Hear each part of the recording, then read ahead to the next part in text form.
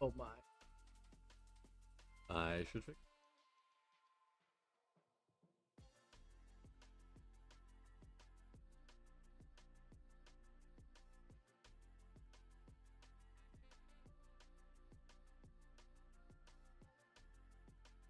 Yeah, awkward.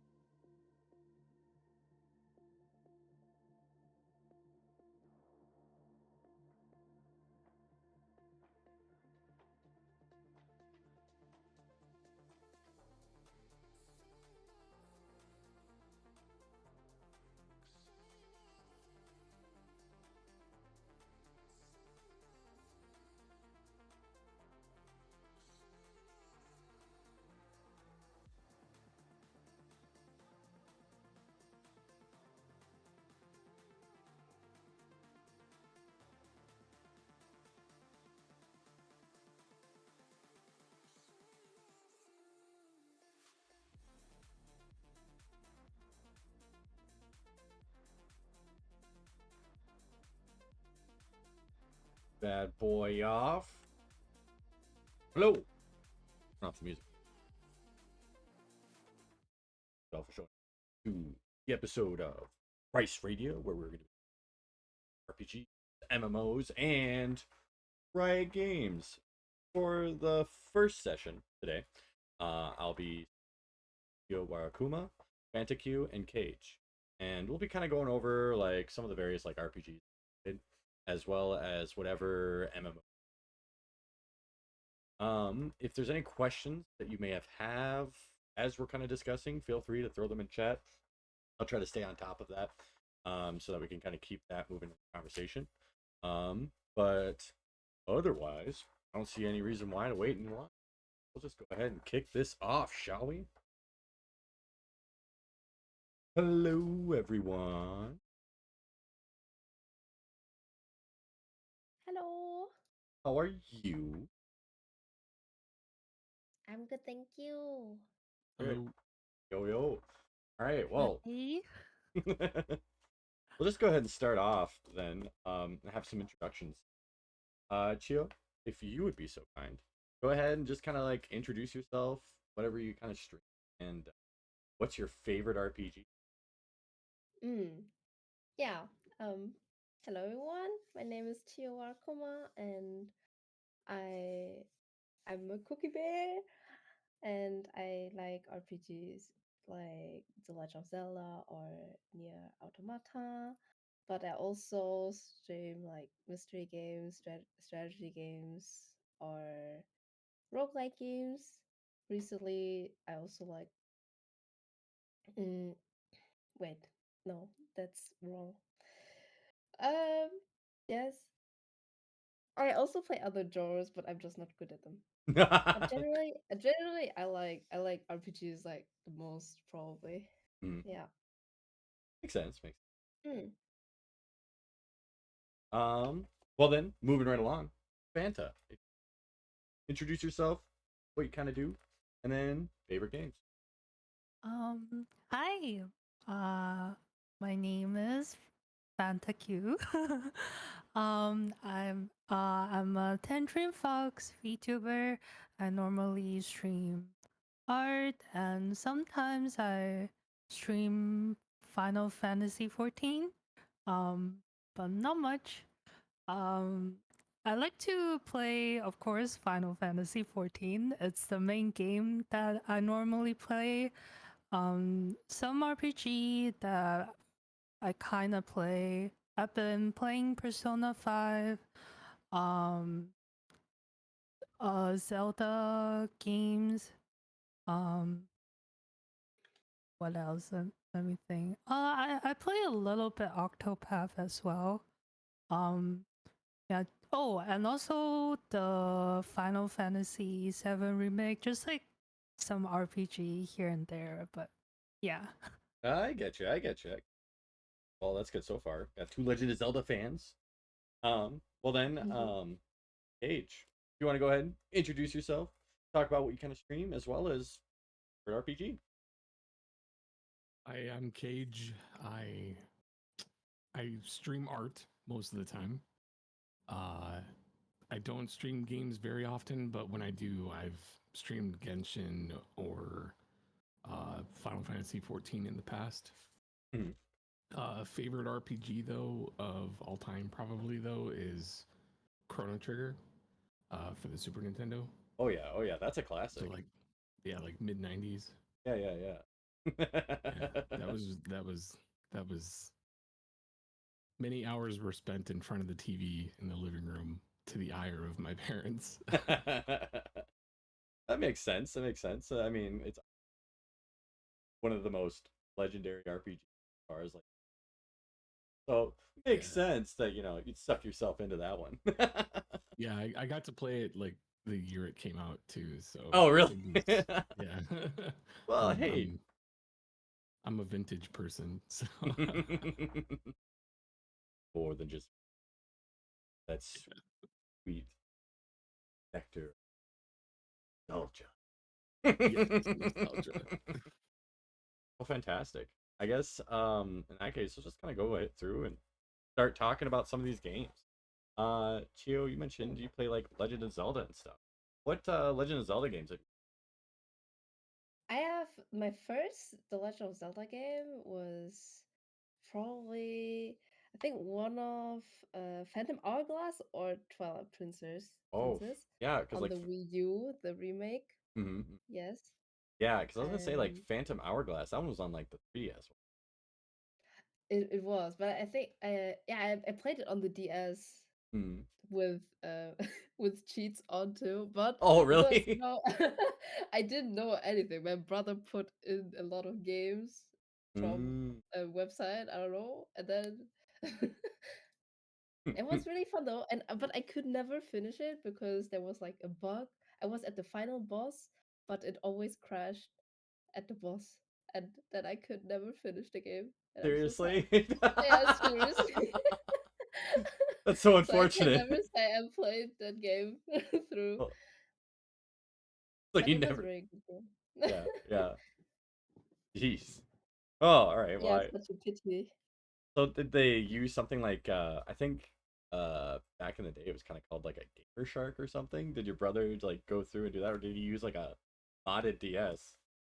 I think probably the first thing you said, Okay. I was very young, so he just put it like, "What games do you want?" And then, and then he just put it in various games. But besides that, yeah, currently I also play the newest Zelda game, Tears of the Kingdom, and Breath of the Wild. I also played on the Wii U, so not on the Switch. I played when it came out. Wow, wow, wow. It was like I think like originally, but Yeah, fortunately the Wii U just that was such a hard it system to flopped. sell. Oh my god. Exactly. I actually worked at a games retailer at the time. that was Mm. very popular for selling games systems and stuff. You Oh. may stop there for games, but I remember trying to just sell someone on a Wii U. It was ridiculous. Right there. There was no real easy way of doing it because they use the same controllers as the Wii, and it's like everyone would always say it's like, oh well, I already have a Wii. Why do I even need a Wii U? And it's like, uh, Yeah. and I tried to sell them on the one thing that I could think of that was different, and it was the disc. I don't know if Fanta or Cage, if either of you had a Wii game, the discs for the Wii U, they were rounded, so they felt real nice to just pick up and put into a system. Oof. And I tried to sell someone with on a Wii U with just that. I was like, "Here, feel the game disc. You'll understand." They did not understand. Lol. No, no, no, But no. it's on the Switch there are a lot of like DLCs also Mhm. for the Breath of the Wild game, and it's just a pity because I don't really want to rebuy the game to play it all again. Yeah, Makes sense. like a Makes sense. one-time enjoyer. So are there any RPGs that any of you have kind of played through? Oh yeah. I was gonna say I already know Cage's answer. Yeah. Replaying Chrono Trigger is like one of the main reasons of playing it is because there's like 18 different endings to it. So Right, right, right. Well, and that makes is there has Legend of Zelda ever actually had a multiple ending? I think it's always The been Ocarina fairly of Time, just about the lore, right. like the Ocarina of Time, if Link dies or if he beats Ganon, or yeah, and oh, then when it Oh, splits, basically. I mean that started all the way back in Zelda 1 even. Like really? if you died, you'd get this little like splash screen saying that Ganon took over the world. Oh. That I think it was Zelda 1 and Zelda 2. So you failed. Yeah. Basically saying that, Ganon took over the world and yeah. Oh Yeah, and it wow. was it was it was that laugh. It was almost exactly that laugh too. Yeah, I'm actually the secret ending. Yeah, exactly. When you died, that's just exactly what happened. I've secretly been Ganon this whole time. Oh, apparently the Oracle games had a secret ending you could only get if you played both of them too. Oh. Yeah, I didn't know about that. Fanta, is there any other RPGs that you've played over and over? Mm, I'm not the person that really replay games, but Oh, really? if I if I have to say it was a BL visual novel. It was a BL Nice. visual novel. Nice. That's Okay, valid. That's okay. valid. I agree. And Fanta over You here, got she you got to really, get all them routes. yeah, you gotta get every route. it was it was it was great. Nice. Yeah. So, I'm a sorry, no, my go for bad. it. I was just gonna say because I'm a very story-driven person. So once I really enjoy the story once, I don't really go back to the game. Mm, Yeah. makes sense. Unless, you need that super great ending of BL. Oh, what if they end up together? Oh. Yes. Yes. Yes. As far as I'm sorry, go ahead. no, go right ahead, Cage. Oh, I was just gonna say that I'm also very story driven when it comes to games, but for me, I'll experience the story first and maybe go over it a second time just to really get the nuances and everything. Mm-hmm. But my favorite thing is really watching other people experience the story the same way that I have, type of thing. So, do you generally watch a lot of like streamers, like Chrono Trigger and whatnot? Not Chrono Trigger, mostly Final Fantasy lately. Oh, Final okay. Fantasy 14. Yep. Oh yeah. Fanta I watch a Me relates. lot. I watch too. a. I I feel watch a like lot of 14 streamers. I feel like this is some, can I call it pet peeves for like all Final Fantasy 14 players? Like Yeah, go for it. once you get to that end game, it's just like, all right, now I'm gonna watch every single one who just started this game. Now I have to Can't watch watch them any all. streamers until. Yeah, can't watch any streamers until I've finished the patch content. Yeah. You haven't finished the Oh, patch? I have. Oh, Okay. okay. Fanta was about to go off. She's like, oh man, almost messed up that one. Fanta, I didn't know you were already caught up. The last time I saw you, you were like you were still in Yeah. Heavensward, I think. So Oh, Yeah, I caught up. nice, mhm. nice. Mm-hmm. You know, honestly, once Cage, after you mentioned you played Final Fantasy 14, I knew that I needed to get you and Fanta at the session. So you two can realize that, yes, you are rating partners. Possible future rating partners. Well, I actually ran Fanta through a dungeon one time while she was leveling. So that was Oh yeah, that was so Oh. early. yeah, that That was so early. It was was Heavensward. so early. Oh my god. You know, like, I've picked up Final Fantasy 14 a couple times and tried to get into it, and it's not necessarily that bad. There's just like, I don't know, having tried restarting it like 3 times now, you're playing through those same starter missions, and it's like, I hear that after the initial base game, it gets much better as far as like once you get Mhm. past like a Realm Reborn, once Yes. you actually get Heavensward and whatever else, it really starts to pick up. Yep. Exactly. Realm Reborn is just slow. Yeah. It's a slog. Um, the story is a little bit loose, but it's still good. It still has very poignant points that get callbacks even in Endwalker. So Oh, geez, really? yeah, the whole story from 1.0, which was pre A Realm Reborn, all the way to the end of Endwalker 6.0 it's all one big arc. Wow. Okay. So it does flow really well. Mhm. Awesome. So then, Then how the raids work as far as like storyline? They are they all kind of all interlinked The as raids, well, or are they so like kind the of 8-man raids are mostly side stories, okay? but they still harmonize, right? So Oh yeah, true. Sorry, Fanta, I didn't mean to oh fuck, what was I gonna say? Actually, interrupt.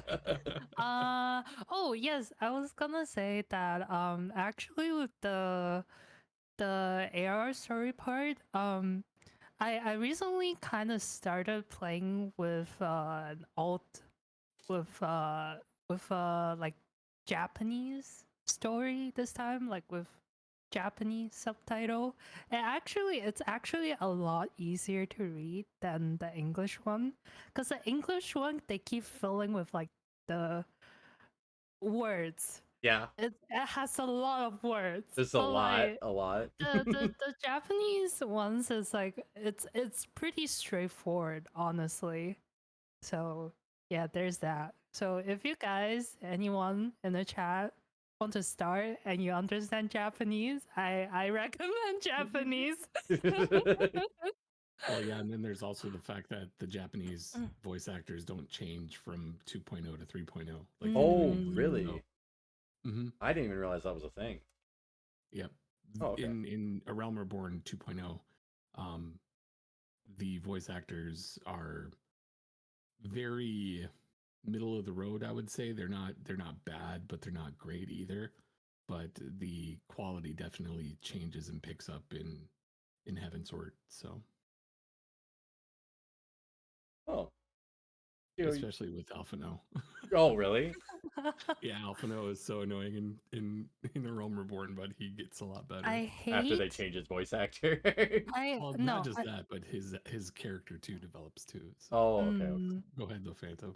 sorry. I was just gonna say I play with a Japanese dub, and he is also really annoying in Japanese. Like he has this like smuggy little voice that makes me want to just pop his head, like pop his head.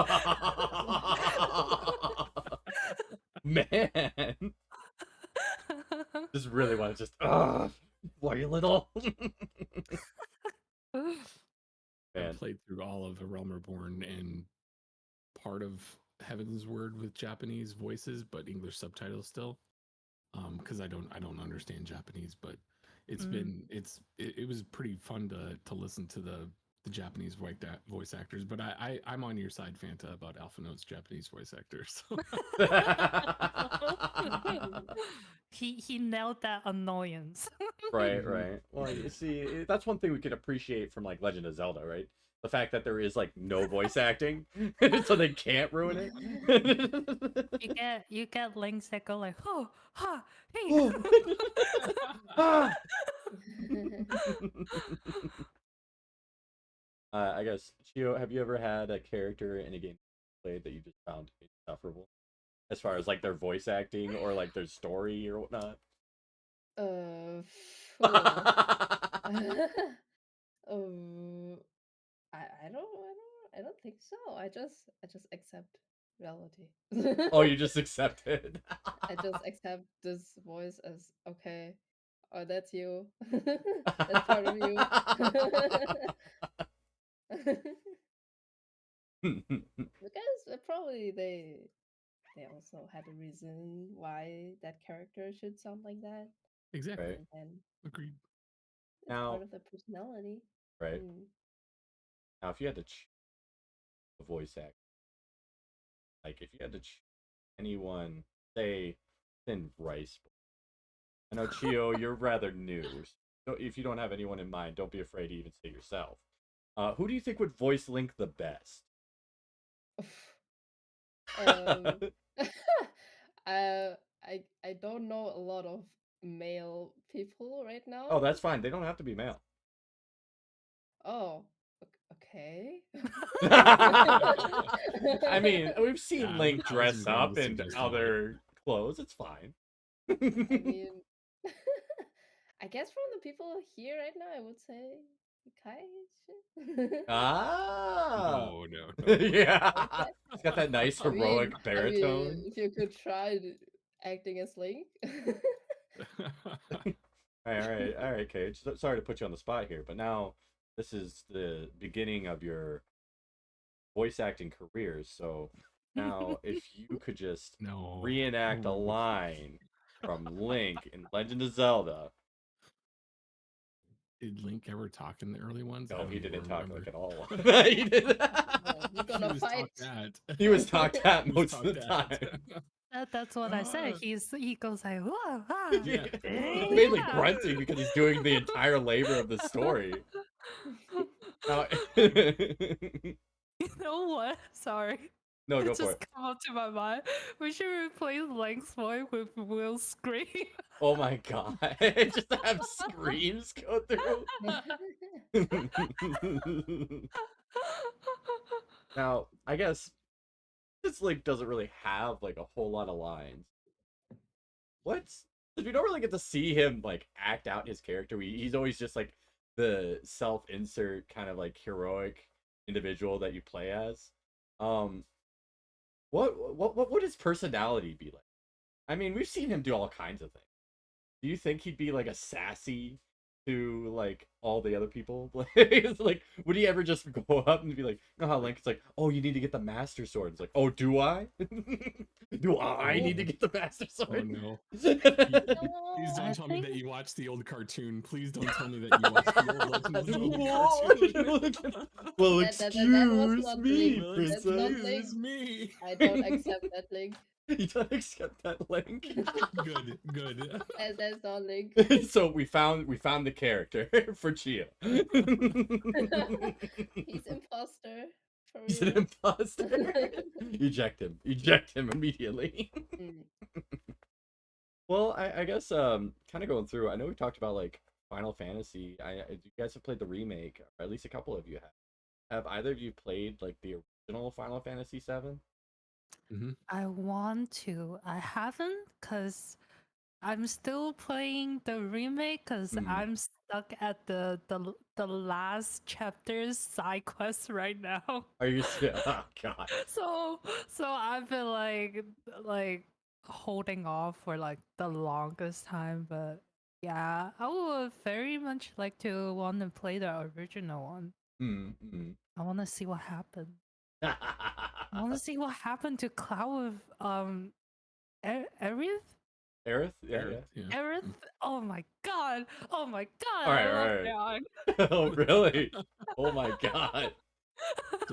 So Final Fantasy VII was my first year of college, Mm. and that was the second video game that ever made me cry. Really? Yeah. So okay, I can assume what scene it was. Um, Yes. what was the Most welcome. first one then? Chrono Trigger. Okay, I should have guessed. I should have known. you Final know, Fantasy 3, which is in the US, it was Final Fantasy 6 in Japan, was really close at one point, but it didn't like tip me over the edge or anything. so I guess that's a good point. I know you act some form of emotional response. I already know Fanta has like this emotional response to BL games, but you know, It's different. It's it's different. different. Different emotional It's response. a different emotional response. Oh dear. Well, I guess more like a sad or actually touched upon your emotions in a way that impacted you. Has there ever been like an RPG or just a game in general played that's kind of done that to you? I'm not sure if it's an RPG. I Mhm. looked it up and it didn't wrote RPG, but I really like Danganronpa Ah, yeah. game series, Hmm. and I played Danganronpa V3, Hmm. and that game really put me into despair mode at the Really? end. Isn't Yeah, that it's what? real. Like that's really great that game because oh god, it destroys your brain.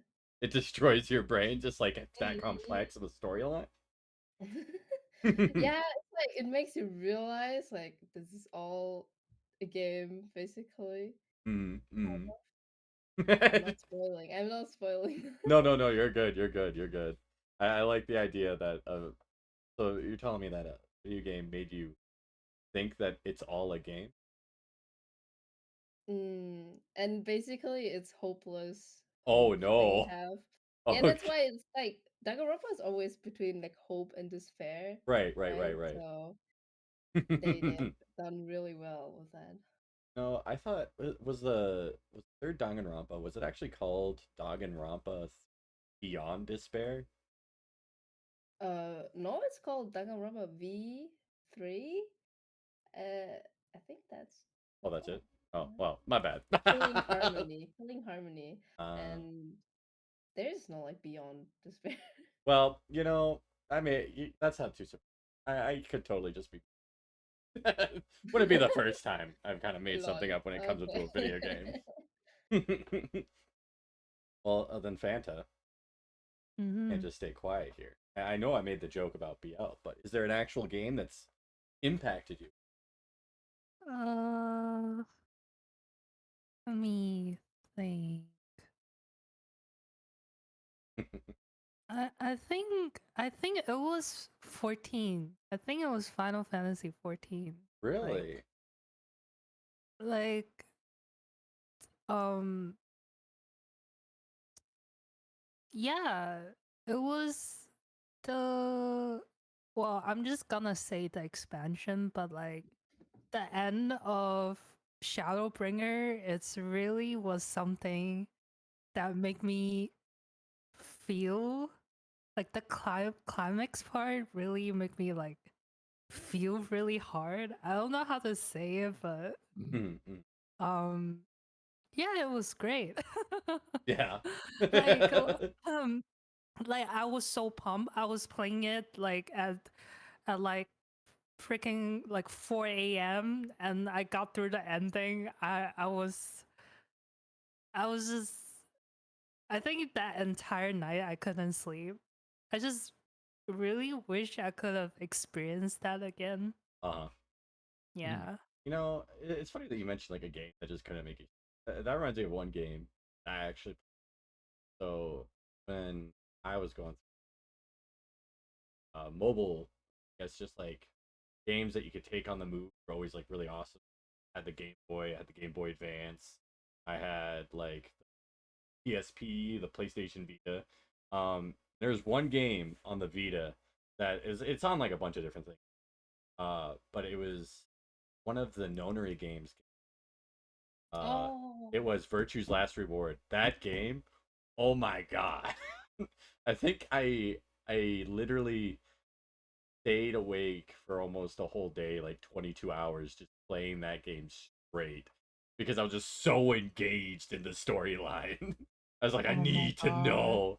I never realized that like up until that point, I had never really played like an actual puzzle game or like an escape room game. So I was very surprised at how much of an impact that had on me. uh, Mm. Yeah, I Awesome. agree. Also love those the nunnery games. Oh man, I know I still have to actually technically still play through 999 and also the zero Zero time. time dilemma. You know, Yeah. actually, funny enough, I beat Zero Time Dilemma in 2 minutes. Because there's an ending you can get at the very beginning. Basically, Exactly. the big bad basically says, Yeah. "This which hand do I have the key in?" And I guess correctly, and I just left. Yep, exactly. No explanation, no details, just game over. Yes, game over. Yeah. Mm, mm, mm. And There's actually a new game, Honkai Star Rail, oh that yeah, actually had it where you could basically end the game before you even leave the first zone. really? Yep. Well, You could just choose not to leave. You could just choose not to get on the train. really? Yep. And you just You had to go through a little bit of finagling in order to be able to get permission. right? But once you got permission, you could not get on the train and the game would end. My God, that's Like hilarious. the credit will start rolling. Yeah. Yep. Really? Really? Yeah. That's insane. You know, Wow. I thought it was like Genshin where you had to like go through every single thing. The speed Yeah. run game. Well, like, and I thought it was like more like an MMO as opposed to like an actual full-on single player. I would say it's more single player. There's not a there you don't interact with anyone else in the world yet Mhm. at all. You can befriend people and you can use their characters that they have as their character that's available to be used. I don't know what the terminology is for it, I guess. But yeah, and they can use your character that you have set up for that. But that's like the only interaction. There's in-game chat now too that they just added in the first update, but it's just like one-on-one chat. So, but it's still like a gotcha game. Yeah. Mm, Okay, Yes. okay. yeah. It's like Genshin without the running and jumping. Well, they're still running, but there's no running and jumping and having other people into your world or going to other people's worlds. Right. Well, It's not yet. right. The combat's also like turn-based Yep. Yes, it is. or flashier.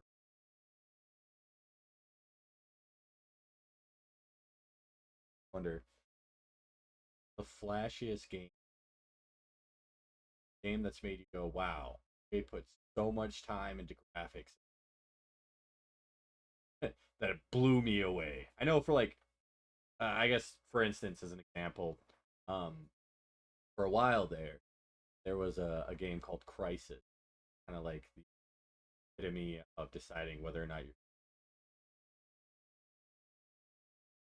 because the graphics for that game were just so over the top and so nutso that if you were able to play the original Crisis on like the best settings, you were pretty much set for any game that was coming out. Nowadays, that's not so much the case, but that was like one of the most ridiculous games that I could think of that kind of defined in not necessarily an era, but like standard. Mm-hmm. Um, Mm. so I guess to reiterate on my question, what is a game that you can think is like a defining game, whether it's like a standard like Crisis or like a genre defining game that kind of set up every one of its predecessors. Like other game companies saw that game and thought, ah, yes, we want that. It's honestly hard to say because like now with like Unreal Engine, every game basically look like realistic Right. and with like that kind of lighting. Right. But so I think now it's more like the style rather than like how good a graphic is, Okay. in Okay. my opinion. No, I could definitely see that. Especially as like Mm. the new Persona games kind Oh, yeah, Mm. that's true. Yeah. of like the remake of Persona 3. I don't know if any of you have all seen the trailer, but oh my Yes, god. I have not finished Persona 5.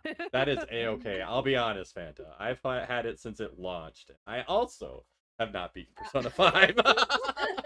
I am also in the same boat as you. Relatable. Yeah, yeah. Well, it's part of the problem too is like, when they come out with some of those RPGs, they come out with big DLC version. Like for instance, Persona 4 had Persona 4 Golden, which added like stuff and quality of life.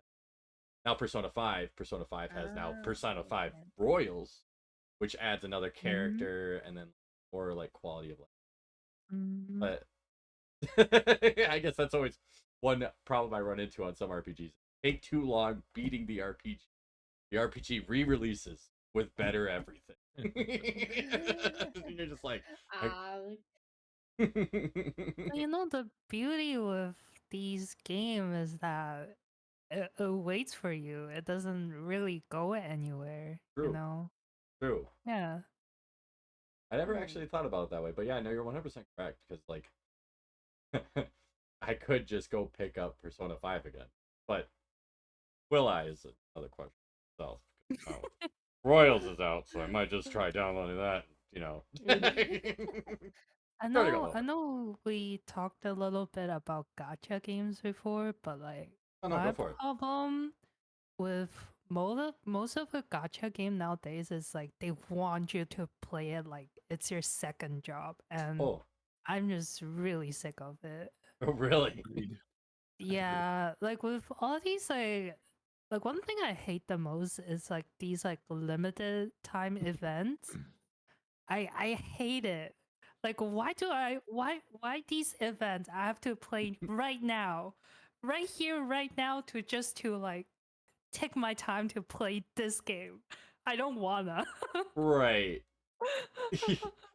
It's kind of crazy to think about that too, because, for instance, a lot of like older MMOs, kind of the second job aspect, kind of. Yeah. I know, Cage, you've played like World of Warcraft. World of Warcraft, it Yeah. literally was like ridiculous. It got to the point where, like, initial vanilla WoW took forever to level up, and then you also had to like deal with all this different money, and then like they came out with BC. Well, and they still had rep grinds vanilla too, didn't they?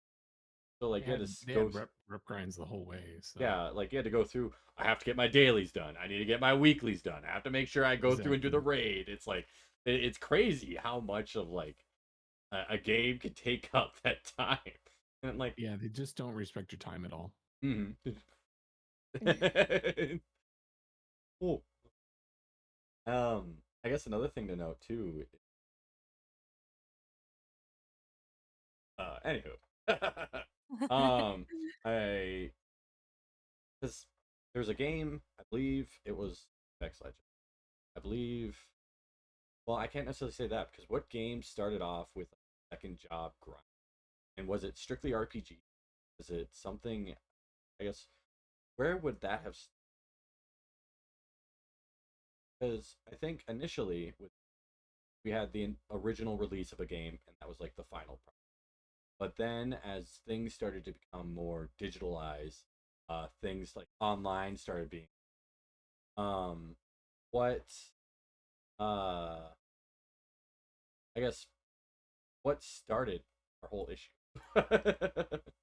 I I was guess maybe EverQuest. EverQuest. That's the first one came to my mind was EverQuest. Right, right, right. Which would make sense. Because you know, yeah, you're right. Because that is a while ago. But EverQuest, that was a MMO fantasy RPG Mm-hmm. that uh started. That was like late '90s. Yeah, late '90s, early aughts, somewhere there. Yep, yep. And that was one of the first MMOs that subscription based. I think so. Yeah. And I guess that had the first like rev grind.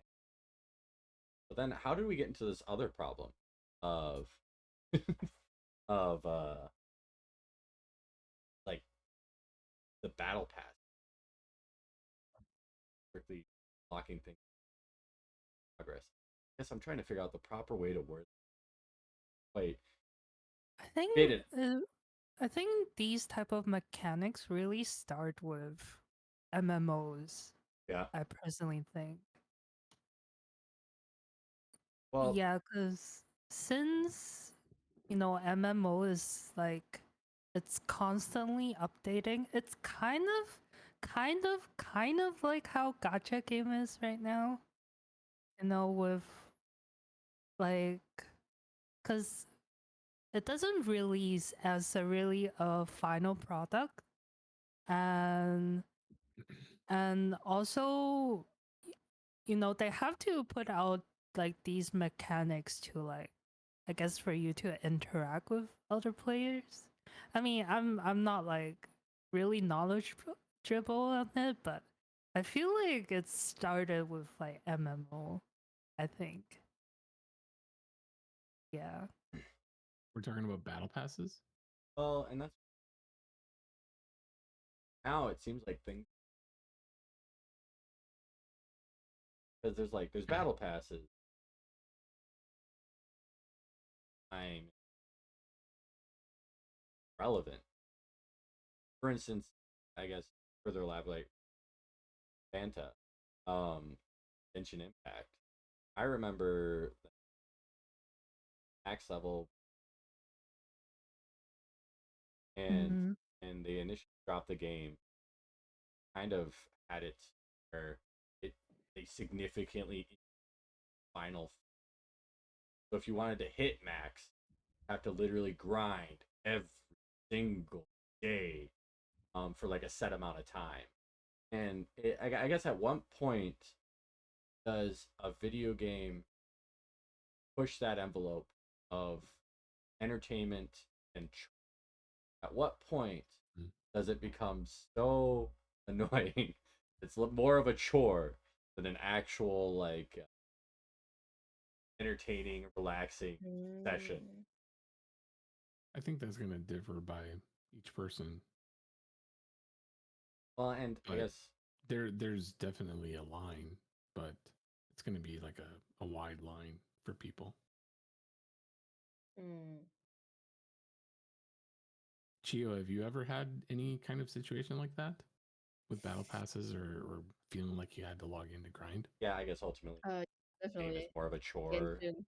Genshin, yeah, okay, yeah, I mean, perfect that was a example big then. that was my definite recent one for me was definitely Genshin. It's why I don't play Yeah, it anymore. I Right, don't right. play it anymore too, because it just was so exhausting and draining. Also, like it came to a point it was just time wasting for me because I could just spend it like different ways Well, because I already am satisfied with the game enough. you have your party. Exactly.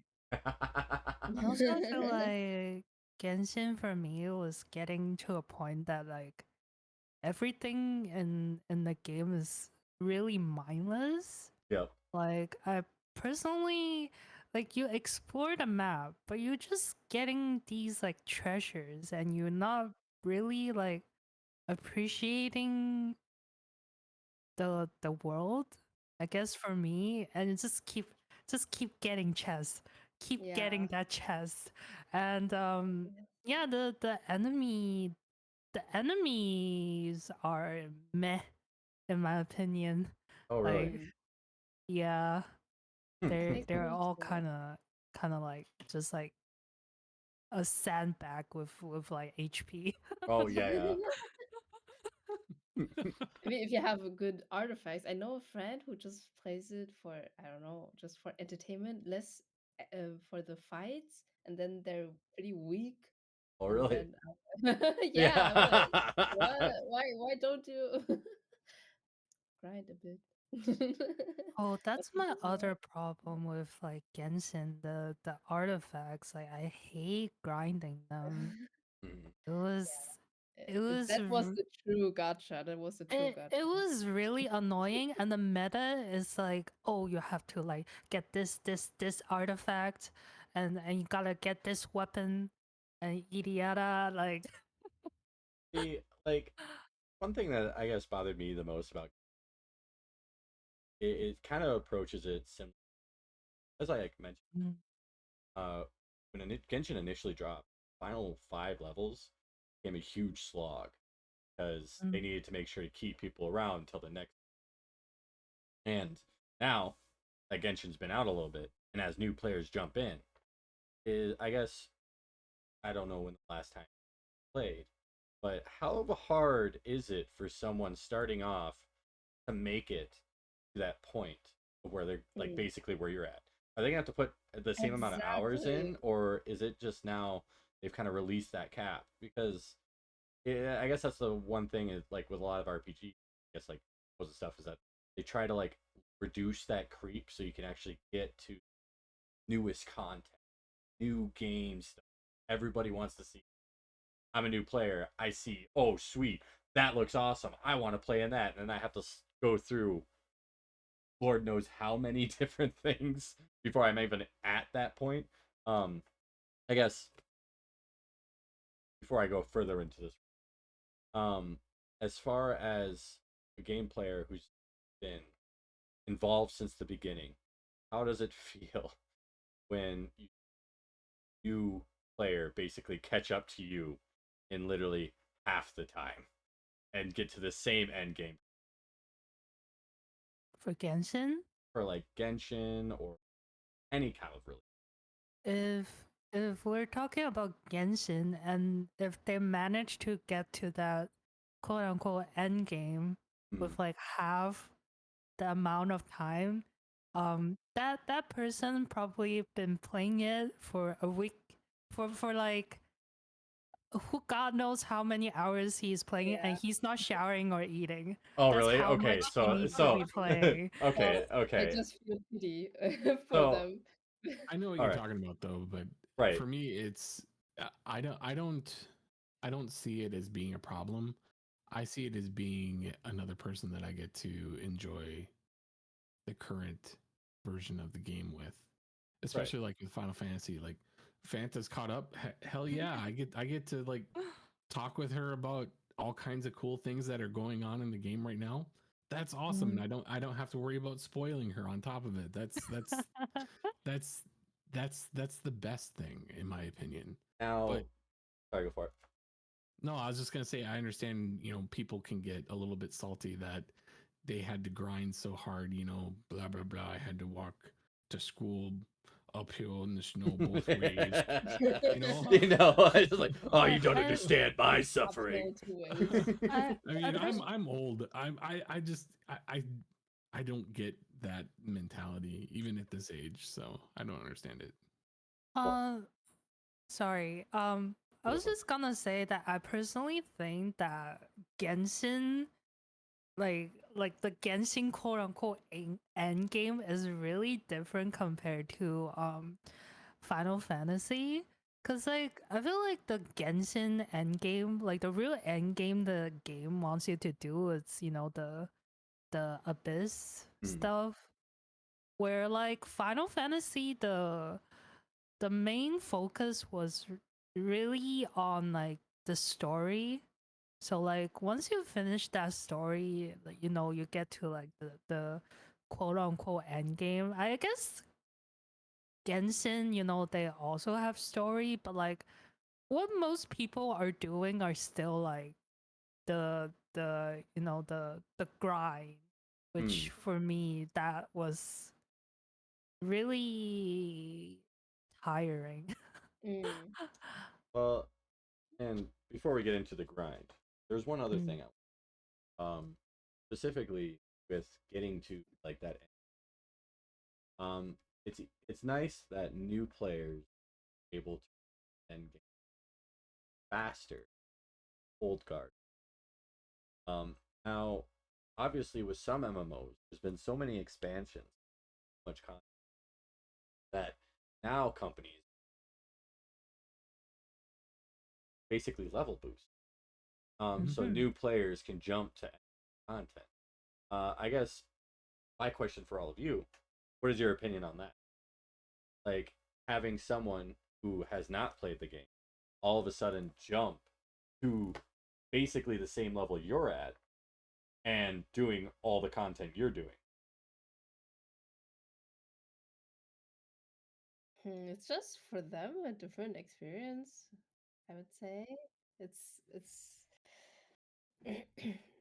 not really my problem. I just experience it differently and probably would say to experience it in order than to jump right into like a place where you have never been before. Right. Yeah, so it's a different atmosphere completely. Hmm.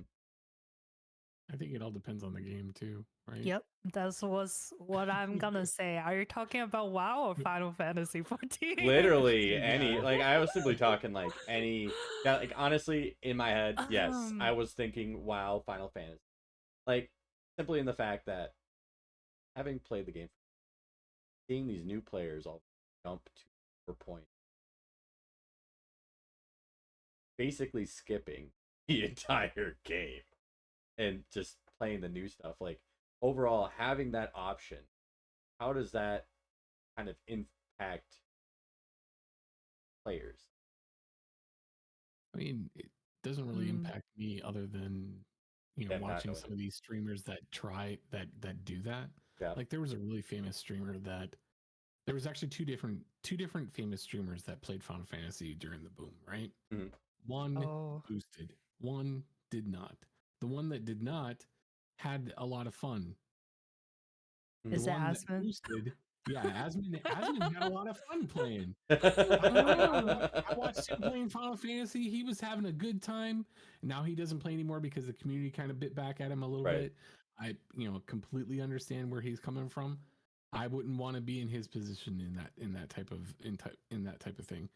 But then there was another streamer. I'm not going to name them, but they boosted themselves. They skipped the story, and then they got to the end of the game, and they're like, "Well, this is dumb. Right. Why do it you guys like was this?" it was even more funny that he does not know any mechanics ever, and Right. Right. it Right. was so funny that he like stepped on a overlapping AoE and died. He was like, "What the fuck? What the fuck? I jumped! I jumped!" It's just like you clearly see he is like, doing the mistake that not even like a newest sprout can like possibly do. Hmm. But I think with that it's more like, yeah, like with game like Final Fantasy 14, if you just start the game and you just like, oh, I like potion skip like everything. Hmm. Um you really just skip through the entire game. And yeah, it's not fun in my opinion, even you get to that end game, because you don't have that journey as like everyone else saying why it's good. Hmm. But yeah, that's just Final Fantasy though. Yeah, I I Well, think know with WoW, it's for perfectly okay to skip yeah, as I long as know you for can learn mechanics WoW. and classes. I think I heard for WoW you basically need to do that. That's what I heard. Like you oh you yeah, you there's have to boost yourself, like I don't or know how else you many. won't able to catch up. Yeah. Hmm. Yeah, because like ocean skipping, Final Fantasy. I guess yeah, that's a good point. Because most of the time, at least for like WoW players, big thing is just expansion. Final Fantasy, as we're becoming more and more aware, is much more, shall I say, a journey than an actual Mm-hmm. just grind. Um, Yeah. but anywho, back to this lovely grind topic, kind of like just like pointing at, but not actually talking about. I guess at any point you have to play a game. What I guess let's first define what is. So when you're playing a game, what is a grind? Repetitive task. Right? Repetitive tasks Mm. to like get something of that sort. Mm, Whether it's like yeah, level up, like getting an item, etc., etc. Yeah. gear. And Mm-hmm. I guess what makes the grind enjoyable? Because as obviously most games find a grind getting um to level ups and things of that nature. What differentiates the grind from like the gameplay? At what point he leveling up from level one end game grind? What point is it enjoyable? Like, it's what's a better way of properly saying that? I think you got it. Mm. Yeah. I understand Mm. what you're asking. Mm. Okay, perfect. Well then, yeah, because ultimately, if you really break down the core mechanics of it, most of the time, the grind. But what makes that grind enjoyable? What keeps making us want to continue investing our time into? Well, I guess if it's connected to like a skill tree and makes you progress the story. Progression? Okay, progression's a good one. I think I think it's the goal. The goal. Like yeah, like whatever level or whatever item you want to get, it's like how do I put this? It's it's like once well to me it's like once I get the item, I'll be like, "Oh my god, I finally got this thing." Like you kind of feel that how do I put this? Like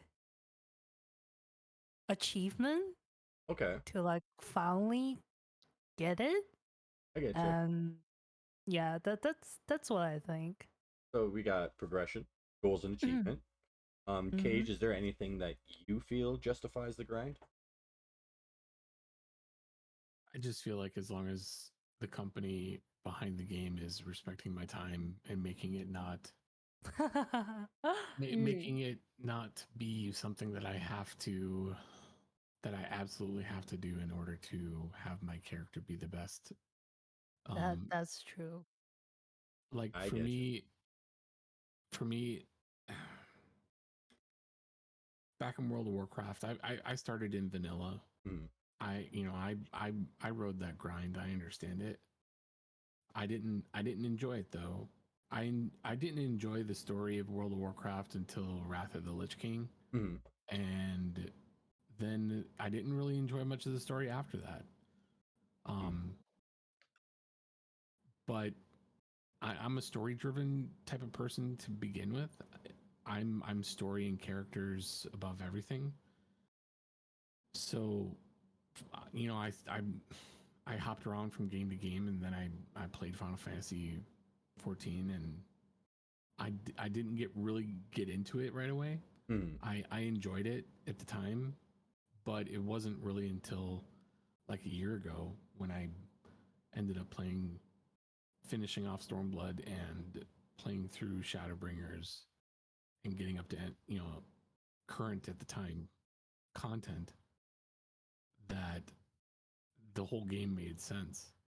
And I was just like, all right, I'm in for this. This game has made me cry a ton, Right. and I am going to see where it goes. And that's been an amazing thing that I've gotten to experience, Mhm. and it hasn't happened. I can count on one hand how many times that's happened in video games for me in my life. Mhm. So I've had like a drastic amount of time actually being invested, rewarded for. rewarded. Yeah, Yeah, there you go. Yeah, I get you. the rewards have to justify the time input, Understandable. Well, and that's and going to be different for everybody. So right, right, which makes 100%.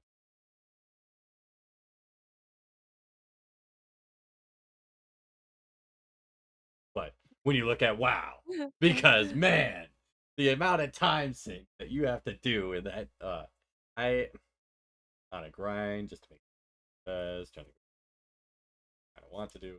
I don't know. At what point you like, especially when you play like wide open MMO games, consider yourself finished. Especially as they're adding in new. At what point do you simply say, "Okay, I've got what I wanted. I'm done." I know we have a couple people state that, well, not state, but have given up on Genshin. Was it simply the time sink that made you go, enough is enough? That need to just simply get new items, but not properly getting any form of like, I guess, in this case, progression? yeah, it was definitely that, and the fact that I had to log in multiple times a day just in Mm. order to be able Whoa, to whoa! You have to log use in multiple energy. times a day too? Yeah, because your energy would cap within like what 6 or 8 hours or something like that.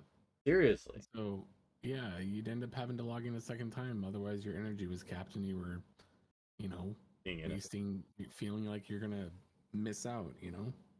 Oh yes, FOMO, the Yep. latest like driving force behind like every game these days. It seems like that. It seems Mhm. like that is what a lot of games have just capitalized.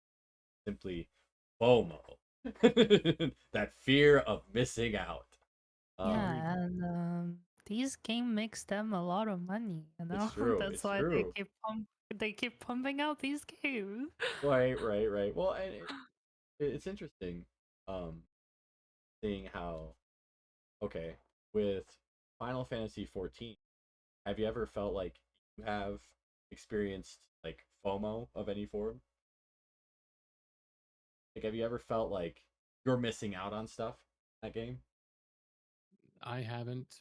The only the beauty about the whole game to begin with, and this is the way the devs even have said that they set it up intentionally this way, is that you know people come back, play the patch content, and then they let their sub lapse, and then they don't come back again until the next patch. Or sometimes people will just play to the end of the expansion, then not play, and Mhm. then come back when the next expansion comes out and then play through that. So it's just a, you know, they understand that people need to be able to play other games in order to be healthy Mm. people rather Right. than stuck on something, I guess.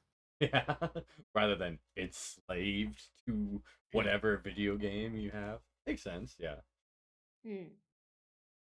And you don't really miss out on anything. I know Hmm. there's like Muko Tombstone, but honestly, every item on that list you can get it some way or another in the game already. They just like have that out to for you to like before patch if you want to grind that, get some like easy item, like you can do that. Hmm. But yeah. So I guess let's roll it back a bit because Mm-hmm. I believe you don't have any experience playing in Final Fantasy. You realized? Yeah, I was gonna say I know we've been kind of just going off and on about MMOs, and I'm like, you know what?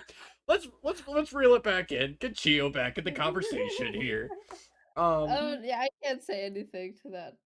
It's Final Fantasy instead because if I start, I have so many things to do till I get to endgame. Right, And right. that's too much. It's too I daunting, Yeah, too don't feel intimidating. like we'll I be don't right feel there like I with can you. keep up Oh, with the people who are at the top. I was gonna say you got two high level end gamers right here, more than willing to boost you through. Well, Let them what's really through. awesome is you can actually play New Game Plus, and you can actually replay the story with your friends. Wait, there's actually a new game plus option in Final Fantasy 14. Mm-hmm. Yep. There Oh, is. I I did not know that. haven't used the new game plus option yet. It's pretty awesome. You can play it in Mm. chapters, but yeah, you can absolutely recruit your friends, bring them in. Chiyo, like if you were to start playing on Adamant But Toys or I would feel Fanta, bad because you already played it. no, that's the wonderful thing. We can, you know, we can be those dirty cutscene skippers and just hang out with you while you're, you know, Oh yeah, crying and be and we'll hand you tissues in game and things like that. So that would be so fun. Honestly, I'm like 110% down for that. Oh my god. so Chiyo, I have to ask you: have you heard of the critically acclaimed MMORPG Yeah. Final Fantasy 14 with an expanded free trial, which you can play through the No. entirety of A Realm Reborn, and the award-winning Heavensward expansion up to level What? 60 for free with no restriction on playtime? Man, to think that this episode is all of a sudden being sponsored. Well, Oh, not it's not. It's not man. actually Oh sponsored. man, But... Cage, you know what? I wanted to hit that joke like before we started this. Chiyo, Chiyo. It's been a joke for a while in the Oh yeah. community, so I'm lucky I have it memorized. I was gonna say I was very impressed. Like I thought you actually pulled it up, but that was all straight off the dome, huh? Yeah, it's just after you've heard it so many times and you've said it so many times in passing as a joke, Yeah. it just happens. Makes sense. Makes sense. Well, I guess. Watched Zeppelin one too many times. Well, I mean, they also give all kinds of fun, like referral rewards too, don't they? Yeah, if you do recruit a friend, Mm. both sides get some pretty cool rewards for doing it. So So you hear that, Chiyo? There's benefits. There's benefits. But anyway, dude, we're not gonna push you any further into playing this RPG. Roll it back, roll it back. Yeah, we're rolling it Roll back. it You know, back. we're instituting the fighting game community thing and doing a rollback here. So I guess Chiyo, I know we've kind of had the topic of like RPGs and MMOs, but I'd like to give you the opportunity. Is there any kind of game that you'd want to talk about? I mean, it's hard because I don't know. I'm really a niche player. That's Not okay. only We the love Legend of niche Zelda, players. right? So, for example, when we talked about Genshin, I think everyone was able to talk about it. Mhm. I have played also Fire Emblem and Oh, Okay, okay. I tried it and I don't like it. Really, really. Oh I my think goodness. I want to play it, but it's not. if Oh At least it wasn't on PC yet. If it's on PC now, I'm no. probably gonna have to go figure it out. I if actually I don't know if there is any because they're Nintendo type. oh, I don't Nintendo think is yeah, it's very Legend of protective with their IP. I think you can find a few of the ROMs online for some ones, but unfortunately, I think they're pretty rock solid set on. Three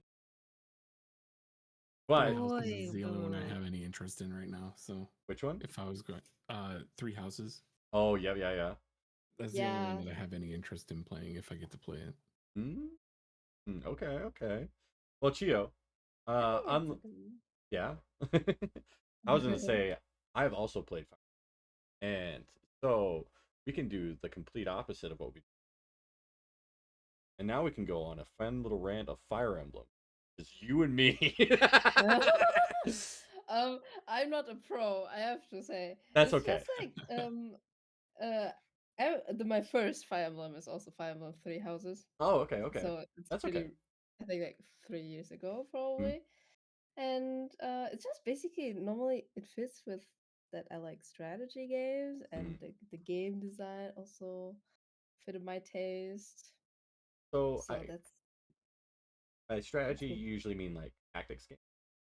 So like the grid based, choose your characters, you move through, and then do like combat and stuff. Yeah, I remember there was a game like on the DS where you had like tanks and Oh, Advance Wars. probably yeah, Yeah, and that yeah. was pretty cool. Oh I mean, I yeah. also played it with cheats, but Wow, Chiyo, god dang. I guess like yeah.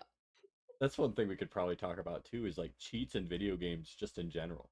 I mean, obviously modern games cheats are kind of frowned upon because most of them are online based and like but with some of the older games where they had like cheat codes and stuff, like the Konami code or whatnot. You know, uh they had like different things such as like Game Sharks or uh, I Game think they're Genie. called like Game Genie or like they had Game Replay, I think, which was for like Pokemon and stuff. Um, have any of you cheated in video? Is looking up guys cheating? No, I would say guides is actually the proper way of doing things. Action replay, I that's what it actually is. Back no in no my no, but day. it's like you have a puzzle in the Right. game, right? And Mhm. you're just straight up looking for an answer in Right, on right. the internet. I Is that mean, cheating? I See, I don't think so. I don't But think so because when I it's utilizing a before the resource. internet, yeah, before the internet, you had to make phone calls. Like Nintendo Oh Power yeah. actually had a hotline Lol. that, that you paid for that you could get help with on a video game if Yep. you were What stuck. the Yeah, heck? like that was Yeah. actually a thing at one time is that you had people who were basically like professional gamers that would answer Yeah. a helpline and walk you through what you needed to do in like Legend of Zelda or like any real Really? game. Yeah, Yeah. there was a market Whoa. for that before the internet. Funny enough, you could Damn. have been hired as a game professional and game expert. Oh my god. Talk about the You damn, you guys are old. I mean, Yeah, hold on, hold on. We're just talking about like things that have happened, right? Oh no, Let's not bring age but into you know, this. it's interesting. It's interesting. I remember, Damn. like What before the internet, a you also had to like buy guides. Like there was like oh Prima strategy guides for playing games. So you could be like, I oh like yeah, this those is books, yes, right? yes, yeah, like the big old books just filled with stuff on like how do you do this? Where's the secret stuff? How do I get this achievement? Like it just walked you oh through everything. And Achievements didn't damn. exist back then. no, achievements didn't exist, but unlocks did. Like secret characters and stuff. It's like, oh Yeah. yeah, it was like it was Yeah. one of those fun things where you'd go through, you'd beat a game like entirely, and then you'd be able to go up to your friends and be like, yeah, I beat that game. I played literally every piece of content that game had to offer. I found all the collectibles. I unlocked all the secret characters. Then there was also like this time where things would like just be like spread like wildfire as a rumor. For instance, like in Pokemon, the idea that when you click every time the Pokeball moves, it had a higher success rate. It didn't. It just people would just Yeah. become impatient, and it's like that started a rumor. And it's like, oh yeah, that's how I need to capture X Pokemon. I just didn't hit it correctly. I just didn't do this right. It doesn't Will out here saying, no, it does. Yeah, or like pressing like the L and R button, like Right, uh, right. just a rhythm. I don't know. It's just the feeling. But well, it's kind of funny to see how like rolling it back to cheats and stuff. It's kind of funny to see how cheats have kind of come back around as more of like unlockables. I guess a good example would be um no, unfortunately probably isn't going to be relatable to me.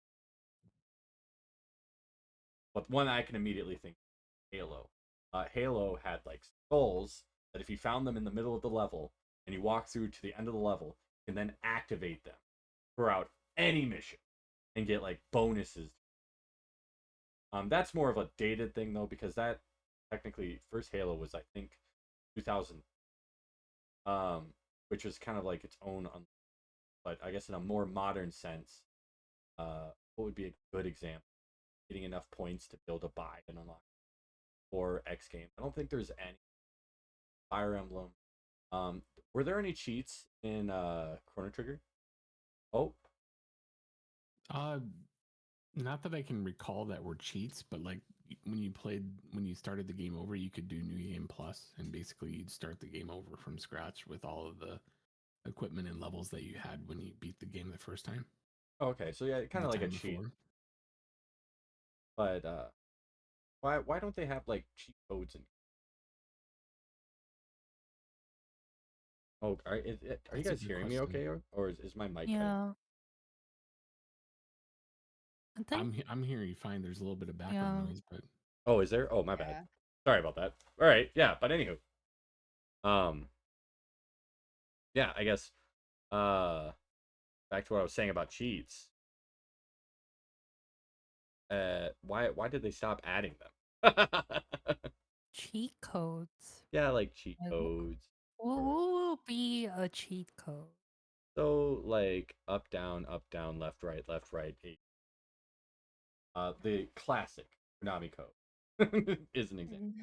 Um, Well, but what does it I do? It just boost I your character or like give you some I abilities? have I have Sorry. to just say that it's actually up down down, aha, left right, see, I B knew A B Cage A got C. me. I knew Cage got me. I knew he knew.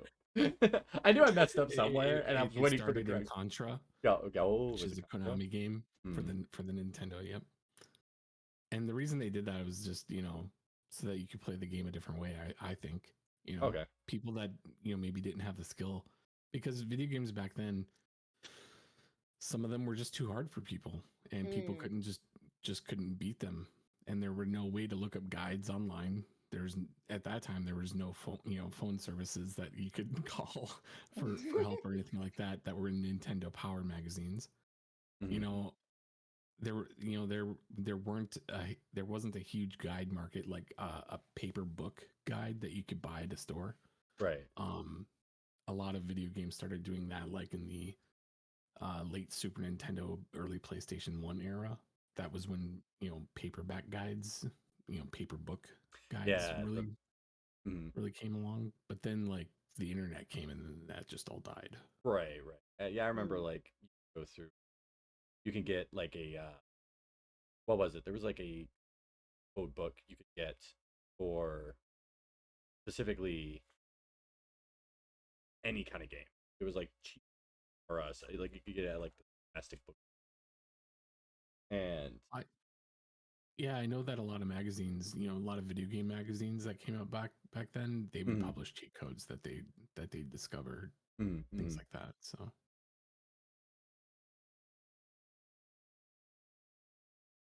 Very good. All right. All right. Well, anywho, sorry. um, I guess codes we kind of discussed touched on a little bit here. Now, I guess we might be a little dated on this one. well, what about trainers? I mean, the trainers Mm, are true. modern day cheat codes, really. Trainers, yeah.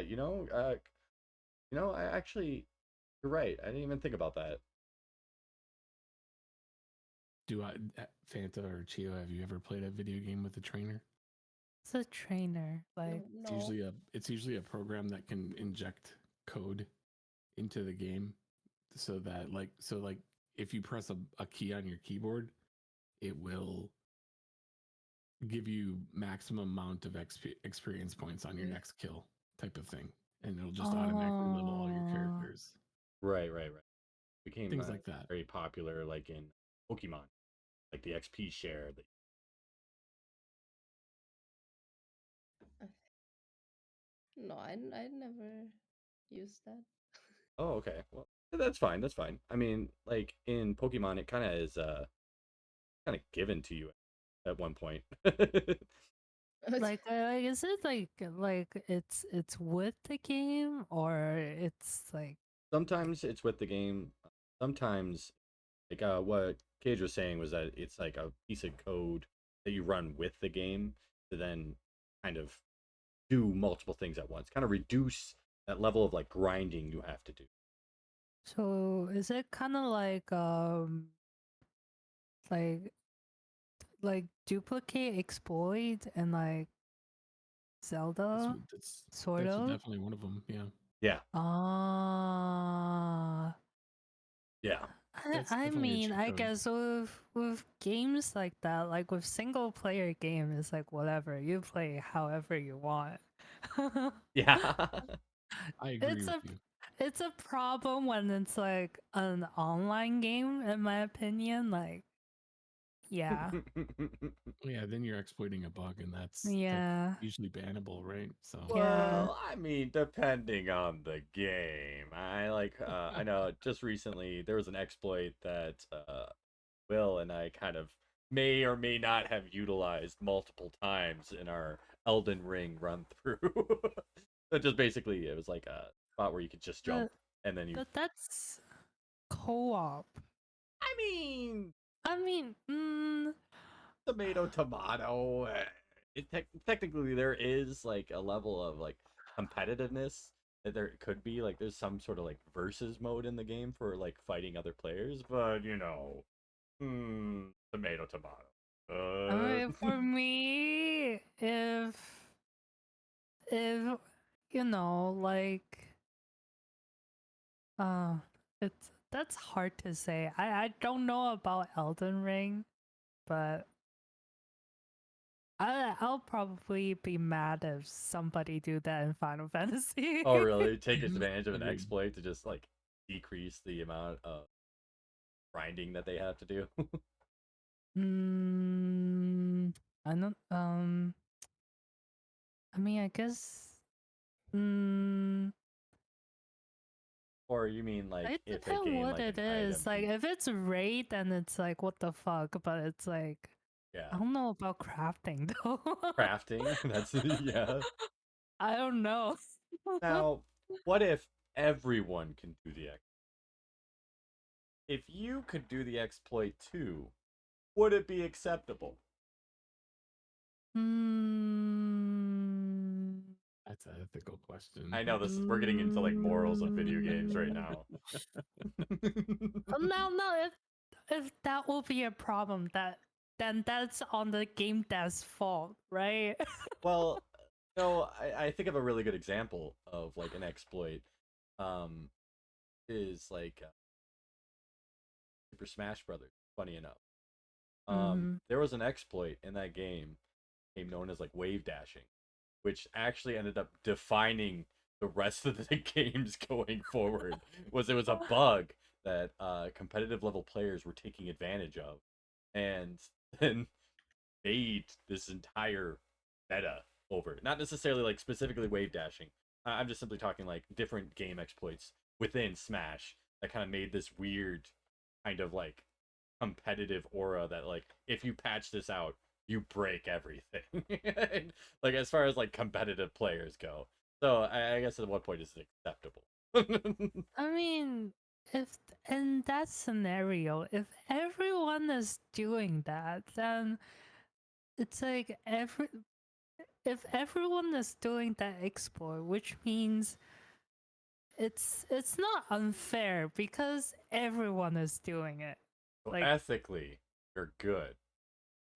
yeah, If we are all able to take advantage of the exploit. cause if everyone is doing it, technically nobody is at an advantage.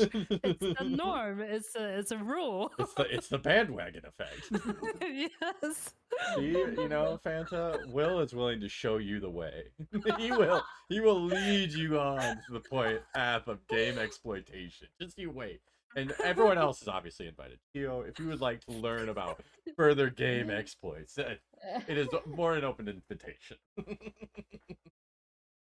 But I guess are there any other game exploits that you can kind of think of that you may have done at some point? I mean, obviously, Fanta, it seems you are quite, lawful good in this kind of scenario. A No, pure, I've pure never. What are you say talking so about? VTuber. What are you talking about? I never exploit anything. Oh,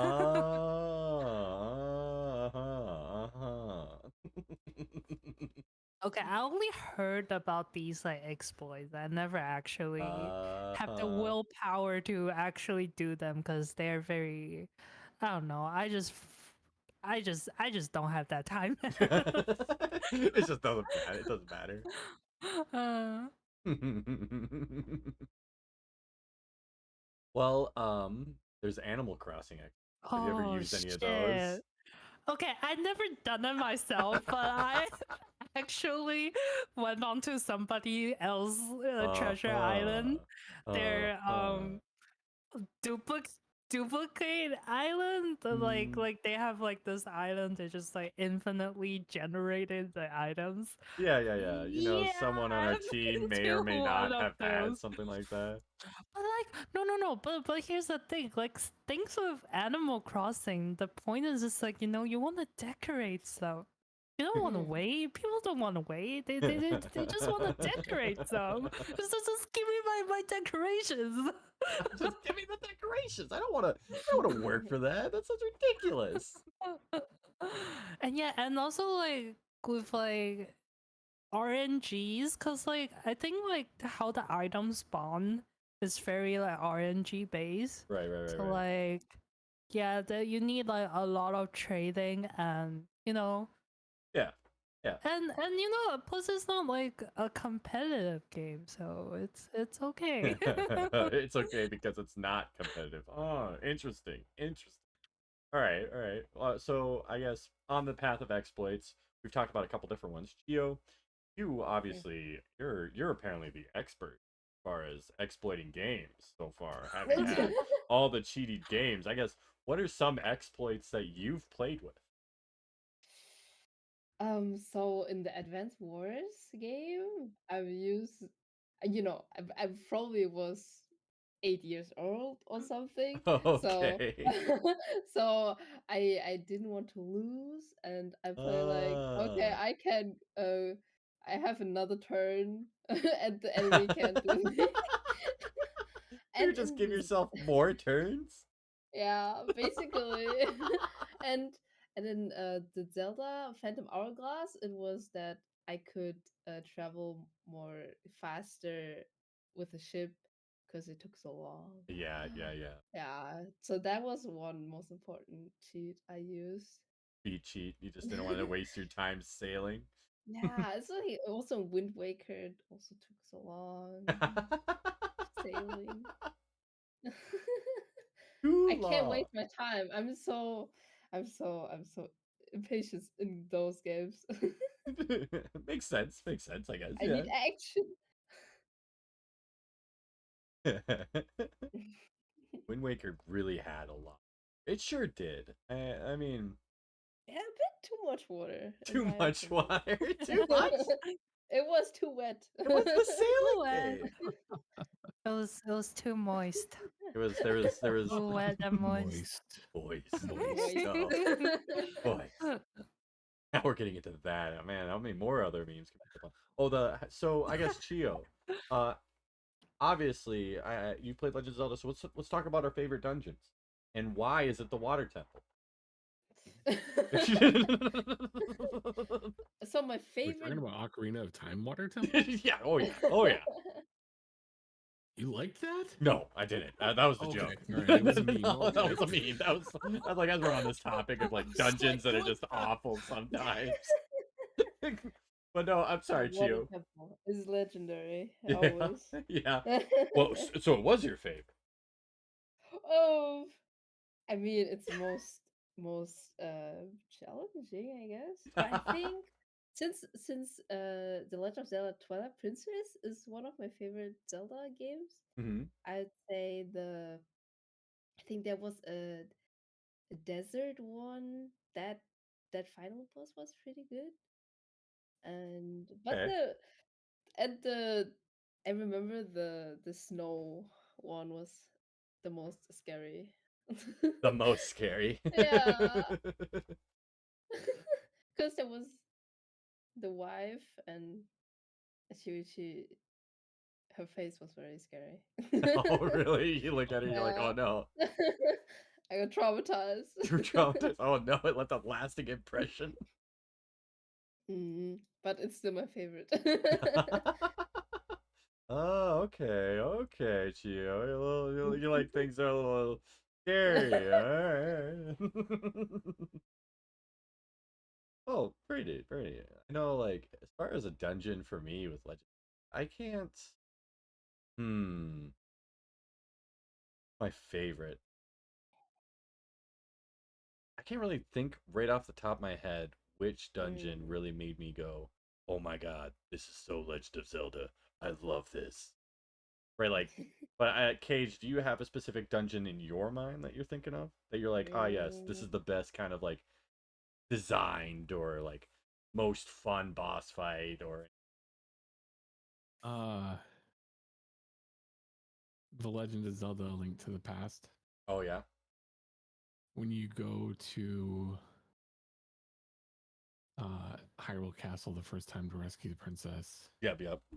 and at the end of it, I mean, just the whole trip through the castle was just great. Mm, And then the fact that Zelda ends up getting put into a crystal, and then you get shunted into this whole separate world, mm. and that was mind blowing to me at the time. I was just like, what is going on? It was more than my 15, 16-year-old brain could fathom at that point. Too much content. Too in depth. We're getting too deep. Yeah. I was like, I got the master sword. I have the 3 pendants. I'm gonna beat the game now. And then now I'm in another world and I have to gather all these crystals with girls in them. What is this? I thought I was beating the game. What the heck? Well, no, that's a fair point too, because I guess like in the newer Legend of Zelda game, you can just go straight to the boss fight, can't you? At least Oh in yeah. Breath of the Wild, you could I just don't know go about straight to Tears of Ganon. Kingdom. I don't know about Tears of the Kingdom. Fortunately, I haven't played. I can't give you an answer on that. But I guess I think the rest of you though, you've all been playing Tears of the Kingdom, right? I'm I kind am. of No. actually pausing on it. Oh, Fanta, you're pausing on it? Because I'm always like thinking I should stream it, and I keep not streaming it, Uh-huh, so uh-huh, uh-huh. it's on Okay. indefinite pause right now. Makes sense, I guess. Makes sense. Well, Chiyo, I know you've been streaming it. Yeah, I streamed it, but also decided to play it off stream for like Oh, exploring and the uh-huh. boring stuff. But And the I'll keep boring stuff. all the shrines for the stream and new Okay. areas. So that was the conclusion. So because I wanted to play it not only on stream, because I wanted to play it. You wanted to And play it, you just couldn't wait. You yeah, needed that. I couldn't wait for starting to stream. Yes, You I know, I played can it, relate but to I that. died a lot. I have to say, in Tears of Kingdom, you die a lot. Like Yeah. really. Like even more than in like Breath of the Wild. Yeah, like normally you don't die that often in The Legend of Zelda. Right, Oh right, my right. It's god. rather I, easier, but so they're this really time bringing the tears to the kingdom You, at you that you point. know how much time I've like tried to beat this one stone talus? I die like it's 5 times. I died Really? 5 times over a stone talus. yeah. Like, Seriously. do you understand how frustrated I am? I can I can feel you. Oh yeah. And oh my god, the first time I see that the goblin camps on the stone tellers thing, Mm. I was shocked. I was shocked. I was like, what the fuck, game? You got piece of mother. I'm sorry. Let's not get into that, but I Say was so. pissed. Fanta, so say so. Yeah, I know. Oh man, if you haven't seen, there's a couple videos on the channel that perfectly capture Fanta's I ability know. to. I just like to give her a hard time. Oh no, like garbage game, Genshin Impact, garbage game. I can't believe there's I can't believe there's 2 parts.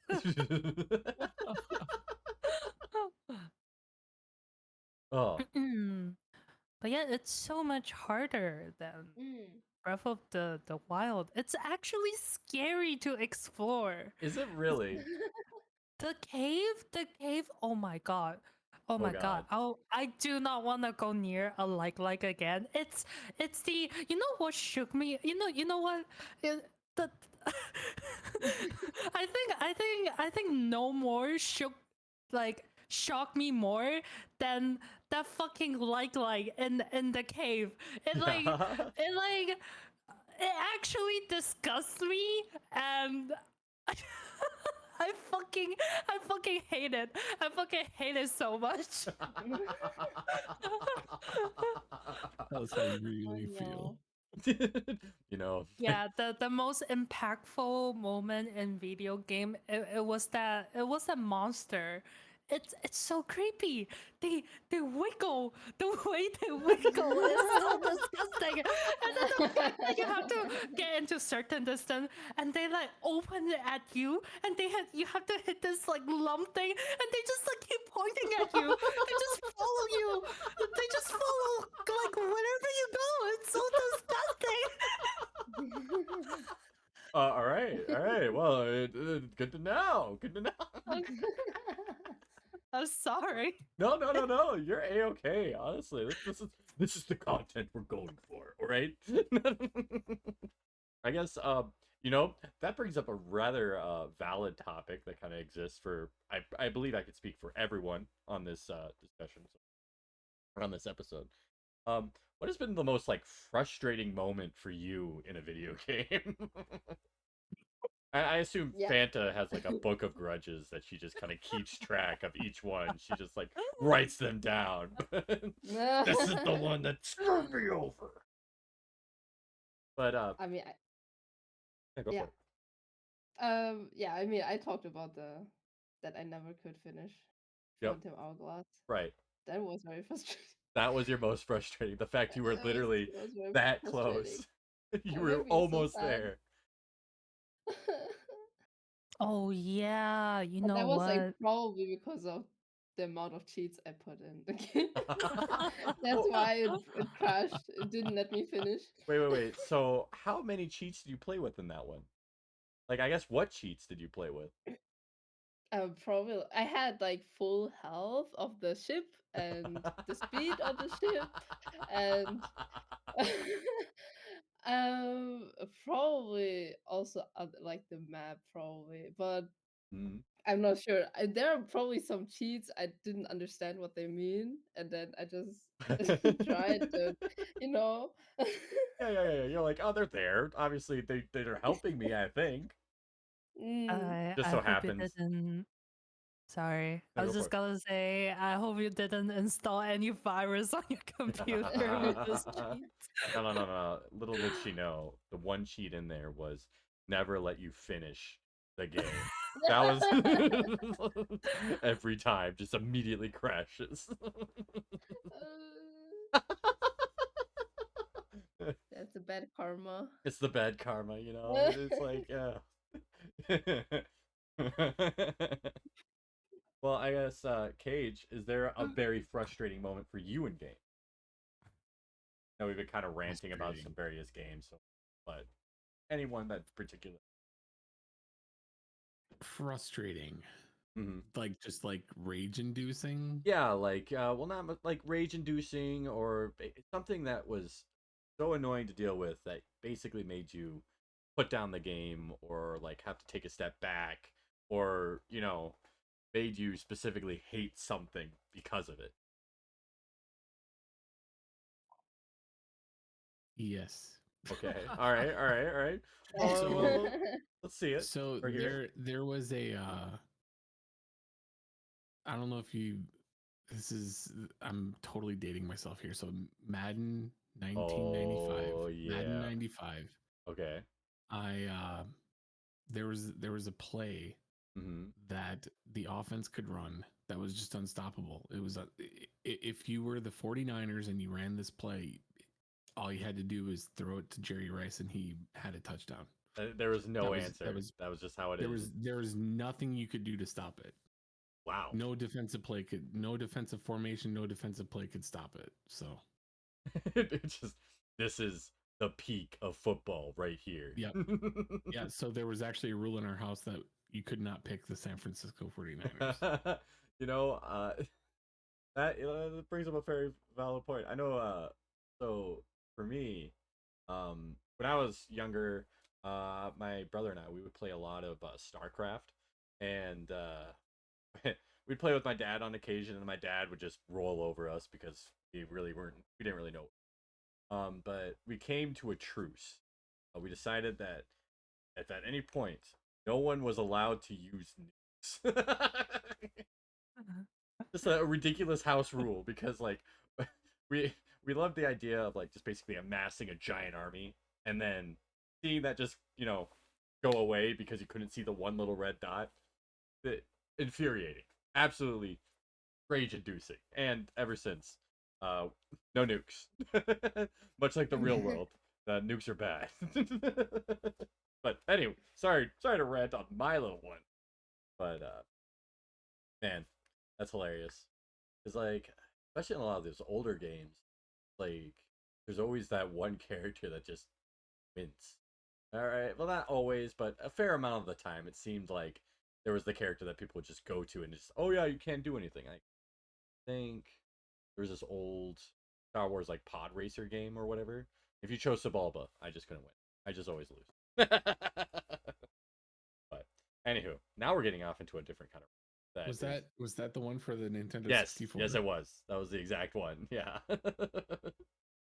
And again, it could just be my ineptitude at being a gamer at the time, but I just remember being like, I can't do anything about him. I get it.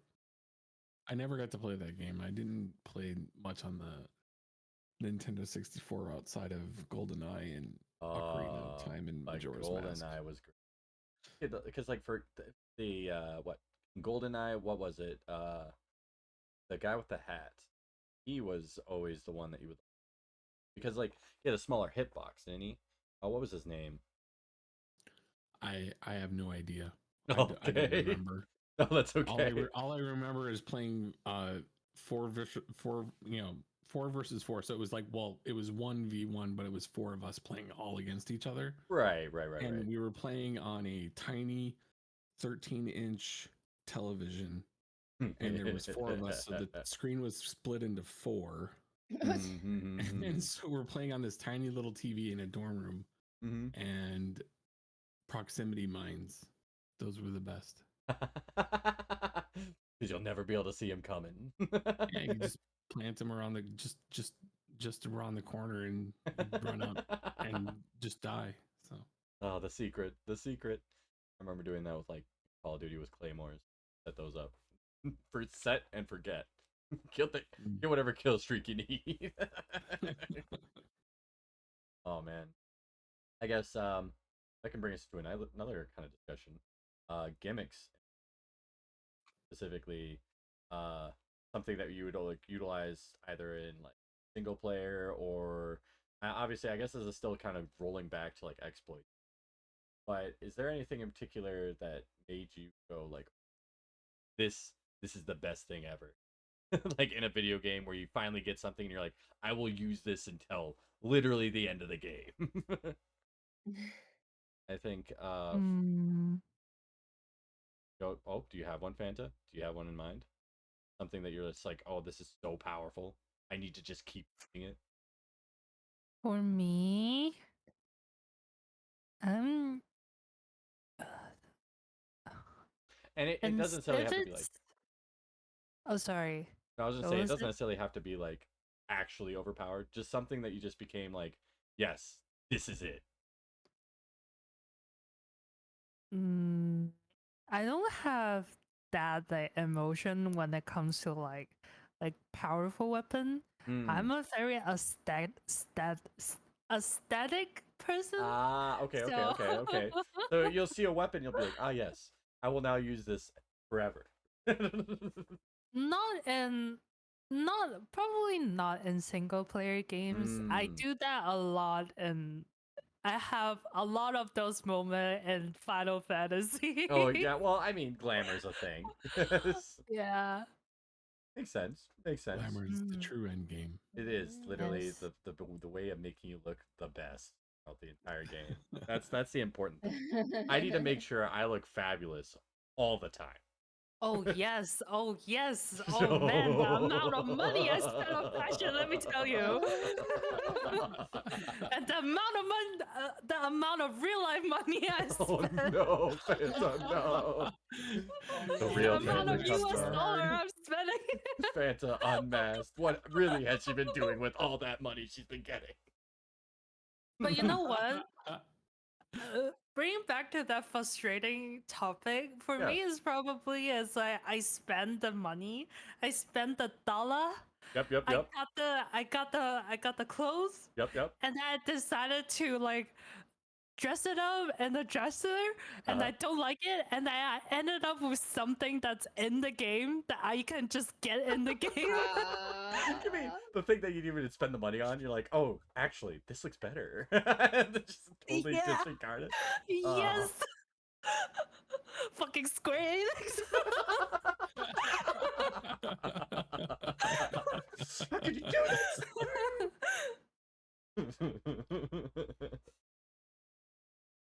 Man. Ridiculous. Yeah, So, I know. you know, well, yeah, I Okay, bet sorry, you keep know. No, going. no, no, no, no. I was gonna say it seems like you're it seems like you're weeping for your wallet at the moment. No, I was No, not your wallet. please anything but my money. I can't just get part with that. Well, I guess we can go on and talk about something else that everyone has. What is everyone's favorite game, bar none? Like, if you had to play one more game, like, if you only had the opportunity to play one more game, what game would it be? One more game? Yep, one more game. What Does game? it does it have to be a game which already exists?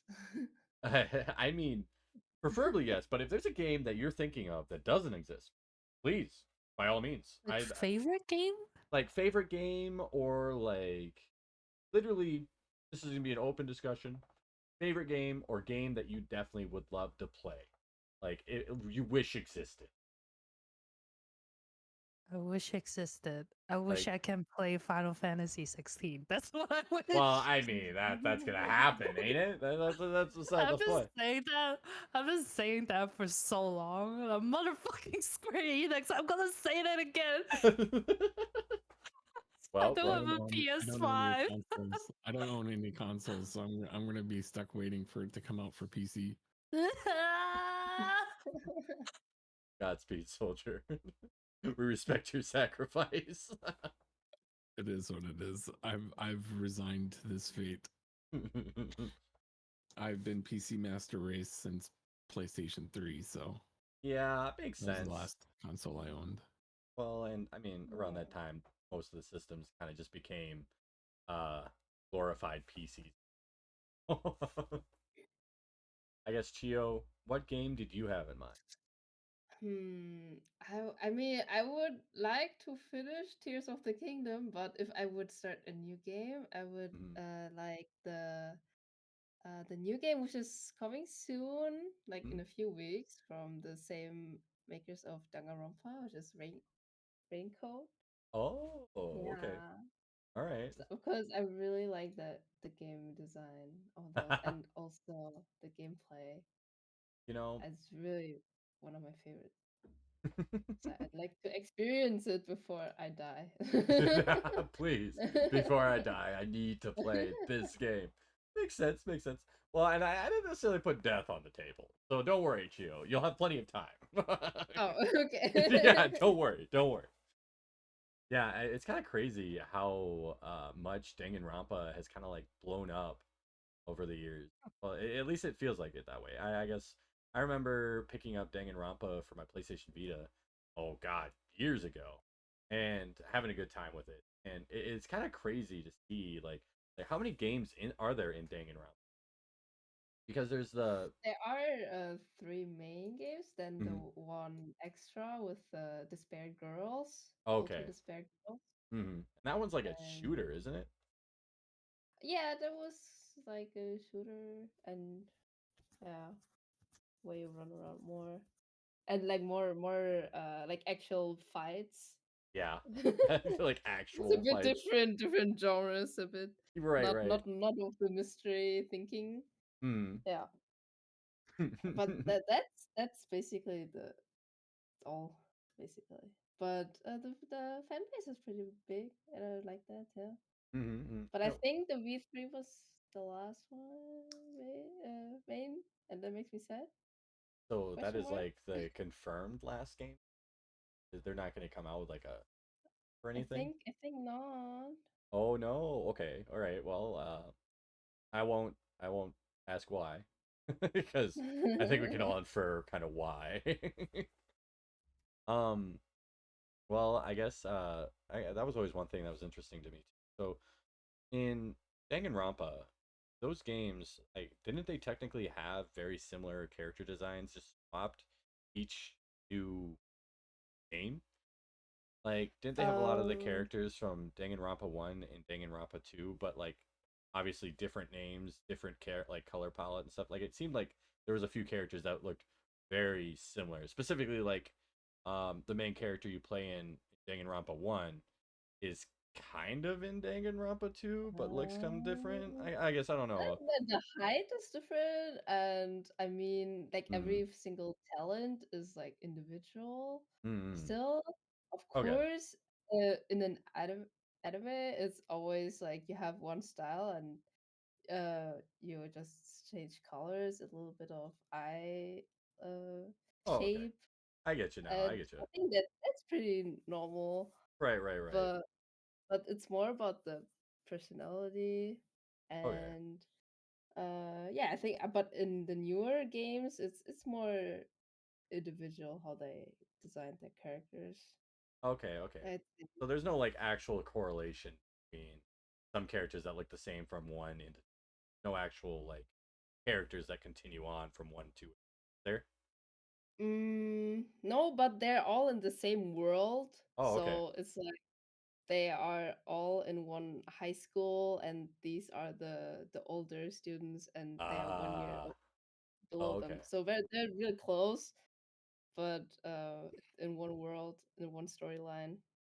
Maybe that's why they look similar. Okay. Yeah, no, that makes sense. That makes sense. Yeah, sorry. That was always one thing that I noticed in the game.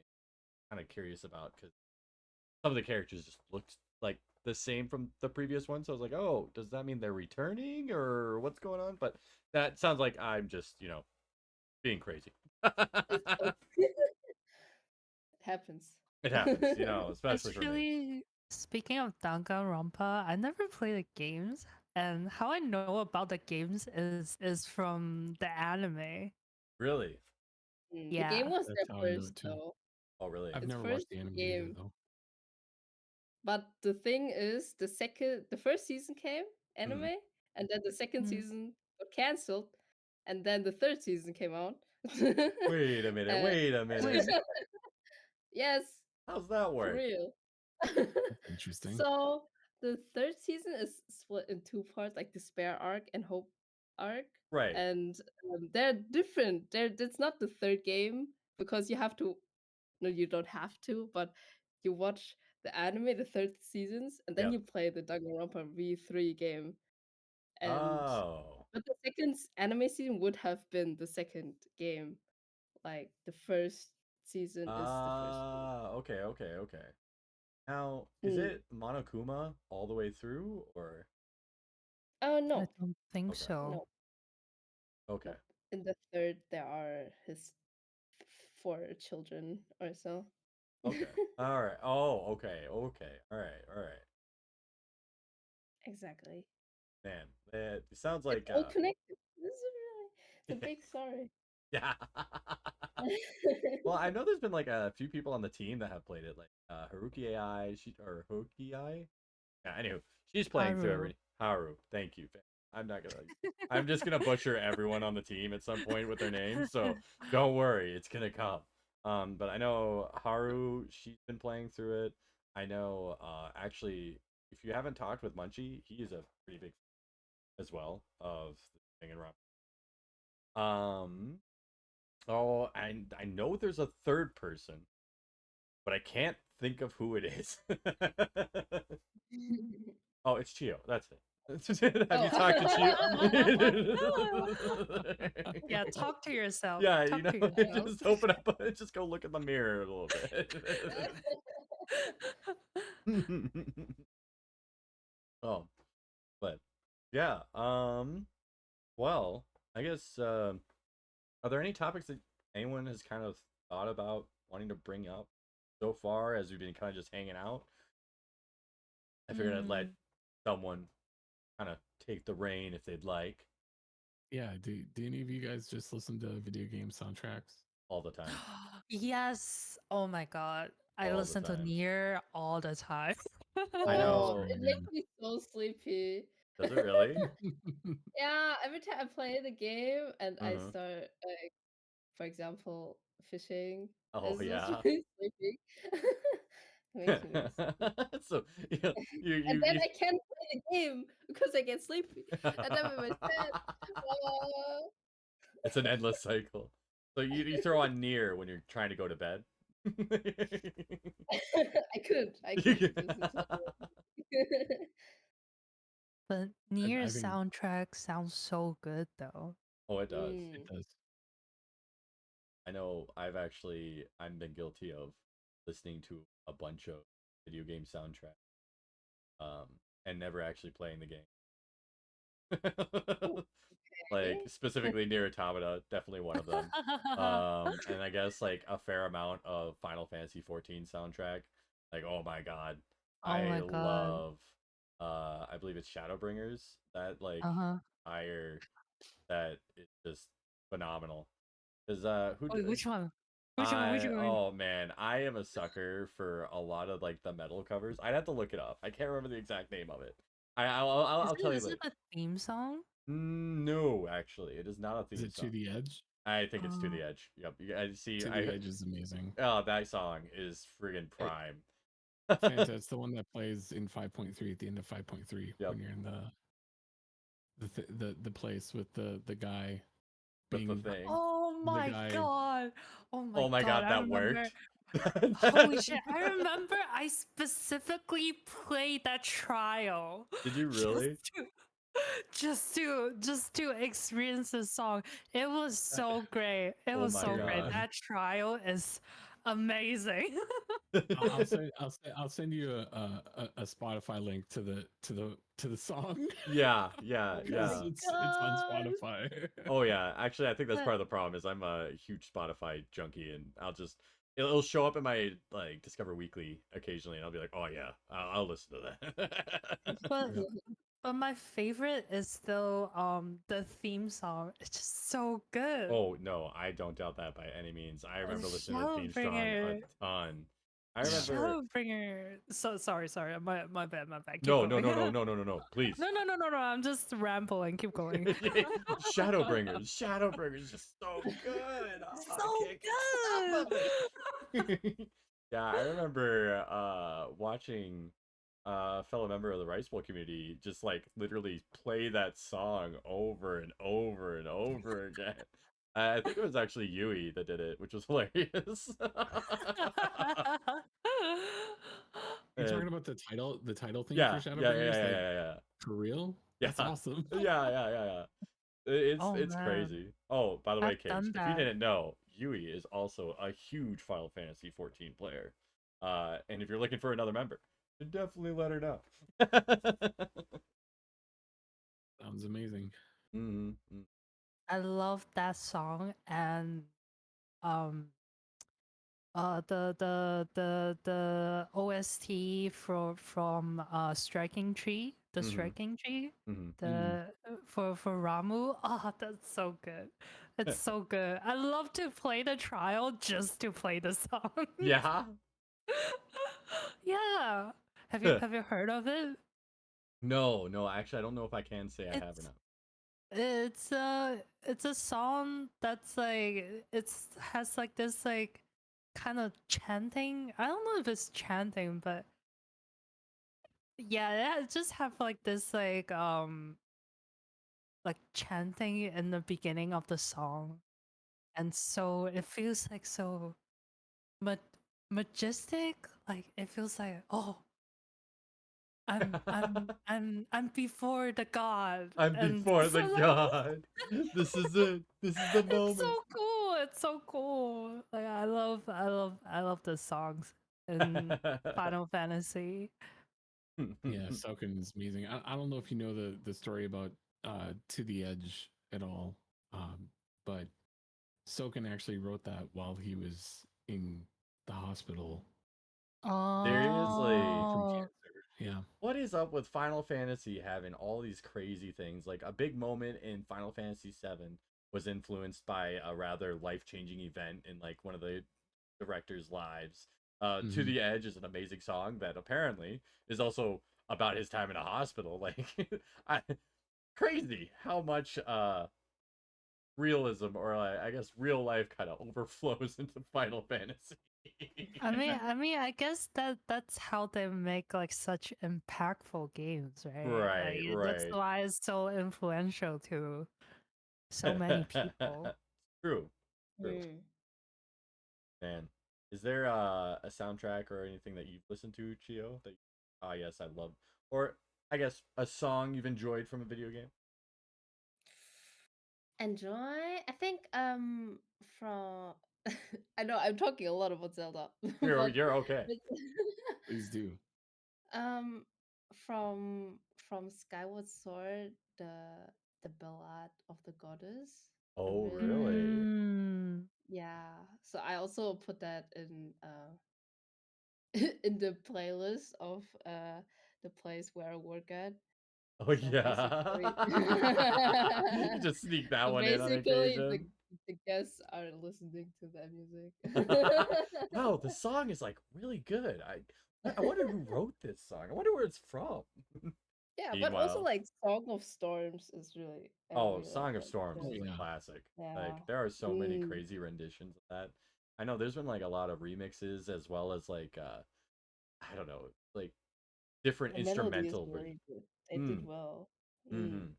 I honestly don't remember much Zelda songs. The only melody I kind of remember is when Link is cooking. Oh, really?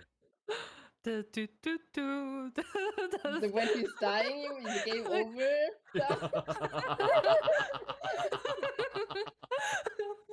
Wow, Fanta! Wow. I really Just love this death music. Meanwhile, Link in the video game just like sweating. Please, Really? not again. Really?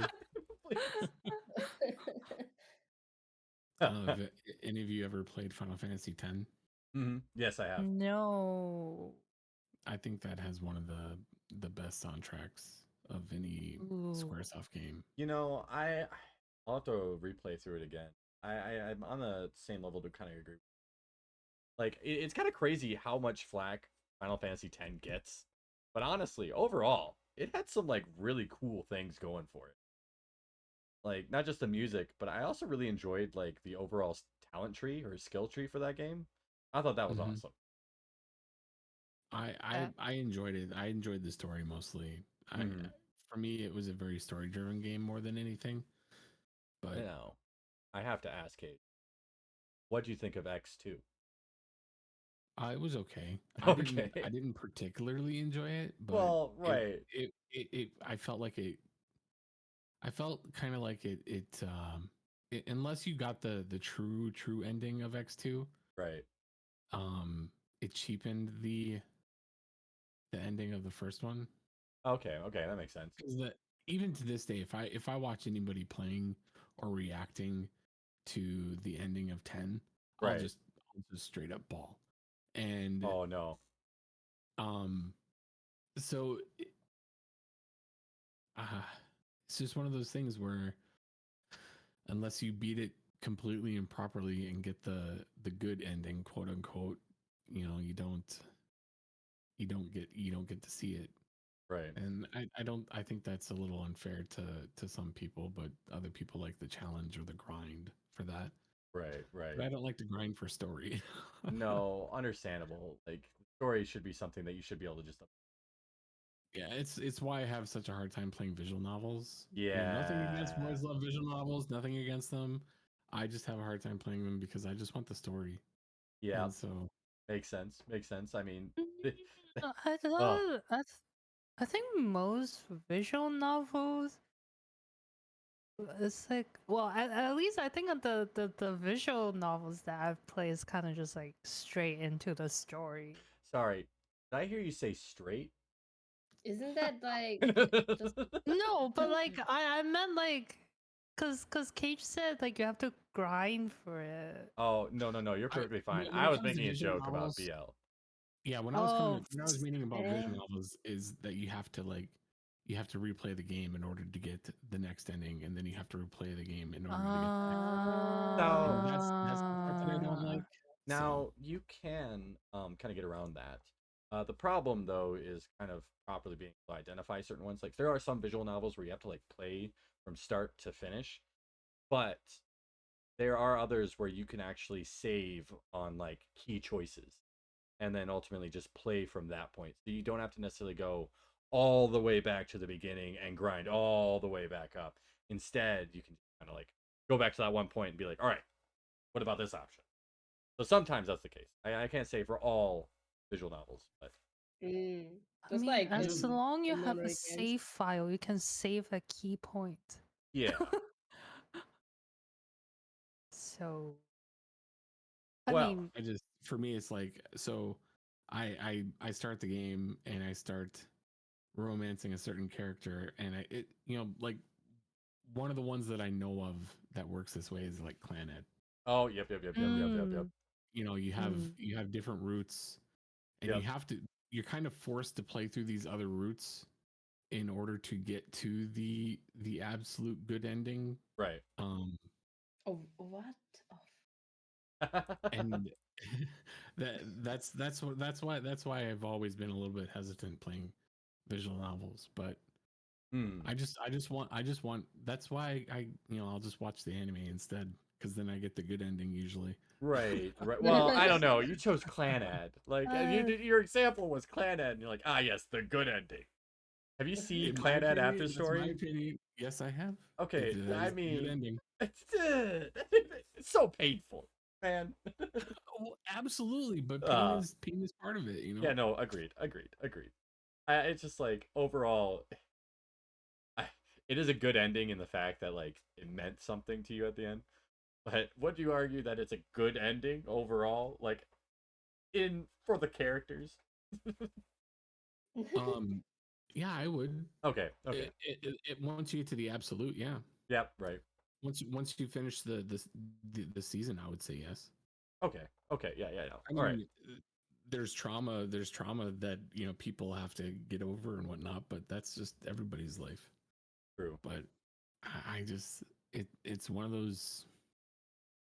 I don't know. It's in my top 25 anime of all time for a reason, I guess. No, makes sense. I mean, to be perfectly honest, I'm in the same boat as you. I know I was so upset because I tried to get someone to watch that the after story and they didn't. They're like, "Oh wow, it's 4 more episodes." I'm like, "Yes, and you have to watch all of them." I never quite made it, unfortunately. But well, anywho, before we get into the topic of anime, I guess we're kind of reaching the top of our hour or a couple hours here. Um, is there anything else people would like to close out with here? In that I case, was gonna say that before like Cage went on to like the whole conversation with anime. yep. I was just gonna say that like for me with visual novel, you get like more action scenes. Action scenes, you the, say? the, Interesting, the interesting. anime. What okay. kind of action scenes are we Okay. talking about here, Fanta? I see it. You know, you A know. lot of a lot of mochi, Yeah. a lot of mochi scenes, a lot of mochi pounding scenes. Is that what I'm hearing? Mochi poundings. Yeah, a lot of How big Fan was service. Yeah, yeah. Hey, I played a Yuri visual novel. I know how it goes. Yeah, you know, we're all guilty here. All right. Well, in that case, if anybody has something they would like to share as far as like their channel or any form of socials, go ahead, let them out. So I guess Chiyo, anything, we can reach you at twitch.tv/ Yeah, ChiyoWarakuma. exactly. And then are you like active on Twitter or anything?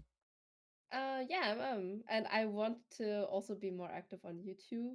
Okay. I've I have audio role plays in Oh. Japanese and also Oh. the singing. I also like singing and voice acting in Japanese. Oh, Oh, all there's right, all Yeah. right. Uh, Mm-mm. Nice. well, Fanta, how about you? so I stream at twitch.tv/Fantakyu, and you guys can find me at Fantakyu in both Twitter and Instagram. And are you more active on Twitter or Instagram? Um, I'm more on Twitter, but I'm trying to be more active on Instagram as well. Yeah, I've been noticing a couple more posts with some Asuka and whatnot. It was like, powerful, powerful. Thank you, thank you. And then Cage, how about you? I stream from Mhm. time to time on Twitch, twitch.tv/Kaije, Kaije. Mhm. Say it however you want. Yeah, it doesn't matter to me. I'm most active in social media, probably on Twitter. That's where I post a lot of my art. I don't post my not safe for work artwork on Twitter. So if you want to see my art, you can follow Kaije7art, Kaije7art. I could not get my own username on Oh Twitter because no. the person that has it is banned permanently and they No. won't give me the Oh ID. So no. Alas, how could this be? Please. so it is what it is. I 100% relate to that. I think I tried to get the Ninja Dude on Twitter and I couldn't. That it's some person who tweets a Ninja Go miniature Lego figure every so often. Any of you guys, since you got your Discord ID, did anybody friend request you and have, funnily enough, the pretty close to the same ID, and they were friend requesting you to send you a message to say, hey, could you give me my ID? No, No, I No. I thought about it. actually I had someone haven't. do that to me, and I'm like, I've been caged since 2002. I'm sorry, but thank you. No, that's not changing, buddy. I was here first. I was Yeah, here first. I am Prime Cage. yeah, they were not, and they were like, what can you offer me to give me your ID? And I'm like, wait, what? What? What do you mean? Me offer you for my ID? Yeah. I was very Oop. confused. I was very confused, and I was just like, sorry, I'm sorry, but I'm not giving it up. And they were like, oh wait, are you Cage the musician? And I'm like, wait, there's a Cage the musician, What? and apparently there's a Cage. I'm not even kidding. I made this name up in 2002 Uh-huh. in order to play a video game with my friends, and I wanted to be Cage, Mm-hmm. but CAGE was taken, CAJ, all permutations were taken that were 3 or 4 letters, and I'm like, well, fine, this is what I am. So Behold, Cage. it was so weird. But there's a Well, musician from California name Cage. named Cage. Man, he must have been in a similar situation. He's like, there's already a musician named CAG. There's already a musician. Either that or his parents named him this, and I'm just like, whoa. The number of times that everybody mispronounces my name, and that's fine. Right.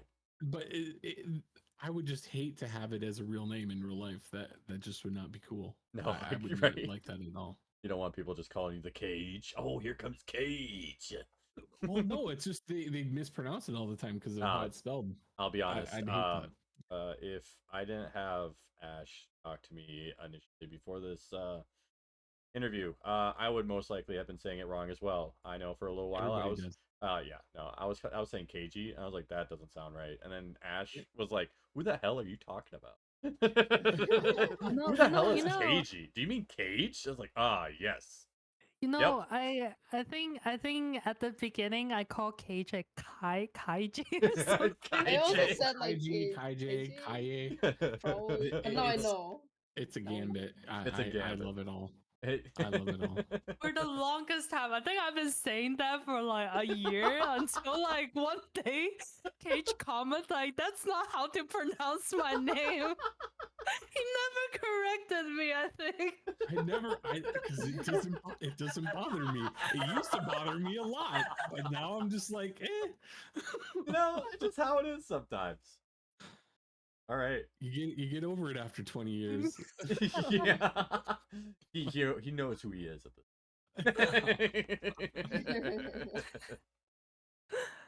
Well, awesome. In that case, I want to thank you all for joining me today. It's been an awesome discussion. I'm glad we were able to get to know each other a bit more, as well as just discuss video games. Yes. But yeah, I guess for now, I need to go pick some flowers. So I will have to bid you all Oh. adieu. Thank you very much for joining me today. And Thank you. I will Yeah, for definitely inviting me. Thank you. be reaching out possibly for a future episode in August. I will let you all know. But Poggers. yeah, yes, yes, yes. Smashing. Okay, maybe I Smashing. play Final Fantasy by then. Yeah, yeah. You know, Don't Chiyo, know. you just gotta grind with both Cage and Fanta here. They'll help you out. They'll hook you up. I think I actually have FF14 on in the background. You really? You've just been having it sitting. You're like, ah, yes, I'm ready. I'm just waiting for this to be over so I can start playing some more. You need to give me a crack. Yes. Yeah. I have an addiction that needs to be fed. Well, awesome. Again, thank you very much for joining me. And in the meantime, I'm going to take a slight break. Thank you very much. Thank you. I know I've said it like Thanks. 2 or 3 times at this point, but I do appreciate it. Thank you, everyone. Well, Ninja It don't was want to an leave. honor to be here. yeah, no, I was just going to do that. So, farewell, friends. Goodbye. Well, awesome. I'm glad that they were able to join today. Now we will go ahead and it's just me now. So we will and boop. We'll do that, and then we will go ahead and transition to the BRB. We'll be right back.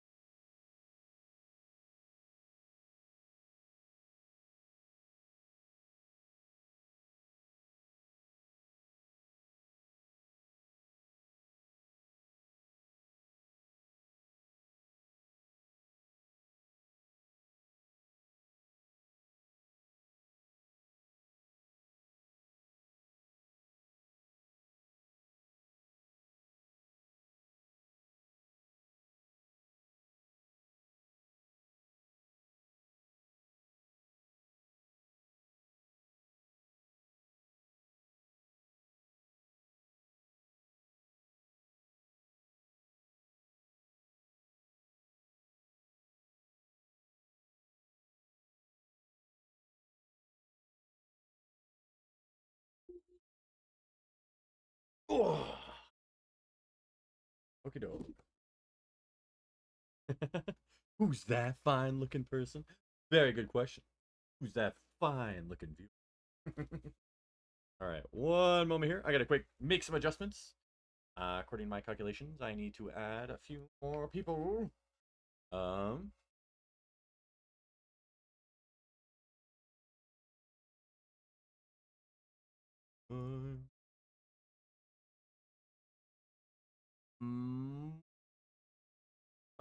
Bao Lao.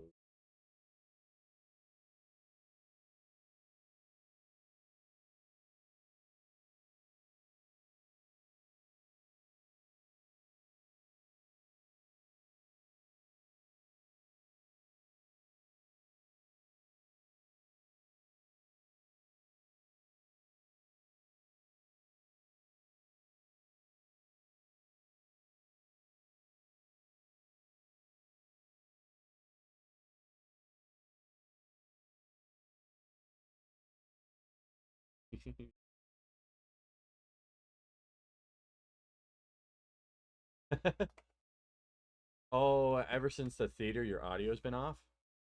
Really? Interesting. Ever since the theater, you say? Okay. So you're talking like no, no, no, no. Actually, I know what the problem is right now. I think I know what's up. What? Is it just you? No, I don't think so. Is it just you? Is it off? Does it sound weird? Oh, okay. Oh, okay, okay.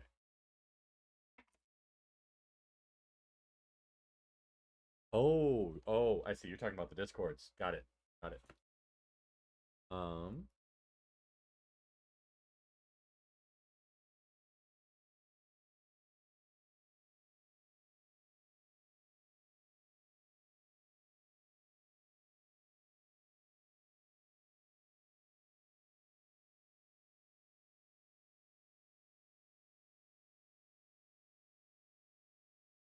okay.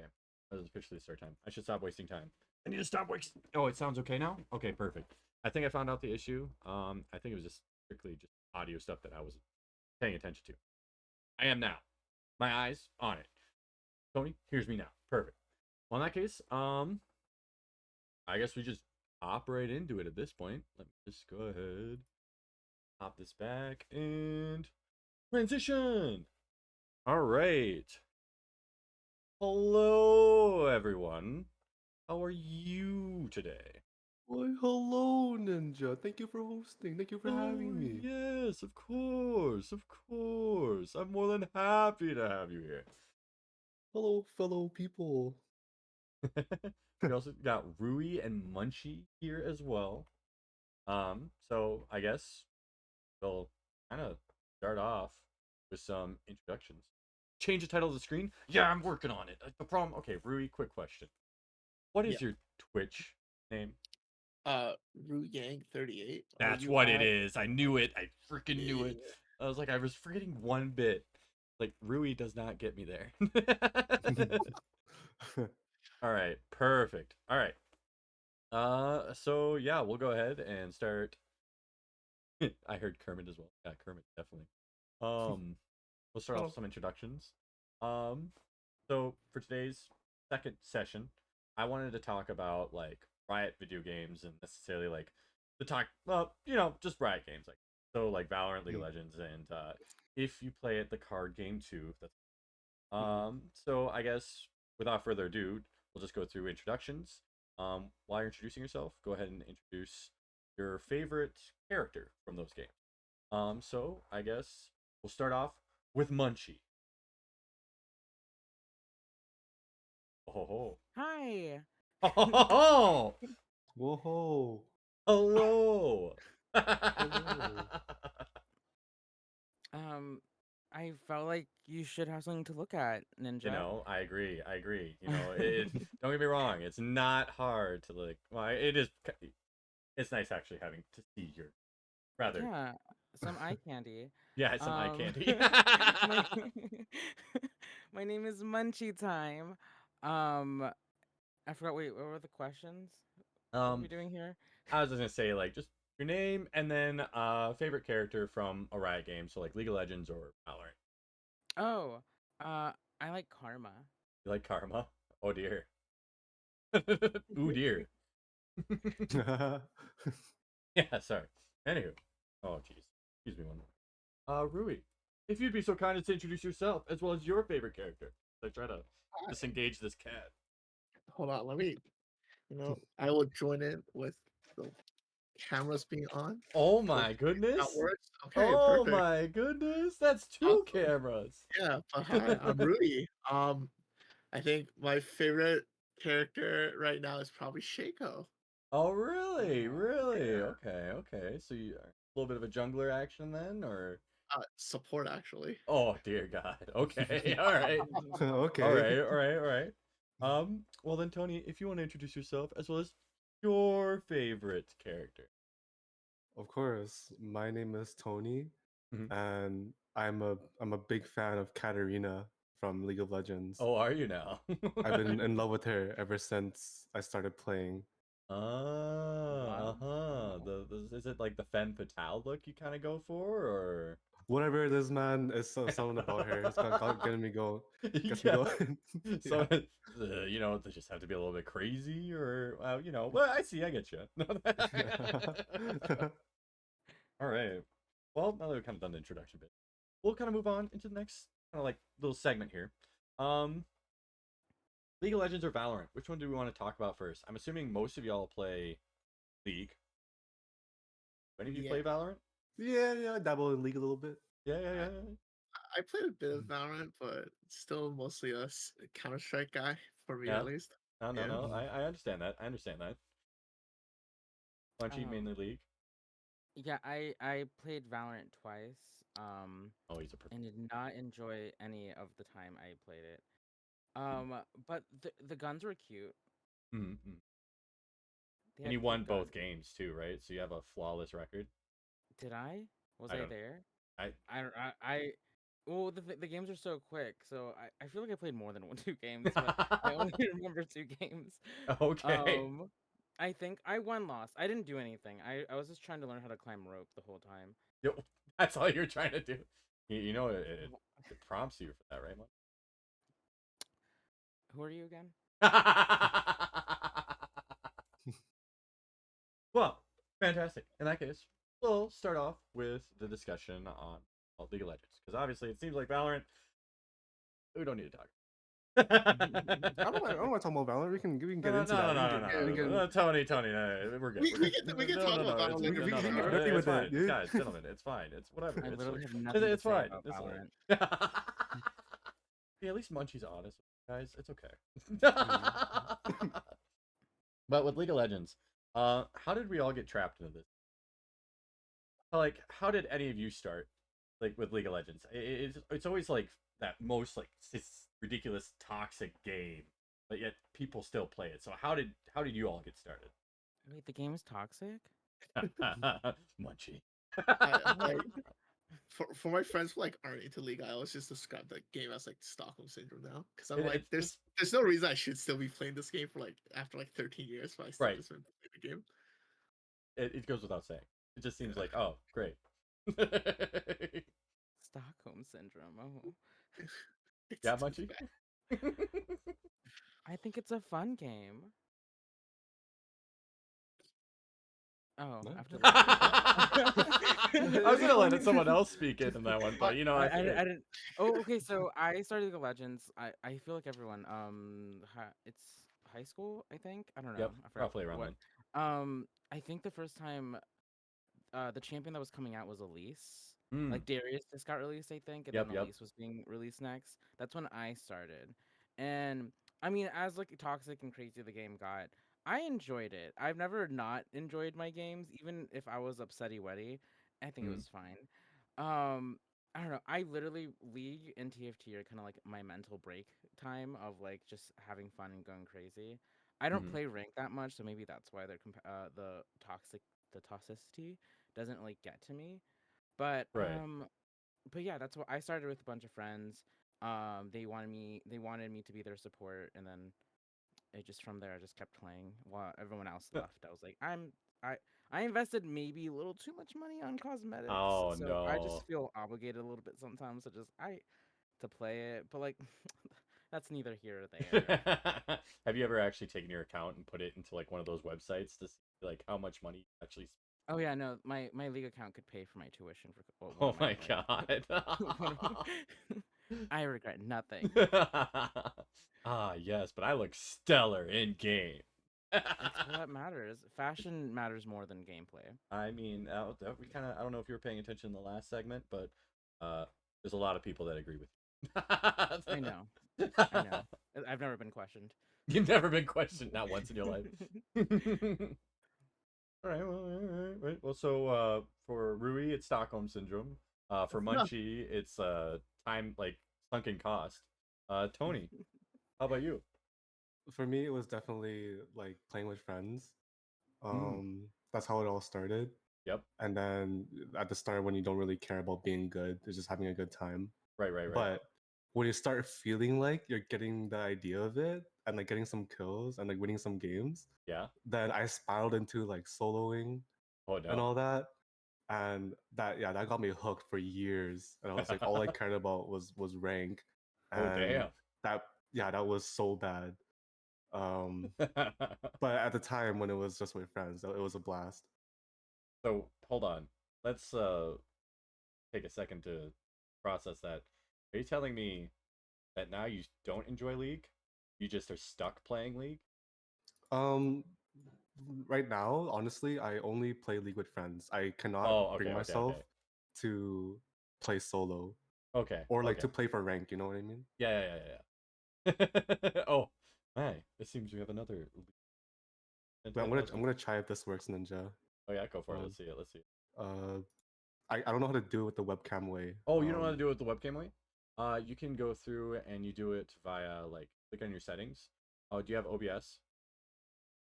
Because you can just Yes, set up. I have Streamlabs OBS. Yeah. Because you can do you can add in like as a virtual camera. Start it, and then Oh, you just select that as a setting, so you can stream via that if you'd like. I The see. Okay. A fancy man. Okay. There's so I'll try to get that together, and then Yeah, that's what I'm so, doing. yeah. Yeah, I was gonna say, Munchie. Oh. I'll get it. I'll get it fixed. Tony, come on. Sorry for interruption. Tony, why haven't you done your homework? You're already like. I'm learning. I just started. Tony, come on. Please. Well, alrighty then. So it sounds like Munchie, you play support, and Rui, did I hear correctly? You also play support? Yeah, I kind of got forced into that role, but like I What? it kind of just happened because I also like started playing with friends, and back then like they were like way better than me, obviously because they've been playing like before I was, Right. and they just like kept getting all the kills, and I kept getting all the assists. I was like, might as well just play the role that like that's the whole Oh point of it, just to get the assists. no. I've been just kind of 30 years playing support now. Oh my. I would like to correct the host. Oh. I used to play support. Oh, Um, okay. I support no one unless I think they're worthy of my support. I prefer now to just like mid, or AD carry. I can't really carry anything, but I like having those roles because no one else can. But I mean, to be fair, I always play the game. Oh God, nothing happened. Oh yeah. I always play the game with the thing of like I'm the champion I want to play. I'm gonna play no matter what lane I go in Right. because I only really know the champions like I worked on and know it's good. And like a lot of them are adaptable to other lanes, but it's like there's this lanes I know it's just not gonna have a fun time. It's gonna be a farming simulator, so just letting everyone know. So I just take mid and AD carry because at least I have like a good amount of champion pool in there. So Okay. for support, again, I only go support if I really have to. If no one else needs has it. But it's my strongest role because it's the one I play the longest, but not my preference. So I guess as sit here for a minute. Tony, did you figure everything out? I can answer your questions while I figure this out. Yeah. Okay, perfect. In that case, what role do you usually play in League? I'm very heavily a mid player. Oh, really? Because I like being on the solo lane. So Mm-hmm. more mid, sometimes top. Is because I don't like duoing with someone in lane. Just in case I do bad, then I feel really bad. But if they do bad, I get really mad. Oh no. So it's that kind of thing. So I'm like totally a Okay. mid player. All right, all right, all right. So, what it sounds like that we have almost an entire team. Because usually for me, I play top or mid. I don't really play jungle because jungle is its own monster. I don't want to mess. But I just so happen to know a jungler in chat who might be able to help us out. So, we could do a 5-man game. Rui on support, Munchie on ADC, Tony is mid, and then me is top. And then maybe someone named, I don't know, Cameron as jungle. In case anyone was interested. I don't know if any of you guys like playing this game or not. I just want to preface this idea by saying all I do now is play ARAM, so Oh, I do don't you think now? that's gonna go well for me Oh, at all. really? Well, come on, Rui. Was this Come on. podcast just to make us all relapse into playing League again? Well, I mean, I think that it's kind of the overarching theme at this point. I know, like, we almost convinced Chiyo last session, or yeah, the group right before you, to play Final Fantasy 14, and it sounds like this one is going to be all about jumping back into League and reigniting that addiction. So I hope you're all ready. I still play it. Wait, are we not still playing? I still not Yeah, I playing it. mean, I literally just Tony. streamed I here. like I just recently realized. I know you did, Rui, and I know That's Munchie so plays, but cute. look I at I just Tony. I just finished a round of TFT before like waiting watching the other. Same here, same here. Um, I literally was streaming TFT like a few minutes ago before I took a Oh, break and got really? dinner. Ah, Yeah, no, okay. So you're I perfectly still Oh, warmed I play. up, is what I'm remember. hearing. Yeah. Yeah, I have no problems. And if Mm. you ask my therapist, I didn't play anything, and I don't know who you are. So, Hmm. Hmm. Okay. Okay. Okay. Interesting. Interesting. Very interesting. oh, you're so cute. I get What him. are you? Thanks. Is that a ghost? It's a ghost. Good. I thought it was either a milk stain or. Yeah, yeah. Munchie, A milk please. We're trying stain. to keep Yeah. this PC here. This is going on Oh, YouTube. We what? don't. I literally said a milk stain. Is A that milk again? stain. Sorry, That's a people who are legit lactose thing. intolerant. Mm. You will not drag my best. Oh, it looks like we won't be able to get. Never mind. I'm sorry. Drag. Yeah, He's in it. Drag him he's already where? deep within the trenches at No. this point. It sounds like we never dragged him into anything. It was just more, joining him. He fully volunteers. There's no dragging in here. Yeah, exactly, exactly. I play. Well, go for it, Munchie. No, I was gonna say I also play. So how I like it turned for me was like rank. I don't like playing normals because I feel like there's no stakes. So I either go like full rank, Mhm. and then when I just want to have fun, I do ARM because like the people you get, if someone's toxic in ARM, it's kind of funny. It's like you don't know how to play your champ. I'm like, yes, I don't know how to play my champ. I didn't have a choice. I had And no when I do, option. like usually I do well when I have a champion I understand, but like it gives me like Udyr or like Xin Zhao. I'm like I have no idea who any of those people are. So I'm not gonna. It's not gonna go well for me. Um, so I never feel bad when someone gets upset with me. And then like I play TFT when I'm like chilling or studying, multitasking. And then again, I mostly unless a group of people adopt me, I'm not gonna like play League Really, I normal. see. Okay, that's really interesting because it seems like more or less no one likes playing League solo here. Is that a pretty common consensus? Nope. I still enjoy playing solo here and there. You said ARM. Yeah, I mean, mostly because it's just ARAM. Like, it's pretty easy, just like kind of turn your brain off. I have like YouTube videos that play on the other side, on the other Mhm. monitor, and I just Mhm. kind of play. Like, it's not too bad. Right, right, right. But Yeah. no one's solo tackling rank and trying to get the platinum, Oh yeah, no, that's huh? fate worse than death.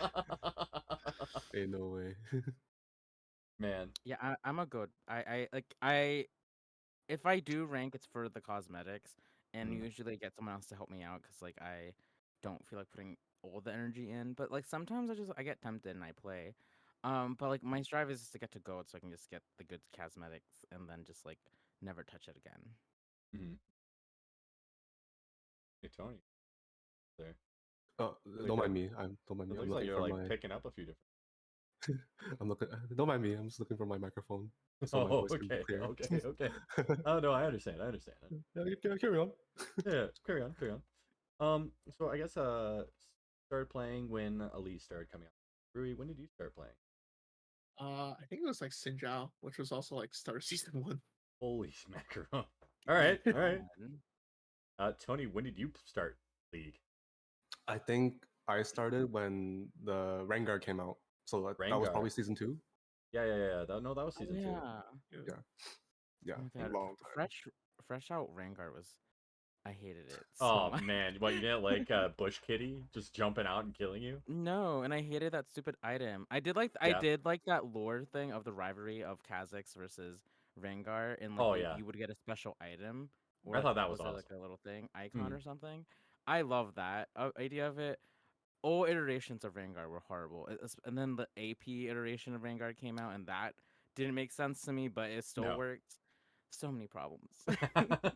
Well, it seems to be like whenever they release a new champion, they just seem to have some form of issue, whether it be like scaling or ridiculous CC. Otherwise, I guess there are a couple champions that just drop and then have no impact. Because what would be a good example? Ivern. Ivern, yep. Yeah. I think And like Bard you would was think, yeah, Bard. yeah, Bard, like when they first dropped, I mean, Ivan would be. I was surprised that didn't have an impact because they had the most unique kind of like thing of like not attacking the jungle. They would just like, I don't know what they're doing, sacrificing the jungle or something. no. They're making friends with the jungle. Yeah. They're making Oh, that friends. Yeah. They aren't they disappear sacrificing. and never come back until like a month later. So sure, that's how friendship breaks. Yeah. Sometimes it's just they're just parting. They'll meet up again, right? I think it's always been like those champions like Ivern, where it's just like you have to play differently and you kind of have to figure it out. So then they look like they're a lot worse, and then Riot buffs them like crazy. So the next patch is like, oh, we understand how to play champion now, and suddenly he's the strongest thing in the game. Oh, yep. Yeah. We have no Yeah. answers. We cannot solve this. This is a problem. Please, somebody help Yeah. us. Yeah, it's interesting that they keep coming out with champions that offer. I guess currently, what has been one of the most impacting champions have been released? Is there any that you guys can think? I know, like, I'll what say, the last champion to be released was what, 12 months ago? I think it was. That's a good question. I don't play League. It was I know the champion that caused like the biggest controversy and throughout this day has still caused a lot of controversy is Mhm. Yumi Uh, for their type of gameplay of right. like I think they started not being that strong and then becoming overbuffed and then like once they get on you, you're unkillable for some champions. Yep. And then they tried fixing that. And then they tried fixing the fact that people could sometimes just AFK Right. while playing Yumi. Never to ask a Yumi player that Yumi is easy because they will try to murder you. Right. Um, but I feel like Yumi was like a very controversial champion when they first came out, and like still are because they have like one of the most like different kits compared to a lot of champions. But a lot of the newer champions all have different kits. Like Ophelio doesn't really follow the same theme as everyone else. Mhm. Um, and there's probably others, but those are names that just popped in my head. No. You're okay. Yumi is a really good example too. I remember watching Worlds.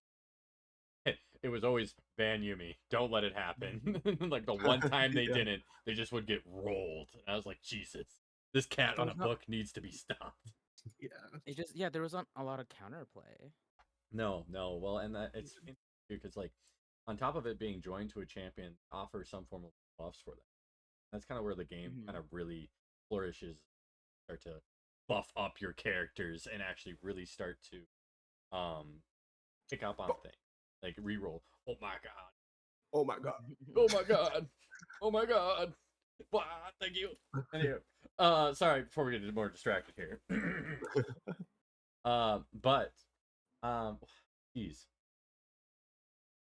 Yeah, because I guess for me personally, I started playing League roughly when Vladimir came. And then I Whoa. stopped playing roughly I want to say it was after Kled when I stopped playing for a bit, and then I came back fairly recently, kind of very casually. I enjoy watching tournament play. I really enjoy watching like high level play of the game. But that's just it's I don't have to really fully understand the game to watch that kind of stuff. But it's been dragging me back in. Yeah, it's like actual like I love that they call it esports because like I feel Mhm. the same way when I watch a basketball game or a football game. I don't really believe in sports, but when I have to watch them, I Mhm. get really into them after like I understand what's the objective and understanding. Mhm. Sometimes I still don't really understand. The only game I really understand is like soccer, because that comes with that comes with the ethnicity. Mhm. So but yeah, I think when it comes to esports, I never really got into esports. I think I started off because my friends were like hyping it up, and I used to like wake up early and watch it and go like, "Oh my god, Mhm. yay, when?" But after that, it's not something I actively watch. I just let other people tell me about it. I'm like, yeah, I'm 100%. Yeah, they cheated. Oh yeah, that guy doesn't know how to. Yeah, Yep. Mm. Mhm. Mhm. Makes sense. Makes sense. That that's like how a lot of my friends feel when they like talk to me because I'm just super into esports. Like basically any of the like big games I like probably know like at least a bit about like what's happening in like their esports scene and stuff. And like I try to watch like the big tournaments and stuff. But yeah, I definitely feel like sometimes when I'm talking to like some friends who like aren't really into it, like that's how they feel as well. I'm not really a competitive person, so liking something competitive doesn't make sense for me. Right. Um, but I love it for other people. Mm. Now, Tony, you got deep in the minds here. You got real competitive. Overall, Oh yeah. You how would how know. did you enjoy that competitive experience? Well, I understand there's a Um, bit of toxicity, but go for yes. it. Um, I feel like with my competitiveness, I was okay with it. Um, there's fun to competitiveness, like being able to compare yourself to other players and knowing that like you're at a certain level Mm. and knowing like how good you are. Um, but playing as a team, especially as solo, you run into people that you feel like are hindering your progress in making up. So you feel like you should be where you're at, but you're not because of these other people, and that took a huge like mental toll. Mm. To be the one feeling that way, but also to have other people feel that way towards you, and knowing that like it's not really your fault. Mm. Um, for the long time, it was super fun, especially say you're playing with friends. To like grind competitive games Hmm. is it's such a good like bonding experience. So that's something that I really appreciated from games like League of Legends. Uh, but then yeah, it gets to a point where for a community like the League community, the toxicity outweighs the satisfaction of playing comp. Oh, So uh, that's why it died out for me. I'm sure that's why it died out for a lot of people.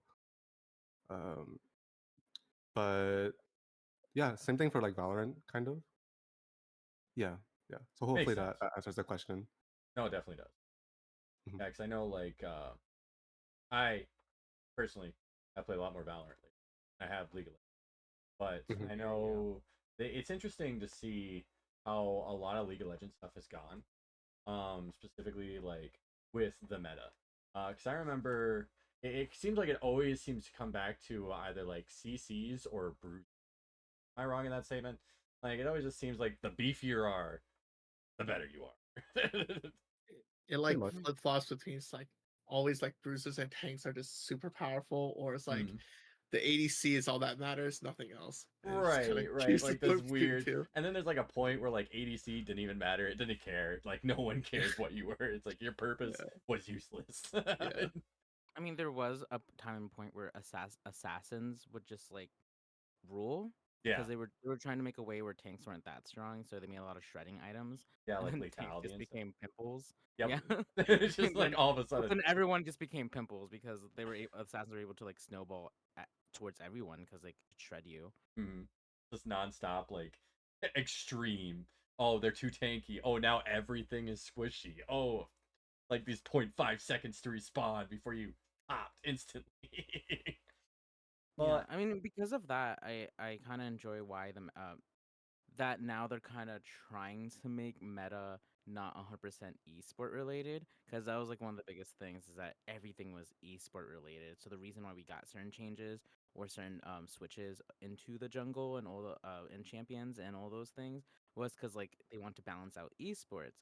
But then there's the casual player who isn't like, try we can't win $10,000 just from playing a bunch of like small little rank games or custom games or even um Clash games, which I kind of enjoy Clash when I get to play it. But yeah, I kind of like that now they're kind of like, yeah, we're gonna make parts for esports and changes, but then there's other games now that we have our own dev teams for. Took a while for us to get there, but mhm, progress. makes sense. So overall, as far as how, oh my, Munchie Oh, dressing down for us are. Oh my. Chill. I Shit. I didn't press any buttons. It just happened. It was like, oh, Yeah. I we get dark Munchie now. I was gonna say, speaking of like the overall balancing, so far, how do you feel about how Riot has been? Do you feel like they're going in a better direction, or do you still feel like it's super swingy? Or yeah, what are your opinions? Oh, Uh, well, my friends like hate the way the game has been balanced. I was gonna say, Uh, Ruri, I saw in your eyes like a million mile stare of like war yeah, PTSD. I've had like a lot of conversations with it. Oh, jeez. Yeah, like I've mostly been okay. Like Uh-huh. it's still definitely hit and miss, but I definitely think they've reached kind of a patching kind of like cycle and stuff that like makes sense and kind of works for that's like kind of the best of both worlds, kind of like Munchie has been talking about. Mhm. Um, yeah, and I think I don't know. I feel like a lot of the reasons that like the game is as it is right now is still kind of like a direct consequence of like the early days of like the esports, because like the game has just been getting like faster and faster ever Uh-huh. since when like that like the one meta when Ardent Sensor was just giga powerful and it was just like a bunch of super strong tanks and stuff. And they was like, we never want to see that ever again. So the game has just been like going faster and faster. And now they're like trying to pull it back a bit, but yeah. Yeah, yeah, yeah. Yeah. Oh, Tony died for this. Do you have any reference opinions on um, this? I know you're a ghost now. This experience literally killed you. for me, like with a game like League, balance has always been a topic. Like almost every other game you play, you always talk about balance. Um, I think Riot is trying their best, of course. Mhm. I think I don't think the game's ever going to be perfectly balanced. Mhm. So for people who expect that, like, unfortunate for you. Um, Yeah. it's just the nature of the diversity of champions, Uh-huh. and um, you and also to distinguish imbalance or just like this maybe this person's is better, you know. And I think there's a skill also to choosing a champion, combining it with the items and everything to make like your best build, which people can call broken or whatever. But as a competitive player, not that I've done this myself. Like when you're a crazy competitive player, Mhm, mhm. you that's what you look into. You don't look into playing your favorite champion. You research what's on top of the tier list and what's the best build for that. Uh, so it's in my opinion, that's the reason why I never complain about balance. Because if I cared about that aspect, then why not me just play the better build Right, so I right. can I can like rise up in ranks. Like, objectively, why bother investing time into something that won't work if you already know that in the meta this is functionally like this will get me the job done. I know when Jinx was first released, that was a real easy way to climb because she was Hmm. ridiculously powerful on release, and then like you just go through, sweeps up the turn competition. I think a friend of mine actually ended up climbing all the way to gold with just playing Jinx, which was ridiculous. But yeah, anywho, Munchie, Yeah. sorry. Was there anything you'd like to say about Um, I mean, Akali says it best. When will the balance ever be found? that? They kept that joke in even with all her updates. Mm, Um, but I think I think what Tony says is 100%. I mean, I kind of play that way too. I used to really go like, oh, what's in the meta now? I have to only like play that champion, or I have to learn to play that champion. I mm, stopped doing that. I'm like, I like Karma, I like Zyra, I like all these people. They may not be in the meta, but it just means I have to experiment with a bunch of builds and experiment with what I can and like do things. And when people do that, that's when you discover really cool things. Like Karma top lane became a thing at some point mm, because people experimented with Exactly. Yeah. because like she had synergy with some items that you wouldn't think you would put in a karma, but you mm, did, and we did, and she was able to like 1v1 a Darius or like 1v1 some of the more like tanky people who would just kill you like a Tom Kench. mm, And then even now with like some of the new items, you can just play around with so many things with a lot of different champions and see if it scales and see if it works or just see other people. Um, I think that's one thing that's I think a positive thing that's come out from like all these drastic changes. And the thing is, sometimes they're really drastic changes. Our jungle has gone through so many different changes. Oh yeah. Um, and I never seen something feel so similar, but look so different. The dragon thing, that auras and all Oh those yeah, things. yeah. No, that was When that exactly the one first, I was thinking of. when that first appeared, I'm like, what? Who? Where? Why? Why do I care? um, and I mean, and that's the part of the game too. We've also lost so many other part of the games. Like we had Twisted Tweeline. Not Mm. say that without making it into a W. I'm so sorry. Tweet line. Twisted Tweeline. Twisted Yeah. Tree Line. Uh-huh, uh-huh, uh-huh. Then we Totally had unintentional. we had we had I'm gonna find you after this. So we had like that Shurima game. I forgot what it The was called. minion. Dominion. Dominion. I Yep. used to like Dominion so much. Dominion was a lot of I fun. love that game. It was the funnest game to play hide and Yeah. seek with. It was. It was Um, ridiculous. and then but like there's like a bunch of little things that came out of there. One of the biggest things that I will always miss, and I'm hoping they will always bring back, is when they had those teams where like they created the Star Guardian event or the Project event Oh yeah, yeah, or yeah. um uh Doombots, I think that's what they were called. Yeah. Yeah. So yeah, I think that's what for me went missing when it came to like Riot just feeling like not caring, because like after the like past 3 years with Riot, it's been skins, skins, skins, and Right. new champions like out of the wazoo. Because champions used to be kind of like newer things or like built up things. They used to have their own music videos. They used to have like their own builds up and lore, and then like even though no one really likes Seraphine's way of coming, I still thought that was like pretty unique, making a whole dedicated Twitter of her. Um, that went missing for a good chunk of time, and I think that's what like I'm happy they finally they started, like Tony said, slowing down and and hearing the people going like, wait, people want to try, like, yeah, we want to try things. Like if you do if you, it's not gonna work out and it's gonna die off eventually. Things like that tend to happen, but doesn't Mm-hmm. mean you just quit on it. It just means you like fix it and then bring a new updated version of it. Mm-hmm. Well, and I think that's ultimately like the easiest way for them to kind of tweak the system, because ultimately, what really shakes the meta the most, like a new, or when new items are so I guess them focusing on, you know, put it putting out more skins to feed into the machine to pay for all these balancing. Probably, I guess that might be a little bit more of the strat, but I buy them anyways, which I'm part of the problem. But I would like I would like them to have their moment. I mean, what was that champ? I can't Nyla, the Nar? water. Nyla. Oh, Nyla. Yeah, the water. She got 100% like thrown off a bus. She wasn't hit by the bus. She wasn't like, no. She was thrown off the bus into a cliff because she Jeez. came out when the Like Star Guardian thing came out, and then Oh, her skin was kind of underwhelming, and then her just like kit was kind of underwhelming. mm-hmm. And then people kind of forgot about her as like she didn't have a big impact, and like Mm-hmm. some of the like everyone remembers Vi's intro. Right. Jinx had a whole music video. Like Mm-hmm. I think that's like the biggest problem, is that a lot of the champions had these big build-ups come up for them. Mm-hmm. Yes. And like we were actually like, oh, I can't wait to play. I can't understand it. Even I remember Tom Kench's like video was like, oh my god, spooky. But, Yeah. but then we lost. We lost out with like the newer champions not getting that. And I think that's like the unfortunate part. I Hmm. think it's because like Nana also came out like pretty quickly after like Seraphine came out. Yeah. So it's just like all that stuff was Seraphine, and it's like Nyla just kind of got nothing. Oh yeah, like the whole Yeah, controversy that kind of came out when she released. yeah, but Wasn't like, or- oh, go ahead first. Go first.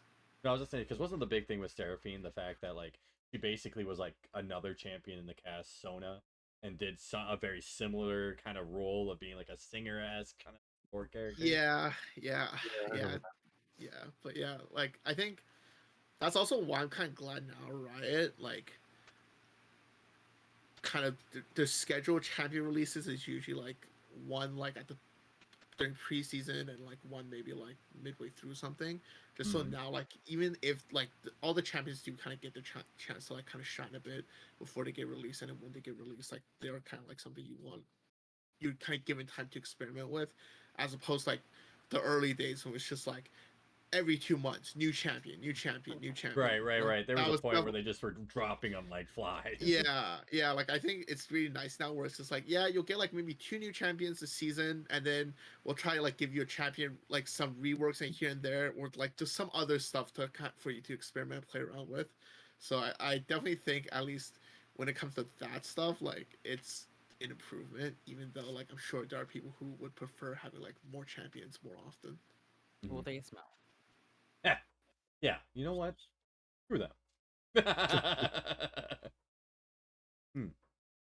So, I guess what would you want out of the game right now? You could talk to a Riot rep and ask them to do one thing. What would that one thing be? Whether it's relating to a I know. character, whether it's like, Oh, licking your shoes, what? no. Dude, uh, the client, the The fucking client? client Oh, is really? Oh, I'm so sick of it. Oh, I think it's seriously? so broken. It's buggy half the time. I think it is so much improvement. You make $1 billion or something, like you can fix it. yeah. Mm-hmm. No, I feel that on a deep level. Yeah. It's not my change, but I feel that. Yeah, I feel that too. That's me. That's me. Yeah, No, because no. I mean, it, if I had like 5 wishes, that would be like the top five of like, Hmm. yes, I want Yeah. time. Like this, it's like, oh, I'm not. I don't know too much about it, but I know everyone who like knows about programming and and game. Well, like they say it's spaghetti string data. Like it's not what the program it's running in. It isn't strong no. or like Yeah. the best that it could be with the Mhm. money that this company makes. So Well, and ultimately, I guess, dig a little deeper in that. What makes this client so bad? The whole it's a lot to do with like inviting friends to like parties and stuff, and like it doesn't it's not bad where it's unplayable. Hmm. It but it happens enough where you just expect it, Yep. and then people have become used to it, which is kind of a bad thing. And there's times where it becomes frustrating. Like you'll have you start a queue with 5 people, but then for some reason one person isn't actually queued. That's like one big example that a lot of people experience. Right.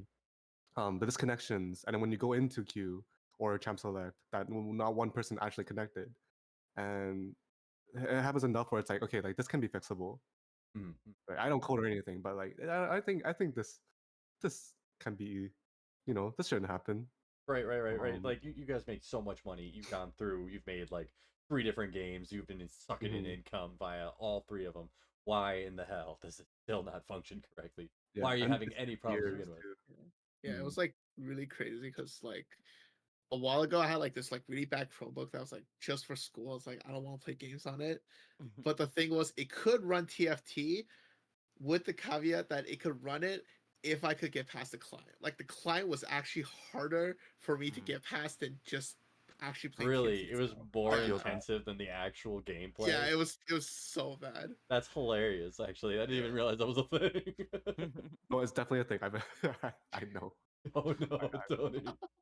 Yeah. He had to build a whole new rig just to be able to take on the client. Yeah. It's been a rough life. Well, then I mean, I go for it, Munchie. oh yeah, I was just gonna say there's other games with the similarity of League. where like even when streaming it, we have to use two different like things to be able to capture both things because it separates and then it goes away. Like that part shouldn't be a thing. Mhm. Um, Mhm. and but there's other program like we see other games that don't have that problem, like where you Right. can just use your game capture and it'll capture the whole thing no matter where it goes. Yeah, yeah. So yeah, they need to work on their life.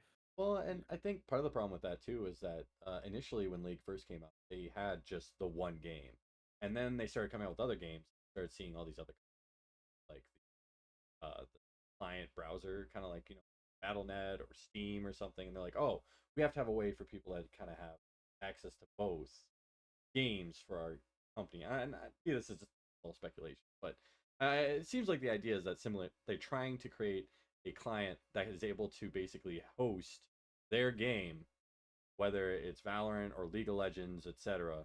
That you will then be able to just use the one client to be able to access them. Obviously, that breaks it up and it causes problems. But But they didn't even do that right. no, they didn't. Like They didn't. For Valorant, you have to download a whole other like thing to be able Yep. to play Valorant. Yeah. Which The only game that worked well with that is technically TFT because they're separate entities, and then Mhm. Runeterra doesn't exist within yeah, the yeah. same Don't talk about thing. Runeterra. No, I will talk. I will let them know. Hear me, Riot.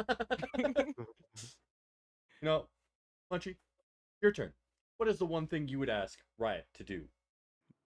Oh me. Oh, they're perfect. I would never ask anything from them. Really? You just be like, No, I'm oh, kidding.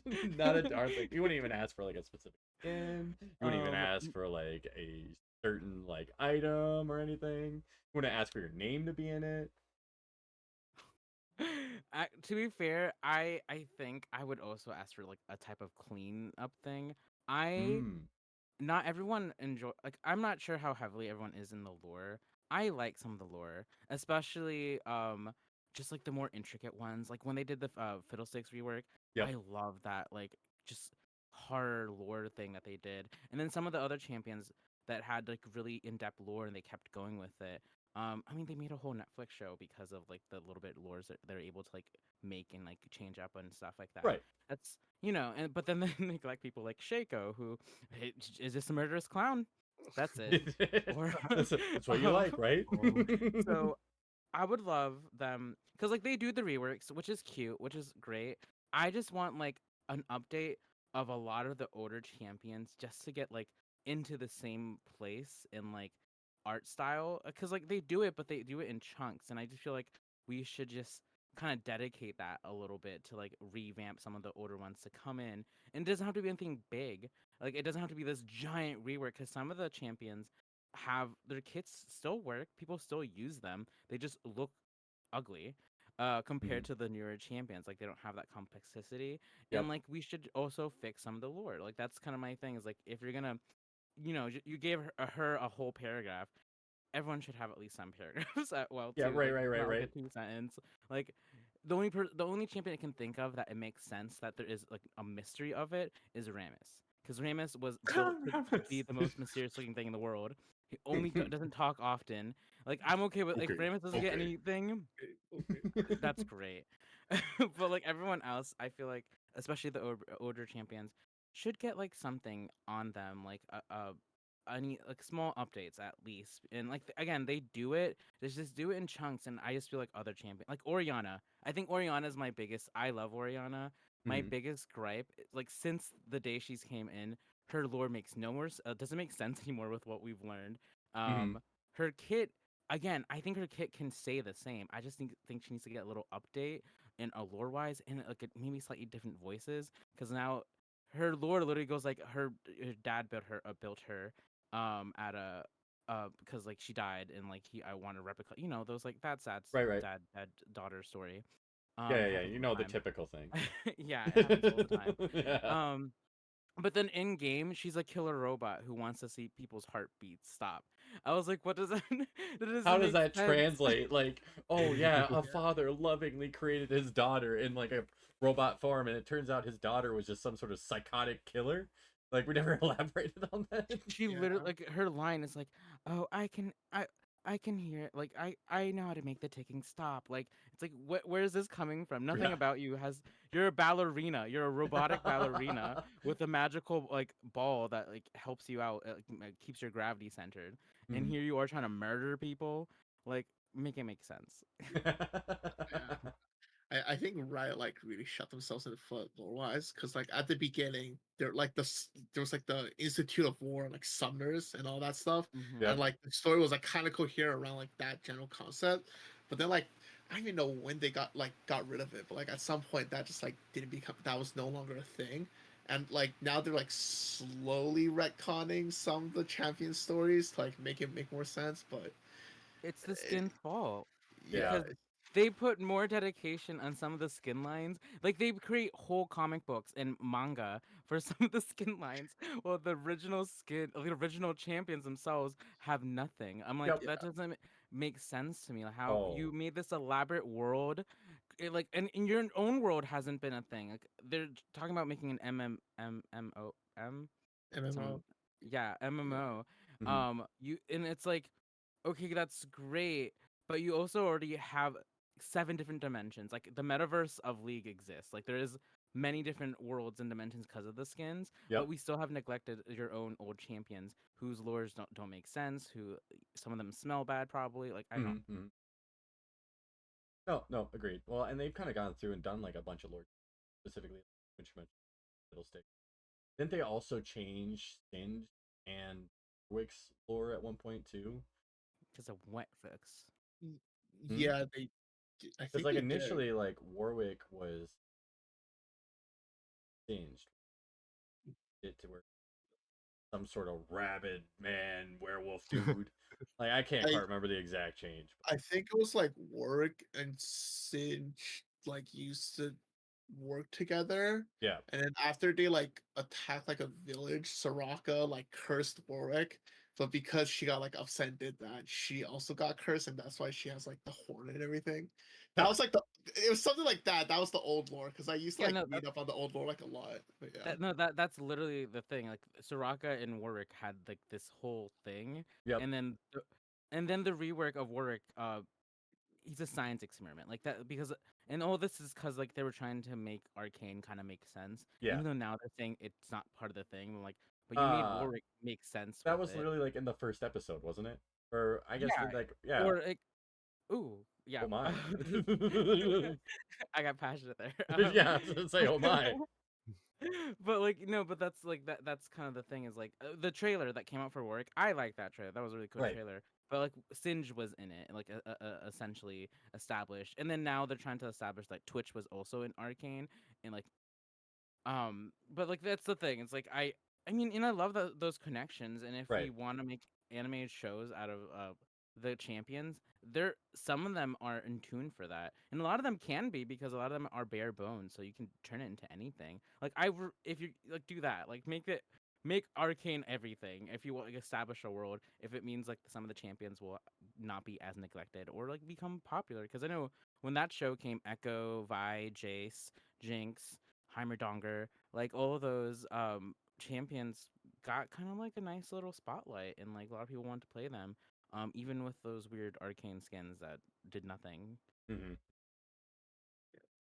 I think like to that sense, like I think that's why like I think for lore purposes, the MMORPG is gonna be good because then like it's so much easier to tell like the story and like develop it like in that kind of like MMORPG setting than it is to like than it is just in League because like obviously with League like the lore is kind of like like a lower priority, but like with MMORPGs like the lore is like everything at that point, right? So I like hopefully it'll be fixed a lot more once the MMORPG comes out and like they can kind of like focus on lore development through that rather than like trying to like piece it together with League as like champions come out and reworks come out and stuff like that. Yeah, yeah. Yeah. Well, in that case, moving right along. Rui, you're the next. My wish list is kind of client related in the sense that I think it would only be possible if they fix and update the client. Okay. But I would like to see like the like the options for what you can do with custom games like expand. Yeah. Because I think I'm gonna go like kind of more technical here, because like as much as I hate like Blizzard and like a lot of their games, like one thing I do compliment them on is like they're really good at making a really great casual experience. Like, and part of that is because of like how much customization you do with custom lobbies. Because like if you, I for like StarCraft 2 for example, I think only like maybe like 10% maximum actually plays ranked or like any the like that kind of like competitive multiplayer mode. A lot of the other people are playing like custom games, the co-op, or just like the story mode, because like that's just what they're having fun with, right?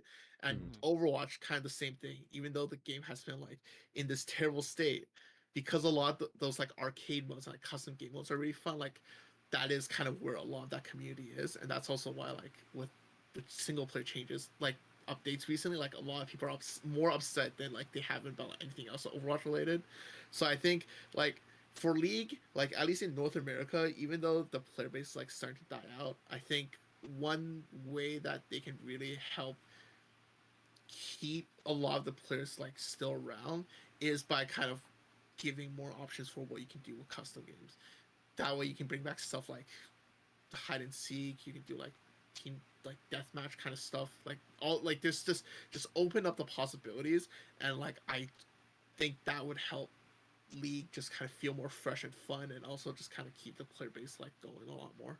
Oh no, I definitely agree. Like I know that's kind of funny that you mentioned that, considering that League is technically itself based off of Dota, which is based off of a mod for Warcraft 3. Yeah. So like it's kind of funny seeing that kind of come into play. But I 100% agree, because that's how ARAM even came to be a thing.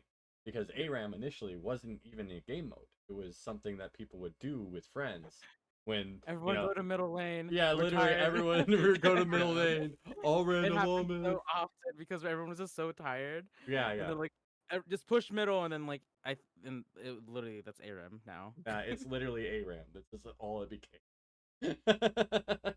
And I love it. Like they were thinking of getting rid of it because when Tristan Tweet, oh my god, Tristan That's Treeline, 2 for 2 now. That's 2 for 2. Tristan Treeline came out. And I'm happy they did it. And like now, and look what happened, because they gave the casual game a chance.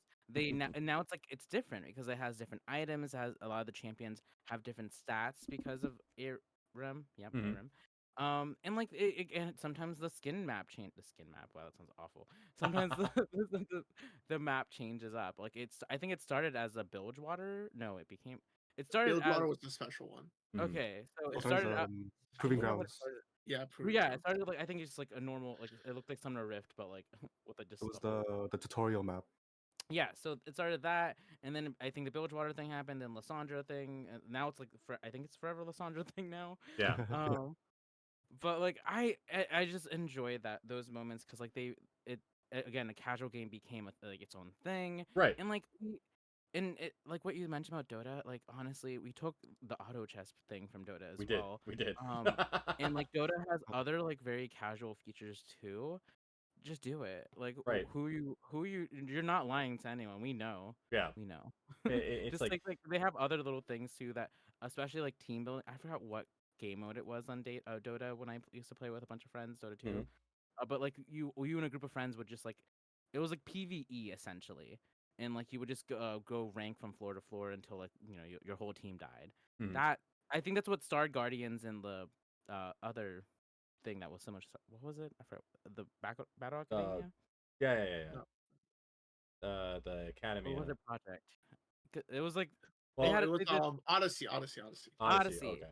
That's what they did, and like I mean, and it stopped. It became they were like it became boring. Like yeah, because like there was only 10 levels. Like after you Right. know, the thing about the Dota one, it's kind of endless, and it changes. It auto changes every single time. Like it's never the same exact flooring. Right. So not and again, not the easiest thing to do, not things implement, but like that brings a team aspect to it. There's no competitive, it's PVE, and like people find PVE like it might be a small minority, but it's a loud small minority. Right. And it might bring some people back because some people, especially the people who have left, know about Star Guardians, they know about Doombots, they remember all those fun things. One of my favorite game modes people, I loved Earth. Earth is a Oh thing. yeah, Like Earth is fun when I that comes always back. play a good amount of time when it comes back, and Mhm. then like again after a few games, you're like, I'm over it. Mhm. That one game that they came out that was a combination of every other mini game.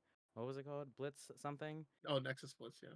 I really enjoyed that one because again, it put a bunch of different mini games into one setting, and then you get to play around and like have fun.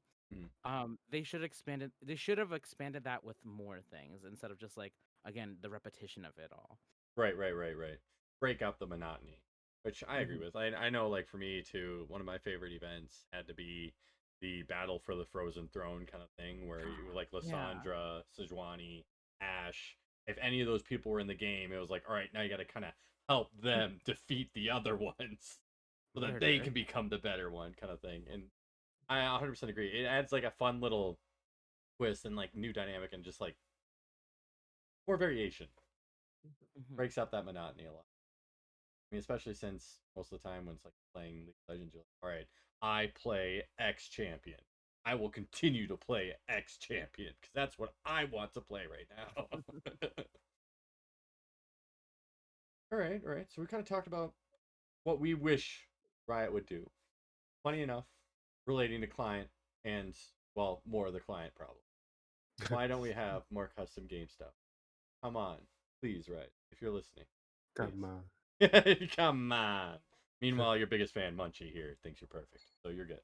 I just love the idea of putting someone very competitive in Doombots. Like when that happened, when my friends used to be super competitive, Yep. but when Doombots came out and they lost to the Doombots, I a little sadistic of me, but I loved it. I loved how miserable they were in that moment because they could not believe that Annie, like, because it's so impossible. Morgana throws a bind everywhere around her. Right. Lux has a laser that just goes all around. Yep. Also Morgana's bind, once it hits you, other binds come out and hit you from the Yep. other Yep. side. Yep. And then and then there's like 7 Tibbers running out, and then Timo has a nonstop streams. There was so many things that were super unfair, but like it was just fun to see the competitive casual gamer just like eat it because we had to think strategically. We literally had to think of a way to be able to, because and it became like I remember a lot of times it was like bait. So three people would who had the really CC champions, would try to bait them and hold them in, and then people would backdoor, or like we would just have to rough it through. Like it was it Good was to a like lot of weather the storm kind of strategicness. way. Yeah. So that's that, and that's what we should get and vote for me. Yep. Munchie for president.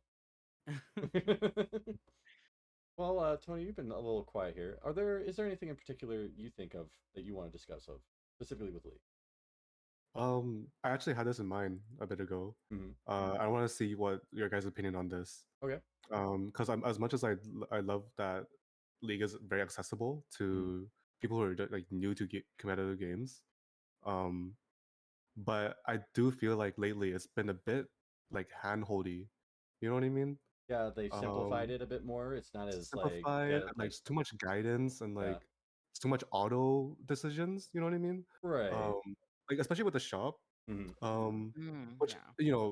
I can't really go be completely against Mm-hmm. because it is overwhelming, the shop. Like you have to look up stuff, so it's a bit of a quality of life thing that they let you just auto pick the best what the game suggests. Right. um but it I feel like lately it's just becoming a bit much, Mm-hmm. where you just have the game tell you what to do, basically. Right. Well, um the addition of the more pings, I think, was a kind of weird thing to add. yeah. I only um still use 3. Yeah. Yeah. yeah. The what was it, the dragon like vote thing, the dragon baron vote thing, Mm. which i don't I don't know who's actually making use of that, to be honest. Yeah. Correct me if I'm wrong, but I don't think anyone's making use of it. No, it's just a ping at that point. Like literally, the jungler is usually the one who like sets it up, Right. and it's a ping. Like they're just letting us know, and then like sometimes bot will help. Sometimes I'm like, cool. I'm over here. Have fun. You do it. Yeah. I can vote yes, but I won't be there because like it's not gonna be a thing where I'm just dead and I'm like, Yes, go, Glen Coco. You got this." I believe in you. You're the champion we need to do this right now. If you think you can do it, I think you can. But no, I kind of understand where you're coming from on that, Tony. It's interesting though because initially, before, I remember playing like that. Like there would be just sites you would go to, different build guides for different champions. Exactly. Yeah. And Right. it's neat that they finally implemented that in the game. But you want to know what else? Oda did that too. Like they have a whole search function for that thing, which is hilarious. So Yeah. it's like, who I implemented it know. first? Curious. But no, it's I understand what you mean. It's weird, especially with a lot of games nowadays, as they grow to be more and more popular. They're trying to make it more and more accessible to people, and it's kind Yeah. of like simplifying it in a way that's just a little. It gets rid of the competitive mindset that you learn to grow and love. Oh, Mm. I don't need to utilize this memorization of the entire shop anymore. I can just have the shop tell me what I do. Like, why is it a function of the game if it's Yeah, I Right. think Yeah. it's weird. I definitely do think there's like aspects of that's too handholdy. I think like a lot of the jungle changes this season was like a bit too handholdy, and like I understand it because jungle is definitely like the hardest role for like a beginner to know how to do, Mhm. and I think like I think just on the other side coin is like a lot of the changes make things simpler, but like if you have like the knowledge and like the experience with it, you're still able to show that off in your own ways, right? Because like for like the item recommender thing, it's like yeah, it recommends you like, oh, you can build like this or like this depending on what you want.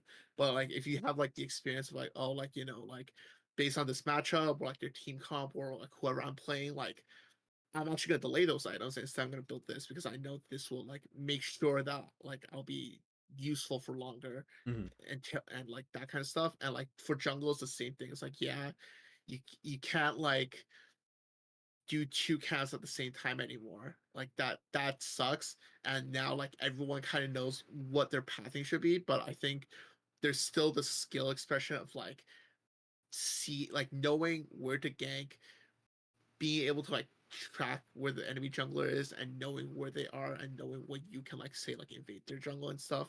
That's Mhm. things where it's like if you're a beginner jungler, you're not gonna know how to do any of that. Right. And I so it's like I don't know. I Riot's had the right idea, but I do think there are some things that went like a bit too far. Mm-hmm. Mm. Punchy, how do you feel? Do you feel like the Oh, game's becoming too simple? yes, because I have two brain cells. Mhm. So once like it became so simple where like I don't do much anymore. Like I used to research a lot and like figure out like what works well, and now I don't really have to because like I just go with recommended when I don't know a champion or just like don't feel like putting in sense anywhere. Right, And that right. doesn't always go well because then someone gets mad at me going like, "Hey, you're not supposed to build that anymore. It doesn't work," or like it's not gonna work out well. Yeah. And I'm like, okay. I didn't know. Because I didn't do I any just research on it. it told me to do it and I did it. That's all I know. I Yeah. mean, my biggest reasoning of why they ended up doing that is because they wanted to, I think, counteract the other things that happen, like mobile Linux and Blitz net or something. Like What's that? those mobile Linux and all that. Those are like helpful. Those are things you could download and they would work within your league and also like Yep. do what they do. What League just implemented is what they used to do. I still use mobile Linux, which is ironic, because there's certain things that like League is trying to do, but it does it so buggily. Buggily, that's a word, yeah, sure. Yeah, That yeah. it doesn't feel the same. Like it doesn't do the same job. Like I understand what they're trying to do. It's not working out well.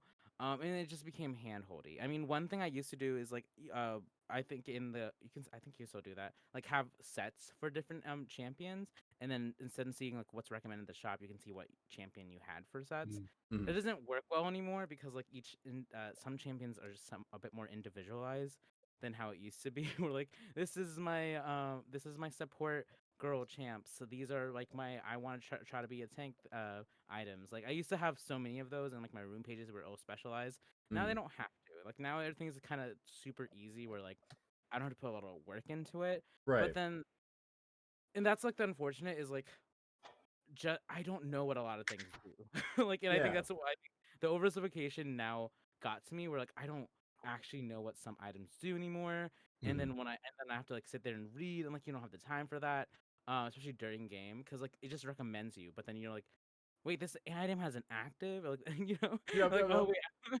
wait, I'm supposed to use this. Like oh, it takes away that from it because now it's just giving everyone the opportunity to do like just build whatever and do whatever you want, like what we're saying what to do.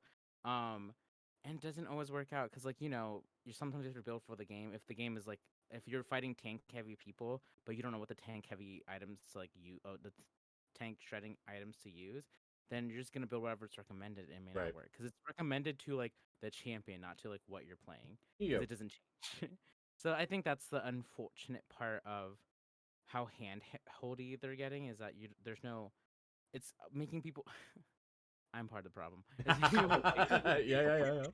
It's like it's making people lazy, and then like again the game for people who aren't who like know the game, when just interacting with these people just aren't fun. It's like not a cool thing anymore because like no one really knows what they're doing. They're just playing the game, Right. which yes is what you should do, but that's ARAM. Like that the time where you really do that is ARAM because like Yeah. it's random. You don't know what you're gonna face, and like I don't know the champion, so I'm gonna go with recommended. That makes sense. But like on customs or like normal non ARM game, Mhm. matchmaking games, um you need to read, you need to research, like especially if you want the idea of like let's have a good victory. Like I need to understand, oh, like they have a full CC team, I'll build more of these. Like I didn't I people tell me to do that now, which is great, but like again it's just so like sometimes you just don't really know. It's like, okay, it says I should buy 7 of these, I should, let's go, let's I'll do do it. I'll buy 7. No, it's a fair point too, because yeah, now that you mention it, I completely forgot that they got rid of the old talent tree, kind of upgraded them into weird, like selection trees kind of thing. Like before, you'd go through and you'd put points in different trees based off of what you want.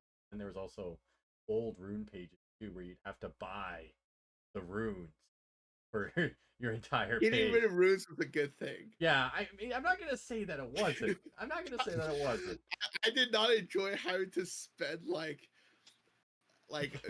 weeks grinding for like 1 page of runes just so I could play one champion. Yep, I right, have right. But now I have 20 pages of runes and I don't need them. Yep, Because yep. That's like, fair, yeah. because No, they're all it's like pointless.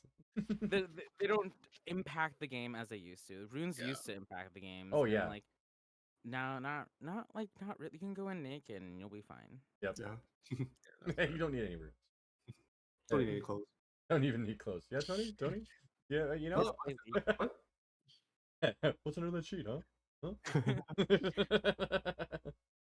um, another thing that I just realized with like the whole simplification and the handholding Mhm. is that I think it allows a lot of new players that don't care about the game really to like join in, and then once they realize, oh, like they don't like playing, then they start trolling, right? Yep. Oh. Or if they start Whereas losing or something too.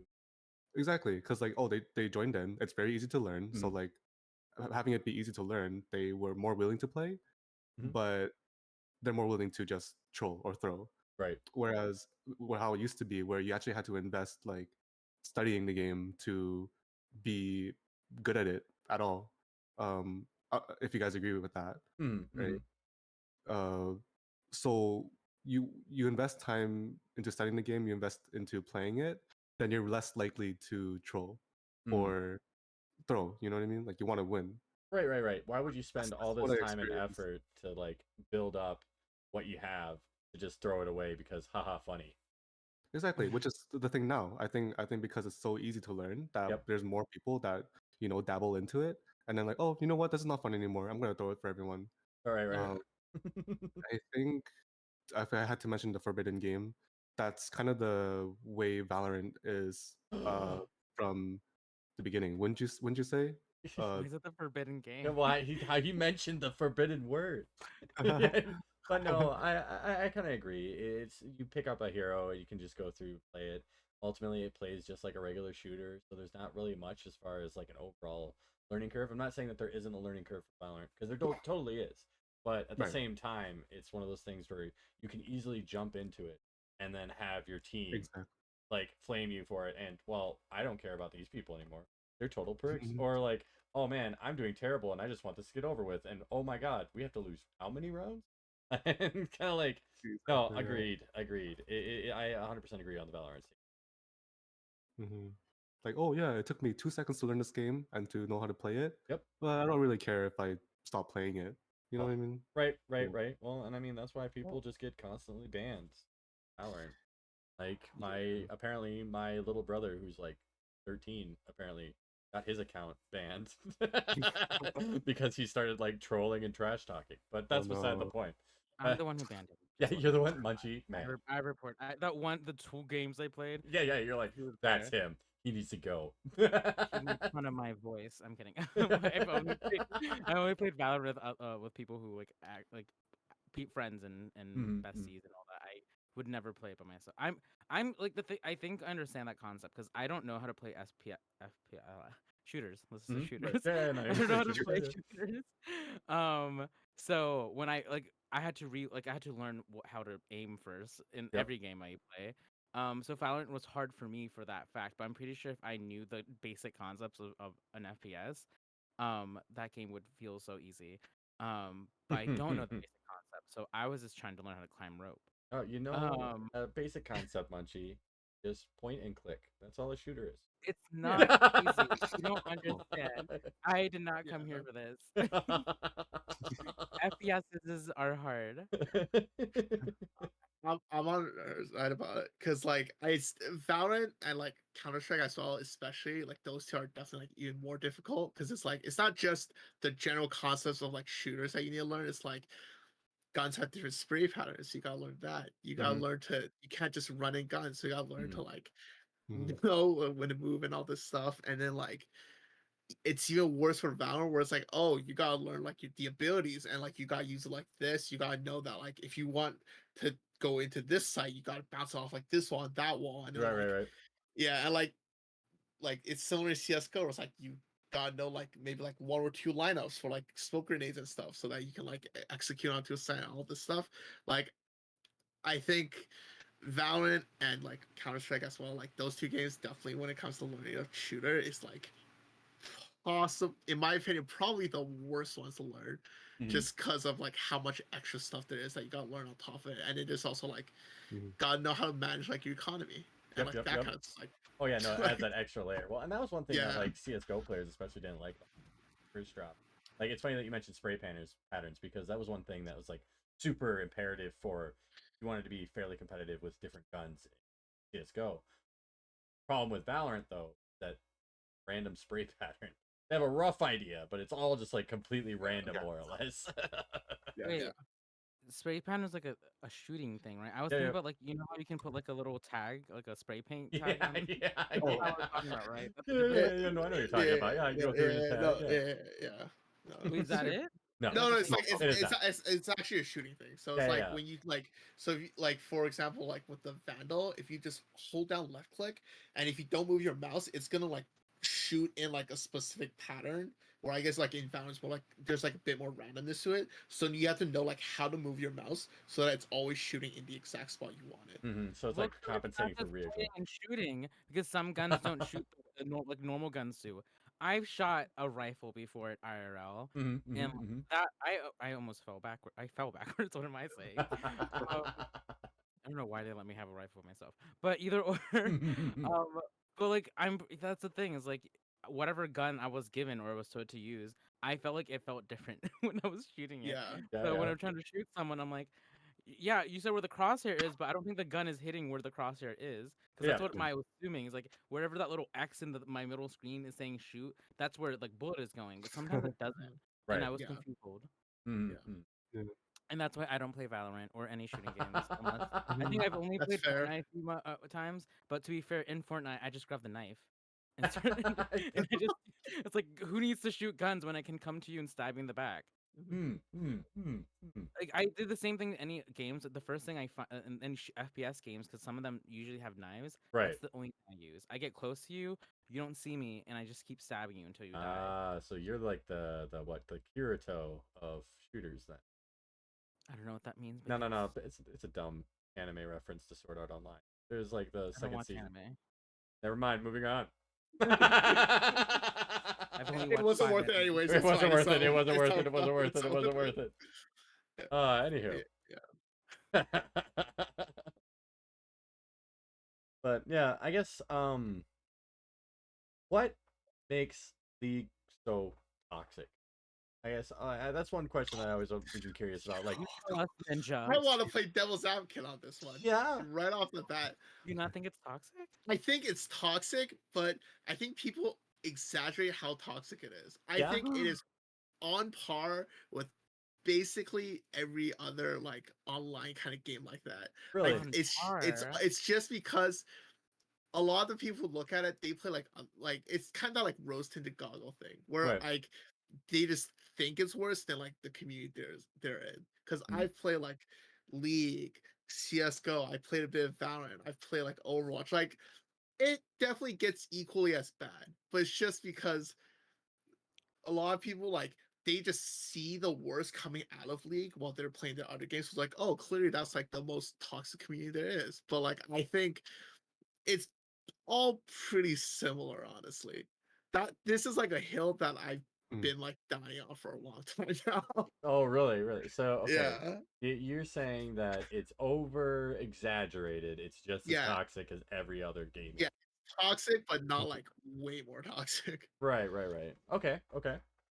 I agree. I'm not gonna sit here and not agree with it just because our and I think it's a meme at this point because we Right. cannot talk about League without us saying something negative about League, Right, which is right. not a bad thing. It's almost like us saying hi is like, oh, we're gonna play League. Oh, that garbage game. And you're addicted, aren't you? Oh, that piece of trash game. You're gonna go play it. Oh, I'll join you. Let's play a few games together. You know, Well, it's like it people reminds me. have Yeah, no, go for it. say it and just no, say No, your words. I was gonna say it reminds me of kind of like when you have a really good friend and someone asks you about that friend and you literally just talk shit about him. Yeah. If someone talks about People, it's like if someone's like Rue, oh that like pervert, yeah, don't talk to him. Yeah, not worth your time. Um, but that's the thing. It's like that's how League is talked about. But some people take it like serious. But like Mhm. so full trans. I don't know why this is a chance. This is not a moment. This is not Discovery. When I before like everything, I used to play Pixelmon, and Oh. I became a moderator there. Mhm. And as a moderator in most Minecraft servers, you can see people's messages. And I don't know what ages these kids were, but I know they were kids. Some of them may not have been kids. But the things that these kids say in their DMs Oh yeah. is disturbing and extremely toxic. If you ever played those all for one games like the Hunger Games and like Yeah. Minecraft and all Yeah. Yeah. that, Yeah. people are super toxic. Like every game I have been to, slurs and things have been thrown about. mm, Um, if someone gets upset with you and they don't know how to control their I was gonna say their mouth, but their keyboard, their hands, they're gonna say awful things about you because they're not able to control the way they're feeling. Like they think they want you to know that you are dog shit and you Yeah. deserve Yeah. to die because you don't know how to play this champion or you don't know how to have map awareness. Like all these things. I feel like it happens in every game. Like even in the most simplest games, even games aren't even like old players. Like I know when Cuphead came out, everyone called it a toxic game. Oh yeah. Yeah. Even oh though my god. it's It was like Yeah. super good. It's ridiculous how difficult that game was. I can't do it. Yeah. I can't jump. Why can't I jump? I can't beat the tutorial. This game is too hard. Yeah. but that's the thing, and a lot of people went for the devs because for whatever reasons, anytime a game is not easy or someone is not making it easy or like you're just not having fun anymore, you're Yeah. gonna say something. It becomes a toxic environment. And like I'm not saying you guys are the problem or I was the problem when we were having our toxic moments, but we were having our toxic moments and then someone else feeds into them. We're gonna have a whole toxic fight and then everyone's mothers are brought into it and like it just becomes a whole hullabaloo. And I feel like that's what and like League gets the most flack out of it because it's known game, it's kind of famous and like kind of famous. No, it's just a small indie game just for fun. But like, Yeah, but no, I think that's nobody the knows. biggest thing is the bigger the name the game, the more like the incidents will be like more like known. Like a lot of the bigger streamers have people who I think intentionally sometimes just go into the games to be toxic. It's like, oh, Right. that's like a Pokemon. I'm gonna ruin her life, Oh and then yeah. her audience see that, and a lot of them may or may not be like casual League players, and they're like, oh, this game is so toxic. They're just feeding for fun, and people because people I feel feed everywhere. We just talked about Yep. that, yeah, both Riot games, but I feel like I played several games where people just just to kill themselves just because they can or try to make your time like not useful. I know when I played World of Warcraft, Yep. and sometimes you put random people would just like start running out of the group. Like we're supposed to all walk as a group so we can all help each other, and the Yep. tank just starts not tanking, or like the Yep. dancer starts not dancing. Like it happens in every game, and people get in their feelings and they start typing out big things that you would not say to a 4-year-old child. And probably it is a 4-year-old child writing it. I will guarantee So, you that it is probably like a 4-year-old child. So actually, fun fact, a little bit of a side story here. Apparently, since my little brother who's like 13 got banned from Valorant, he's been now going to like the local internet cafe basically and playing Valorant there instead. And Oh, jeez. I don't know if you've ever been to like an internet cafe filled with like 13-year-olds all playing Valorant, but there are things that are said Oh my that you would goodness. never expect to come out of their Oh. mouths. It's like you make it. It's like I I believe agree. you. I Oh work at a yeah, middle no, school. it's ridiculous. Yeah, well then Munchie is more than No, familiar. I can tell you because a lot of kids have mentioned League, Yep. and this is a fifth grade, so what age? Mhm. I think it's like 10, 9, somewhere in there. Yeah, That something age like group bracket. Um, oh, actually no. So and then I worked with some of the second graders, and they were talking about Fortnite. They were talking about that. League. Yep. They were talking about Counter Strike and like Call of Duty. These second graders Yep. were saying these things. So yes, probably that toxic person that we're calling toxic is a second grader Yeah. who is Yeah. who is typing profanities because They no can. one's kind of controlling it. Right. And yet sometimes it is adults, but like you are able to tell. And Mm. at the end of the day, if you do let someone else kind of ruin your own gameplay, not saying that's on you. I'm not gonna sit there and victim blame, but I'm just gonna say that in that moment you came in kind of knowing that it's gonna either be a win or lose. Like Yep. that, it's Mm. that's the name of the game. You're either Yep. gonna win or lose. If it feels like you're just not able to carry, or like you're not in a role, or you yourself aren't doing well enough to carry, or the team is too heavy, it's gonna go one way, and you kind of need to start accepting that like it's not gonna go well. Instead of popping off, going, "Hey, mid laner, you fed like a crazy mother fudger." It's not my fault. It's your fault. You failed the Well, team. you're both probably gay because like you just keep being on to each other and like doing all those things. I learned so much about the LGBTQ because of League of Legends. Oh my Oh, wow. Oh, wow. But that's what I'm saying. I feel like there's so many methods, and it's not fair because I'm using like I'm studying to be a therapist. So I'm using psychology as a way to like talk about the toxicity of it all. But that's how I feel. Just from like experiencing and playing this game for so many years, I I know when I'm being toxic is like I've been talking to my own friends going like, no, you should build this. No, what are you doing? Hey, like use your auto attack when we're fighting. Like, come on, you let him kill me. Um, I used to be that way. I used to be like, you didn't give me blue, you little bitch. Like, come on. I, Oh, Mm, shit. mm. like Basically I having would, like the equivalent of road rage in the middle of a game. yeah, and I feel like that's what toxicity really is. It's us having road rage. Because like realistically speaking, driving is toxic. Like if Mhm. that person who honks at you twice because the green light just turned the red light just turned green, that's a toxic behavior. Like they did not let you even breathe. They're Mhm, like mhm. it's green. You gotta get Move! going. We're That's going! league. That's league. That mentality is league. Is like, oh, you weren't auto attacking, or you weren't there, like, or like, where were you the whole time, or like, why are you in jungle? Like, it's always questioning and asking. So that's how So I what see you're it. telling me is that actually League of Legends is just traffic. It is It's just that traffic. the behavior, the same. It's the same behavior. Like you can, they will match each time. Like the impatience, not waiting, not understanding other people's perspectives. not being able to drive, not being able to play, Mhm. getting your license to play right. Right, yeah, you have to get licensed. Can you imagine? Oh yes, I finally got my gamer license. It's There'll be time. less there'll be less noobs if people had to get their It's gamer license. true. It's true. I'm just telling you.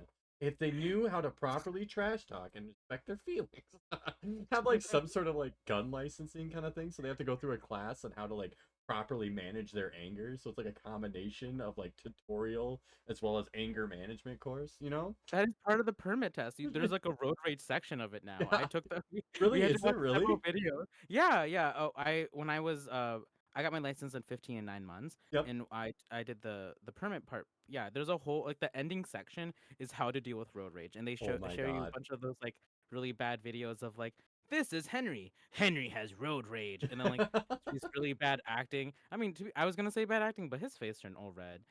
The person who was playing road rage Joe, Road road Rage rage Joe. Oh, but like that's like they show us that like like that's a thing that is being taught. So Mm. we should make that for Riot, and people should have videos and like okay, I'm just talking about that now. You know, we if we work together, we can make League a less toxic place. It's us. We are the change. Am I right or am I right? amen. Amen. Amen. Amen. Amen. Toxic management. That's what we'll call it.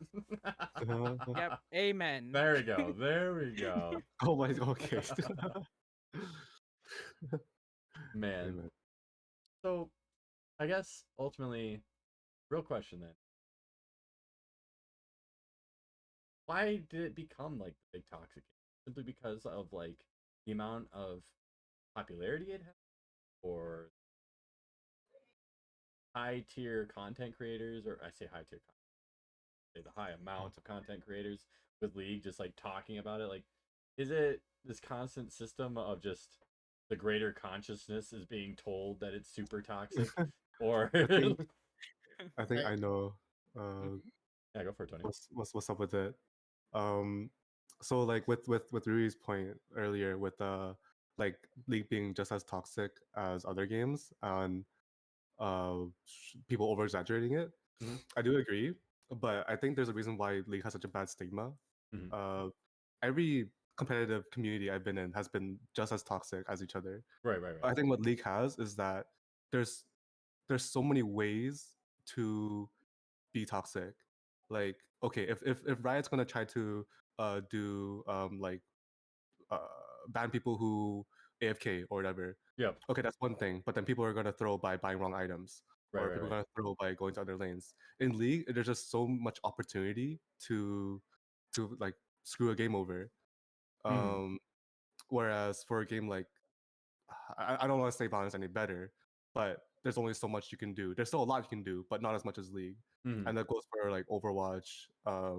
Just off my experience, tell me if I'm wrong, but I think League just has the most opportunity to piss someone off, basically. Well, and I Uh, can I agree with don't know that. about Like, that. I can agree simply because like as far as a game goes, League is more opportunistic of someone who is intentionally feeding or like intentionally like throwing the game. Because if you have it's so much more team based, where having one less player can really hinder you, especially when they start feeding the enemy team and actually are actively aiding the enemy team. Specifically like, all right, in like Valorant, okay, you got a little bit more money, but you're still capped at money. On top of that, it still requires your skill to shoot like a gun to be kill people. Meanwhile, in like League of Legends, where it's mainly based off of like stats, that nature, it intentionally feeding somebody and giving them that extra amount of gold to further buff themselves up makes it even harder to kind of deal with. Not saying that like someone buying an early op in Valorant is easy to deal with, but it, I feel like there's a lot more snowballing in League of Legends than there is in like other games, specifically because of like the team. it's also easier to like hide it because like you Mhm. start like a bad fight and it's like it were you throwing or did you just take a bad fight because you Right, just thought uh, it was gonna be a good fight, right? right. Yeah. mhm, I think but like I think the other thing is like I think another issue is like stuff like this starts from the top. And Mhm. unfortunately for League, like a lot of the big streamers right now do are kind of like people like consider toxic, right? Like Tyler One obviously. Yeah, is a well, perfect that's like example. Tyler One's whole It's shtick. like- We yeah. all do. Yeah, but Yeah.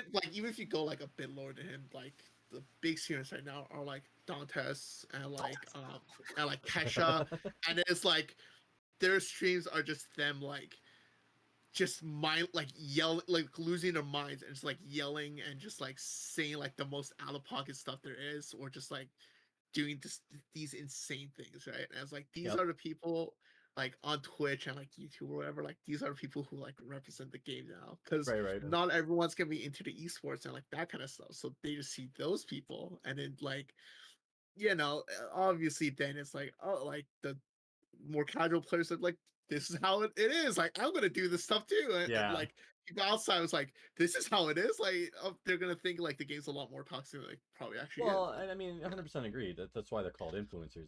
Imagine, like, if Yeah. you followed like Donkey when he was doing stuff, people would do trolly stuff with his kind of stuff too all the time. Like, Oh my god, Donkey. I know, Yeah. But that was fun. You know, it was shenanigans. People would recognize You know it. what? Like, You guys are right. We should open the tribunal back. Like that. That should be a thing that should come back. I miss the tribunal so much. We Like, need to bring that back. so what ended up happening with that anyway? It didn't work.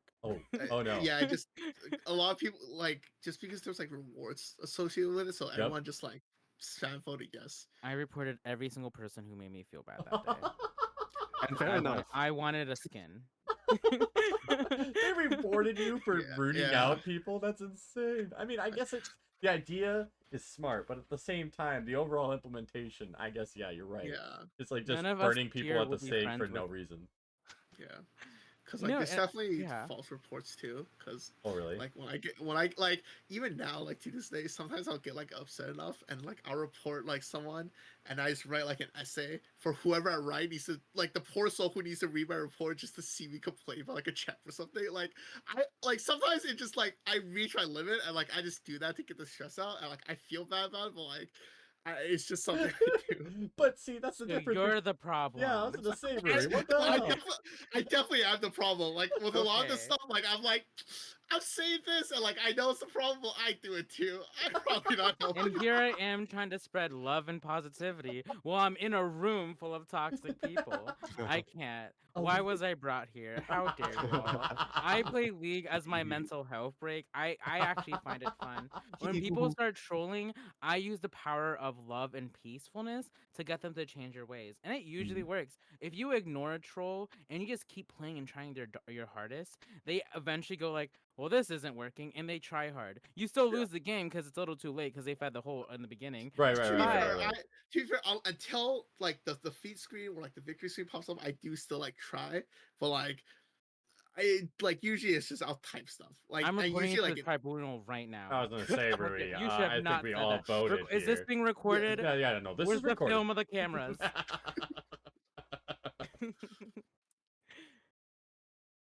I'm but sorry, League Rui. isn't toxic. No, never. It's not toxic. Not by any means. Minecraft is toxier. Minecraft Toxier? is more toxier. Toxier. Yes. Oh, Have you been to the rice bowl? No, I'm kidding. Oh. What have you been doing? Did you break I my just know stuff? some of my pigs died. Oh. You know what? Griefing. Yeah. Griefing? Oh God. No, wait. Oh no. Griefing has always been like terrifying, especially in those. Like, but if you're doing like a survival mode of like runes, Minecraft or whatever, it gets rough. There has to be like a level of respect to be had, depending. Anywho, back to League. There's So griefing in League. there is definitely grief. There's a lot of grief. I need to ask you all right now: have any of you Nah. done the cardinal sin of I forgot the hoping to drag it out of where you make a new account and then just play games. What the hell is that called? Smurfing. Have you done the cardinal sin of smurfing in League of Legends? I see Tony over there. Have you created a new account so you can dunk on scrubs? Oh, me? No, I could never do that actually. Mm. I've my account. here's how perfect I am. Okay. I have a second account, Oh. but that's because Mm-hmm. back in the day I used to play on a laptop that died all the time. Uh-huh, So uh-huh, uh-huh. I got like AFK'd a lot, so I couldn't play. So I made a second account for Oh. that reason. Uh-huh, But uh-huh, my uh-huh. MunchiTime account, which had to go through several names, Yep, is yep, the yep. one I got when I first entered during a lease, and I've never had to make a new account. I've kept this account for years. That's why it costs so much money. Like I have not every skin. I Damn. have every champion, but I have almost every other skin like of the order the over like the legacy skins Oh yeah. because because You've been I've playing never for so long. lost this account. Yeah, I played for so long. I never lost this account. Never Mhm. got banned. Never got suspended. Only Mhm. AFK'd because like if you play on a laptop, it run like, it Yeah, no. burns and then it dies. Yep, yep, yep. It blows But itself yeah, up. my other account, which it was supposed to call Big Eye One. I don't Mhm. know why. And it turned I didn't know how many G's had, so now it's Bi Guy One. But that's not even true anymore about my homosexuality. Oh So that's no. funny. It should be Pan Guy. Pink But like guy. it's sounding weird. But like that's like my second account. But I can't even do Smurfing because I'm not that good at the game. So I would just be casually playing for part two. Mhm. But Tony, tell us about your problems. Um. Well, it wasn't really bad for League because I was ass at League anyway. Mhm. Um. But yeah, whenever I made a first account, it's kind of similar to Munchie, except I just forgot the password to my old account.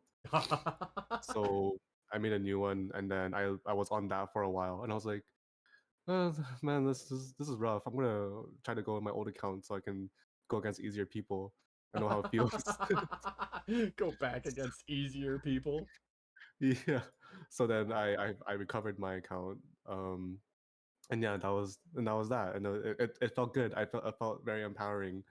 Um, although it was very empty feeling too. Uh, and then more so for Valorant, where um I have like a lower level account to be able to play with lower ranked friends, which is like debatable. Um, I'm sure the majority disagrees with that, but for me, I I don't care. That's all. I want to play with my friends. That's all it is to me. Mhm. And I think um, that one's fair. yeah, Yeah. yeah. So Maybe. that's like, yes, I am a sinful person. Well, I mean, we knew that. We have a nun in the room. My arms crossed.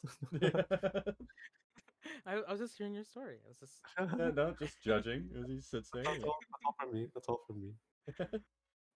Rui, how about you? Have you smurfed? How many times have you So smurfed? I have a sticky note open right now that I have to double check. Including my main account, I have 9 different accounts, and Oh one my of them is on the Latin, god! and one of them is on the Latin American North server. Why? Pourquoi? Because I like okay, so two of the accounts were from like a long time ago that I don't really use anymore. Another Uh-huh. one's a friend's account who barely plays, Okay. and then the other ones are like I just have like stupid ideas of things I want to do, and then I'll play on those accounts. So like I have one where all I do is play Ultimate Bravery, which is the mode where it like gives you like your entire build as like random Wait, I items. want to play that. Let's play that after the Yeah. room. And then I have one one account that's just to play like really like troll stuff top lane. Mm-hmm. I have one that I originally started to exclusively play Shaco support, and now has just become like I just play the most annoying things possible as a support. Ash support, Shaco, like all that Oh kind of my stuff. god. And then like one day it was just like North America has suffered enough. Let me move this elsewhere. And then I bought the Latin America North account to play there Oh and my annoy them god. instead. Oh my god. Tony was right. You are part of the You problem. are part of the problem. I know, I definitely am. Like, there's no denying it. I'm definitely part of the For In problem. shame. here, I thought we were all innocent. You literally make troll accounts. I can't. Yeah. My like to go back to like the very beginning of the stream, I said my favorite champion was Shaco. This is my philosophy with like I should have partially seen of it why. coming. This is like my philosophy when it comes to games and why I enjoy Shaco so much. It doesn't matter if I win or lose. At the end of the day, if I was the only one in the game who had fun, I Oh feel like my I god. won. Oh my You're a god. This is not monster. even that's like Someone the call worst the police. mentalities. Yeah, somebody Someone save these call them. people. It's I like should have known because the only time I play Shaco is usually on ARM, and I am maniacally laughing the whole time because I just like having Yeah, the funnest time, just like like disappearing, throwing boxes around, just being murdering people from the obnoxious. back. Yeah, like that's like the only yeah, time I really like enjoy yeah. myself. Like there You was should have once where known. like a while back when like you could play like supports top lane and like not take CS and then like you can just let your jungler get all of it and stuff. Mhm. I played Yumi top a bunch, and there was one night we played a 10-man custom game. Oh my god. My team lost, but at the end of it, like all 9 other people were just like upset and like did not enjoy the game. It was like, oh, it's a fun game, guys. Like, let's do it again. Oh Like, my Oh god. my god. Freaking god dang it. Well, now I know who we to report. That's terrible. Jeepers. I know, like, for me, I did Smurf at one time, but that was more of a That's it. That's all you have to say. no, Okay, end the well, interview. no, End the no, interview. wait, no. It was actually really funny, because I created that account, and the reason why I ended up smurfing it all was I really liked Vayne as far as like her playstyle, but I was like, all right, I know I can't trouble someone who's actually of competent skill with me trying to learn how to play this character. So I'll jump into a lower level game and I'll try it out just to, you know, figure out how it works and see how it does kind of. And like halfway through the game, one of the opponents calls me out on it. They're like, Vayne, you're smurfing, aren't you? I was like, what? I don't know what you're talking about. It's like, you're a filthy smurfer, aren't you? I'm like, I don't know what you're talking about, man. It's like, Oh, very passionate. well, and it was so funny because then like the rest of the game became me. Like I was the villain, and I was like, I guess I deserve it, but this isn't what I wanted. I just wanted to learn how to play this stupid game. Uh, I wanted to I learn get how to that. play specifically Vayne, and afterwards we ended up losing that game. And the person who called me out was like, "Ha, that's what you get." And I was just so taken aback. I was like, I You guess got you served. won. I guess I got served. The whole problem completely just different. But oh my god, it was ridiculous. So you heard it here. Ninja used a script. No, what? No, I would, You were I a would, scripter. I would You never. filthy scripter. I Everyone would knows never. that you wouldn't be able to dodge those skill shots as Vayne. You wouldn't. Yeah, everybody knows that you're actually just cheating. What are you? Yeah, you're using programming hacks. That used Yeah. to be the big thing back in the day when Yep. like it's either that's a bot or that's a Smurf. Like there's no way you would be able, I'm a level 75 Xerath main player. Look, I don't even use skins because I'm so good at Xerath, and there's no way you would have dodged my Q. You're 100% scripting, bro. You're scripting, bro. You don't understand. This That guy's hurt my throat. Yeah, did I get a little too rough for you? Can't do bro voice for too long. But that's what they sounded like in my Mhm. head. I don't think I Oh, had voice chat. I mean, one thing about League, there's no voice chat. You know, well, I was gonna people used to say, put in their Discord all the time or my TeamSpeak. It's yeah, like join our TeamSpeak. TeamSpeak. I want to hear your voice. I want to hear your voice. Come in, join the Time TeamSpeak server. TeamSpeak was its own treasure long ago. But anyway, that's the point. I think that had to be one of the funny things. Is like those games where you would like, not necessarily speaking strictly League, but that the period of time where you like you playing on Xbox Live, personally friend you so they can continue talking shit to you in your DMs.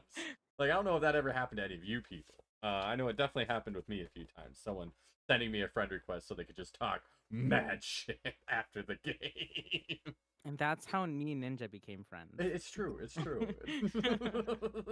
Munchie, very good at the I will say compliments. Yeah, I caught him a poopy stinky face for It's not true. knowing how to play the game. Yeah. And I mean, he wasn't wrong in not knowing how to play the game. I mean, I like to think that I'm not a poopy face, but you know, that's beside the point. Debatable. But yeah, I guess overall, how there's like what over 200 something champions in League of Legends. And Probably like 7, yeah. yeah. At least 7. At least Yeah. 7. At least 7. If you make or at least a change to any character viable, is there any character in which you would like to get, I guess, buffed or changed? Obviously, we've talked about lore, updating lore, but I'm talking strictly in a gameplay. We should nerf Aurelia. Nerf Aurelia. Aurelia, you know, you might be onto something, Munchie. I feel like I've been hearing that for years. Why haven't they done it?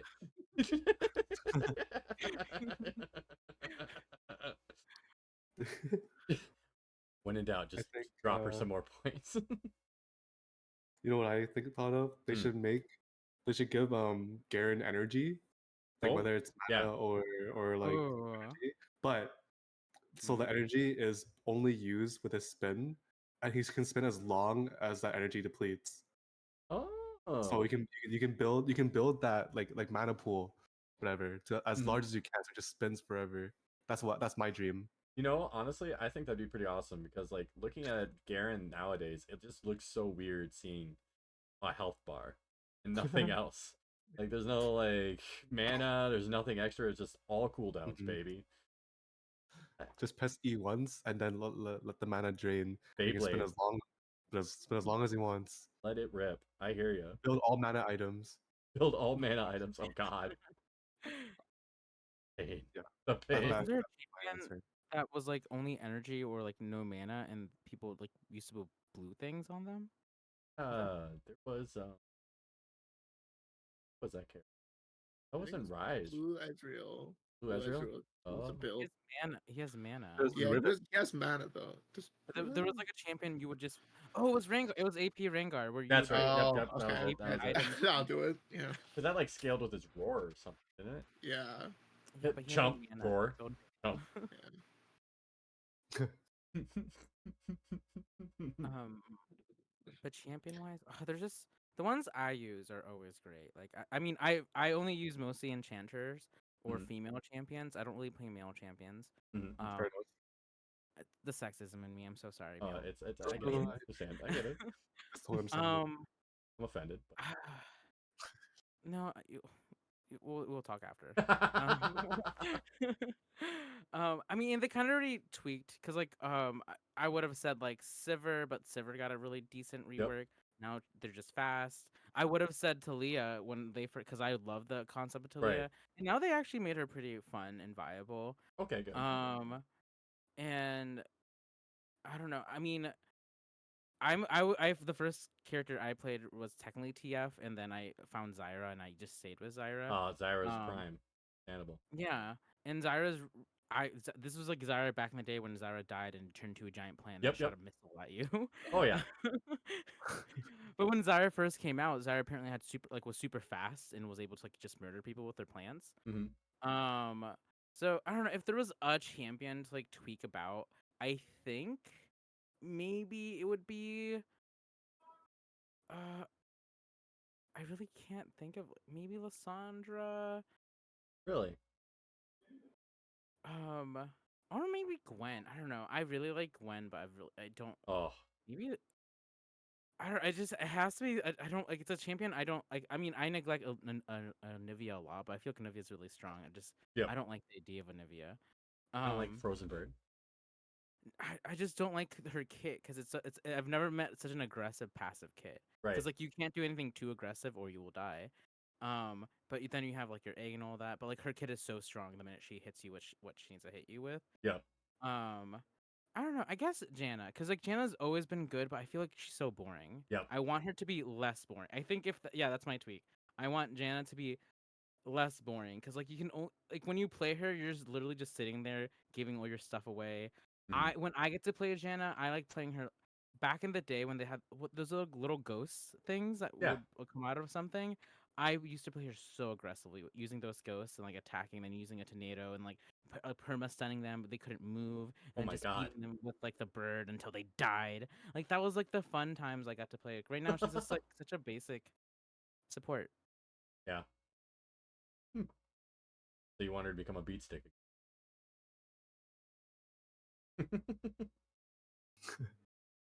and bring the pain. Today's weather. I'm ass kicking. All right, all right. Rui, how about you? And don't you say Sorry, Shaco. No, sorry, I have. Oh, my go mic first. cut off. I'm sorry. I don't. It was What? something. I said basic support, and then my mic cut off. I was or, gonna like, say the you just sound went got off. real quiet afterwards. I was like, "Damn, Munchie. Usually you're like snippy, like jumping back on the one-liners here, but I got so much silence. I was like, man, No, never yeah, thought this would happen." everything, my whole sound cut off like temporarily when Oh I said God. basic support. What did he say? What fight? Oh Wait, what did no, I was simply saying you just wanted to become a beat stick once. You wanted to basically, tell today's weather it's gonna be an ass kicking. that's a skin I use. I use the forecasting one, and I Oh, do like you just beating really? people up with it. Yeah, like throw the little thunderball people. I Mhm. just like the whittle down approach, but like again, I just want her to be a bit more viable and a bit more like more risky, like with the offensive her offensive ult was my Mhm. favorite thing to do. Again, now she's played more support because like she doesn't have that build or like that need to be aggressive. Mhm. But aggressive Janna is like my favorite, and I just feel like that should be a viable thing. Like, yes, I can play her support. Here's your shield. I slowed him down. Oh, he's knocked up. Let me monsoon you real quick. I just want to be able to like flash in monsoon, throw a hurricane, use my Zephyr, and then beat you up with my AD for my shield. Nothing much to ask for. I'm here to just kill you. I hope you're ready for my sick combo, because I'm coming in like a storm. Thank you. Thank you. That's it.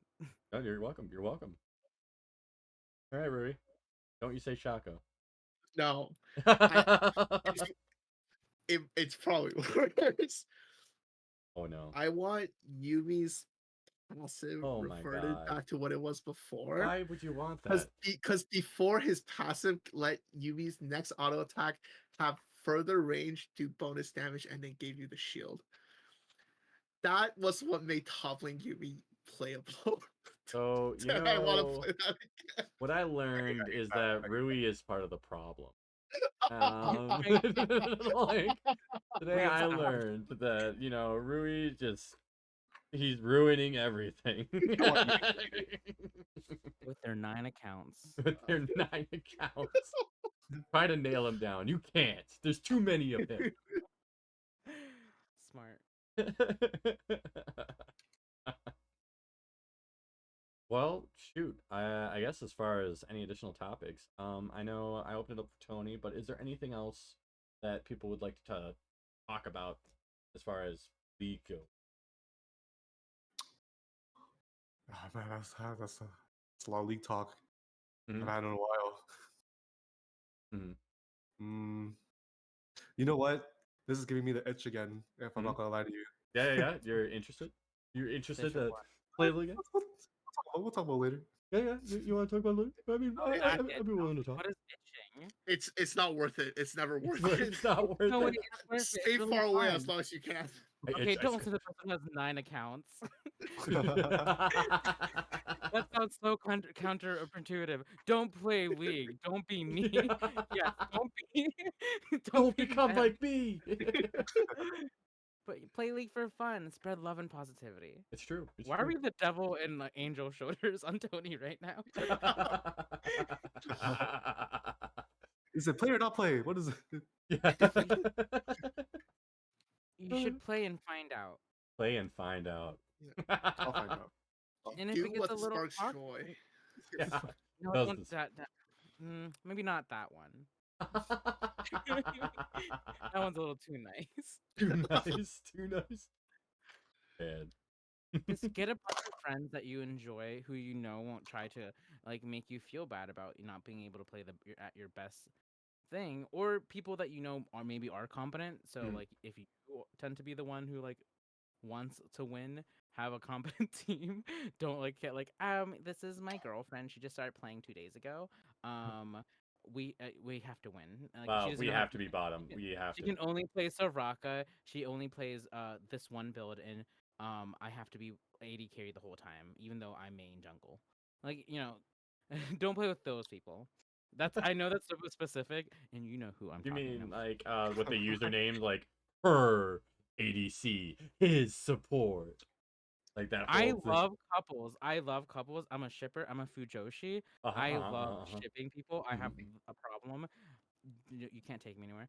But but I do hate that mentality. Like that a lot of my friend groups were used to be like, I have a girlfriend now and she's support an ID carry. And like and obviously they were like a great jungler or a great top laner. And like I could have just easily just inserted myself like, but we have to play together, our love. I'm like, go home. This Go is not home. a love game. Who said League of Legends was for love? It's It's true. about friendship and magic. So that's my only anti is that like if you're a couple, work, but play the game to play the game, not to Right. date. I don't know. Right. Right. Don't use it That's as the like good your thing couple about identity. Valorant. All of those kind of types of people like moved over to Valorant. So like one positive Valorant because Oh really? That's the one Wait, positive people about eat it Valorant. on look, again, I'm more of a like Counter-Strike kind of guy. So How many for positive on me, Valorant? that's one of the few positives I'll give you. Is the fact that all the e-daters moved over to that game now. Oh my god. Hey, I'm looking for the love of my life. Yeah. All right. If anybody's listening and you play Valorant, make sure to know that Tony right here, he is looking for love. He needs somebody Hello. to help carry him through. If you're looking for love, you should play World of Warcraft. People literally like. Apparently, from all the sources, when I used to play World of Warcraft, I met my husband there. We got actual married and married in the game. I don't know why they have a southern accent. So sorry. No, dude. Wow. What is Ow. so they also cousins or something? Is that what you're trying to get at?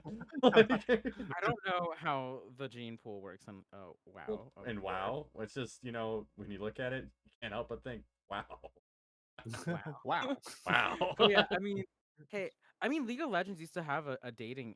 Essentially, it was a dating app because like it was an app where like you would just look for your laner. What's it But called?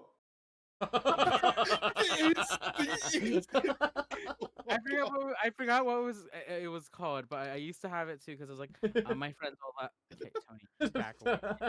I will suck you in a vacuum. But yeah, I mean that used to be a thing, or I don't know. It's always it's funny. Tony, if you're that desperate, like Overwatch Tinder is a thing apparently. So get Overwatch, That's a get in thing? custom. That is a thing. No I had way. I had a friend who, whenever we were like queuing for games, instead of like throwing into like just like deathmatch or like Anna paintball, like one of those game modes, he's like, I'm throwing us into the Overwatch Tinder, and I just AFK, go through my own stuff for a bit, come back, we're in an actual game, perfect. I didn't have to deal with that. But What? Alright. It That's is good a to- that's game good to mode. know. It's confirmed. Will, how often Yeah. have you gone into Overwatch Tinder? yeah, exactly. It's there. We just don't talk about it. Oh, it's called Game Buddies. The Game app, buddies. the duo. Find your perfect duo. Um, find Game your perfect buddies. duo on League of Legends. It's called Game Oh. Buddies. It technically it's supposed to be for friends, and like, you find your perfect duo. It doesn't matter. It's usually, and I'm just saying, usually a girl or a male or whatever they want to represent themselves, going like, "Hey, you have to be this specific gender to be my partner." And you can only play this. It's true, and I'm not here to shame people's positions. I Mhm. don't do that. That's not who I am. But majority of the time, it is an 80 carry looking for a bottom. I mean, looking for a support. Okay. And like that's what you're gonna find. Sometimes they look for a top. Sometimes they want a middle. Someone is very versatile, like in the jungle.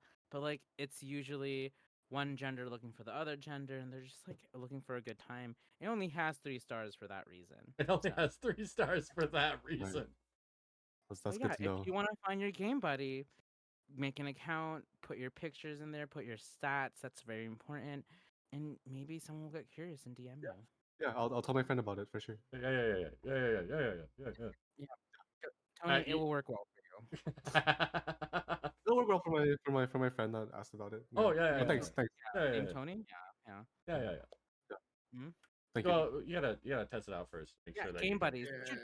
Everyone here should try it. Yeah, to make sure that it works. Just Yeah. for making sure that Yeah, all of you. Yeah. things work.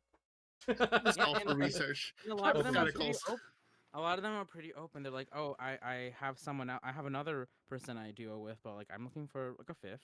Oh my god. Oh my god. I'm not. It's a very good app. I I'm not used down it. that. I found a few people. They enjoyed me. They enjoyed my services and my great carrying and supporting skills and Mhm. all the buffs I gave them. So I'm pretty sure you guys will find your perfect duo as well. Man, I'm glad that this is where we So end up. how much did they pay you for that sponsorship, by the way? I would never actually use that app. But good for everyone else who's used it. If you found your perfect duo there, work. I do not need that. I tried it once. Two people were hitting on me the whole time. We were going essentially they were I would literally Sorry. never felt like use that app, but I used it once and I started getting hit on. because I used it in the knowledge of looking for a dude. Like I didn't think Oh, it was gonna yes, be an actual of dating course, app of course, because of like course. Yep, I didn't I now I call it a yep, dating app yep, because yep, like yep. that's what it is. You know, Hmm. Ninja, come here. Come fight me. I know where you live. Next VDon and Rice will meet up. See me with these hands. Oh my On god. site. It's on site It's now. on site. It's just like, I will aggressively pat you because I cannot fight to save a soul. oh dear. I'll put a little bit of like give you a soul container that's like half open. So Take that. testing. Well, awesome. Well, in that case, as far as anything else goes, I think we're kind of getting at the tail end here. So we might as well talk socials stuff for people. So I guess Munchie, for you, where can people find you?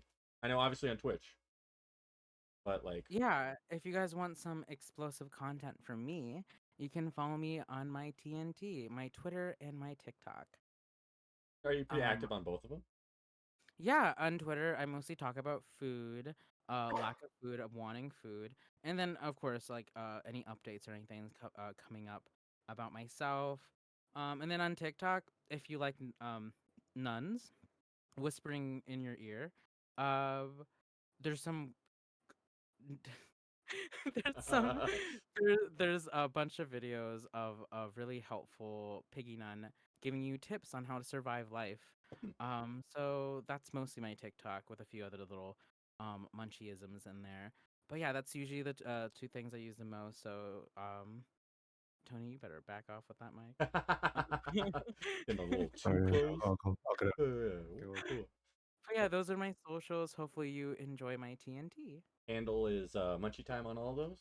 Yeah, they're all MunchiTime. I think Twitter, there's like what is that little bar called? The Underscore. line? Underscore. Yeah, sorry, I don't know technical talk. I've never used a computer before. And then MunchiTime it's normal. But yeah, those are my socials there. And yeah, so if you like my voice, you like me there. All right, Rui, on to you. Yeah. I don't stream all that much now, so best place to probably follow me is on Twitter. Mhm. Rui XU38. Oh, Through my last name there instead, switching stuff. But yeah, League of Legends has thrown me down a career path of just talking about video games and like esports. So you get a lot of that on my Twitter and just like a lot of shit posting basically. So like it's basically just what my streams would be if it was, but like in Twitter form. oh, Right okay, now, okay. right now, a lot of funny memes about Street Fighter are being retweeted and whatnot. So it's a fun time. But yeah, Oh, follow me on that's Twitter fun. mostly. Uh, I use my Instagram. I use my Instagram sometimes. That's just normally Ruyank38 because some random account has RuiXU38, unfortunately. But yeah, All right. Well, thanks, Rui. And then Tony, where can people Uh, find you? I understand you do music and stuff too. You do yes, music, Tony? I dabble a little bit. Oh um, yeah, wait, I've heard it on Twitter. Mm-hmm. thanks. I appreciate that. Oh, you have a You nice voice. can find me at Bun Bao Lu, which is tagged on the title of the stream. Mhm. That's the exact same thing as my Twitter, which I'm like the most active on. Mm. And then if anyone's interested in my music, it's just shortened to Bao Lu because Bao is my second name. Mm. Um, so yeah, no, thanks for that. Definitely, definitely. the Boys a Liar mashup it's on my YouTube playlist. It's still just a banger. Really, that's so sweet. I really talked that one. I'm not gonna lie, so I really appreciate that. Yeah, I have you on my Apple. I have a playlist of you on my Apple because I was like, oh my god, you're an Stop. Apple, because I don't believe in Spotify. This ghost doesn't have a blush option, but my face is red right now. Thanks, guys. I've seen you zoomed in plenty of times. Oh yeah, oh yeah, oh yeah. Dude, can you see it? Oh, I can see. I think I can see it. I think I can see it. Right? Just a little bit of red, yeah. Yeah. Well, then awesome. I guess in that case, we'll go ahead, close it out here, and then if you guys are interested in possibly partaking, let me know. Of Yeah, course. we'll talk later, yeah. Yeah. Oh yeah. Oh yeah. Yeah. You know, we'll just start a little group session or something. But It's thank you all. I appreciate y'all joining me. great talking to y'all. Yeah. Of It was course. fun. Thank you for hosting. Of It was course. really fun. Yeah. I know we do plan to do like another episode in about probably August, possibly one in October. Depends on when we do like gamers outreach and stuff. But if either of you or any of you are interested, let me know. I will definitely try to keep up some details as we kind of iron those out. But yeah. That's basically all I had. So thank you once more, and well, have a fine evening. Of course. See you, everyone. Hasta Good la talk. vista. Hasta la Bye. vista. Bye bye. All right. Well, in that case, thank you all for joining me today. I appreciate it. And I hope you all are excited for next month's episode where Rue will be hosting and he will be, oh shoot. Here, I gotta go over here. Do this thingamabob. I don't actually show off something.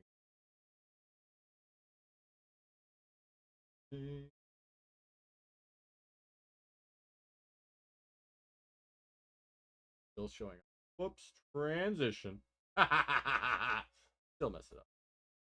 So they're gonna be talking about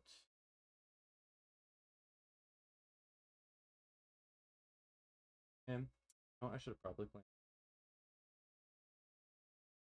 Awkward. But anyway, looks like episodes planned for late July, July 28th. So thank you all again for showing up. And until next time, don't forget to get your pets spayed and neutered. Thank you, Will. Farewell, everyone.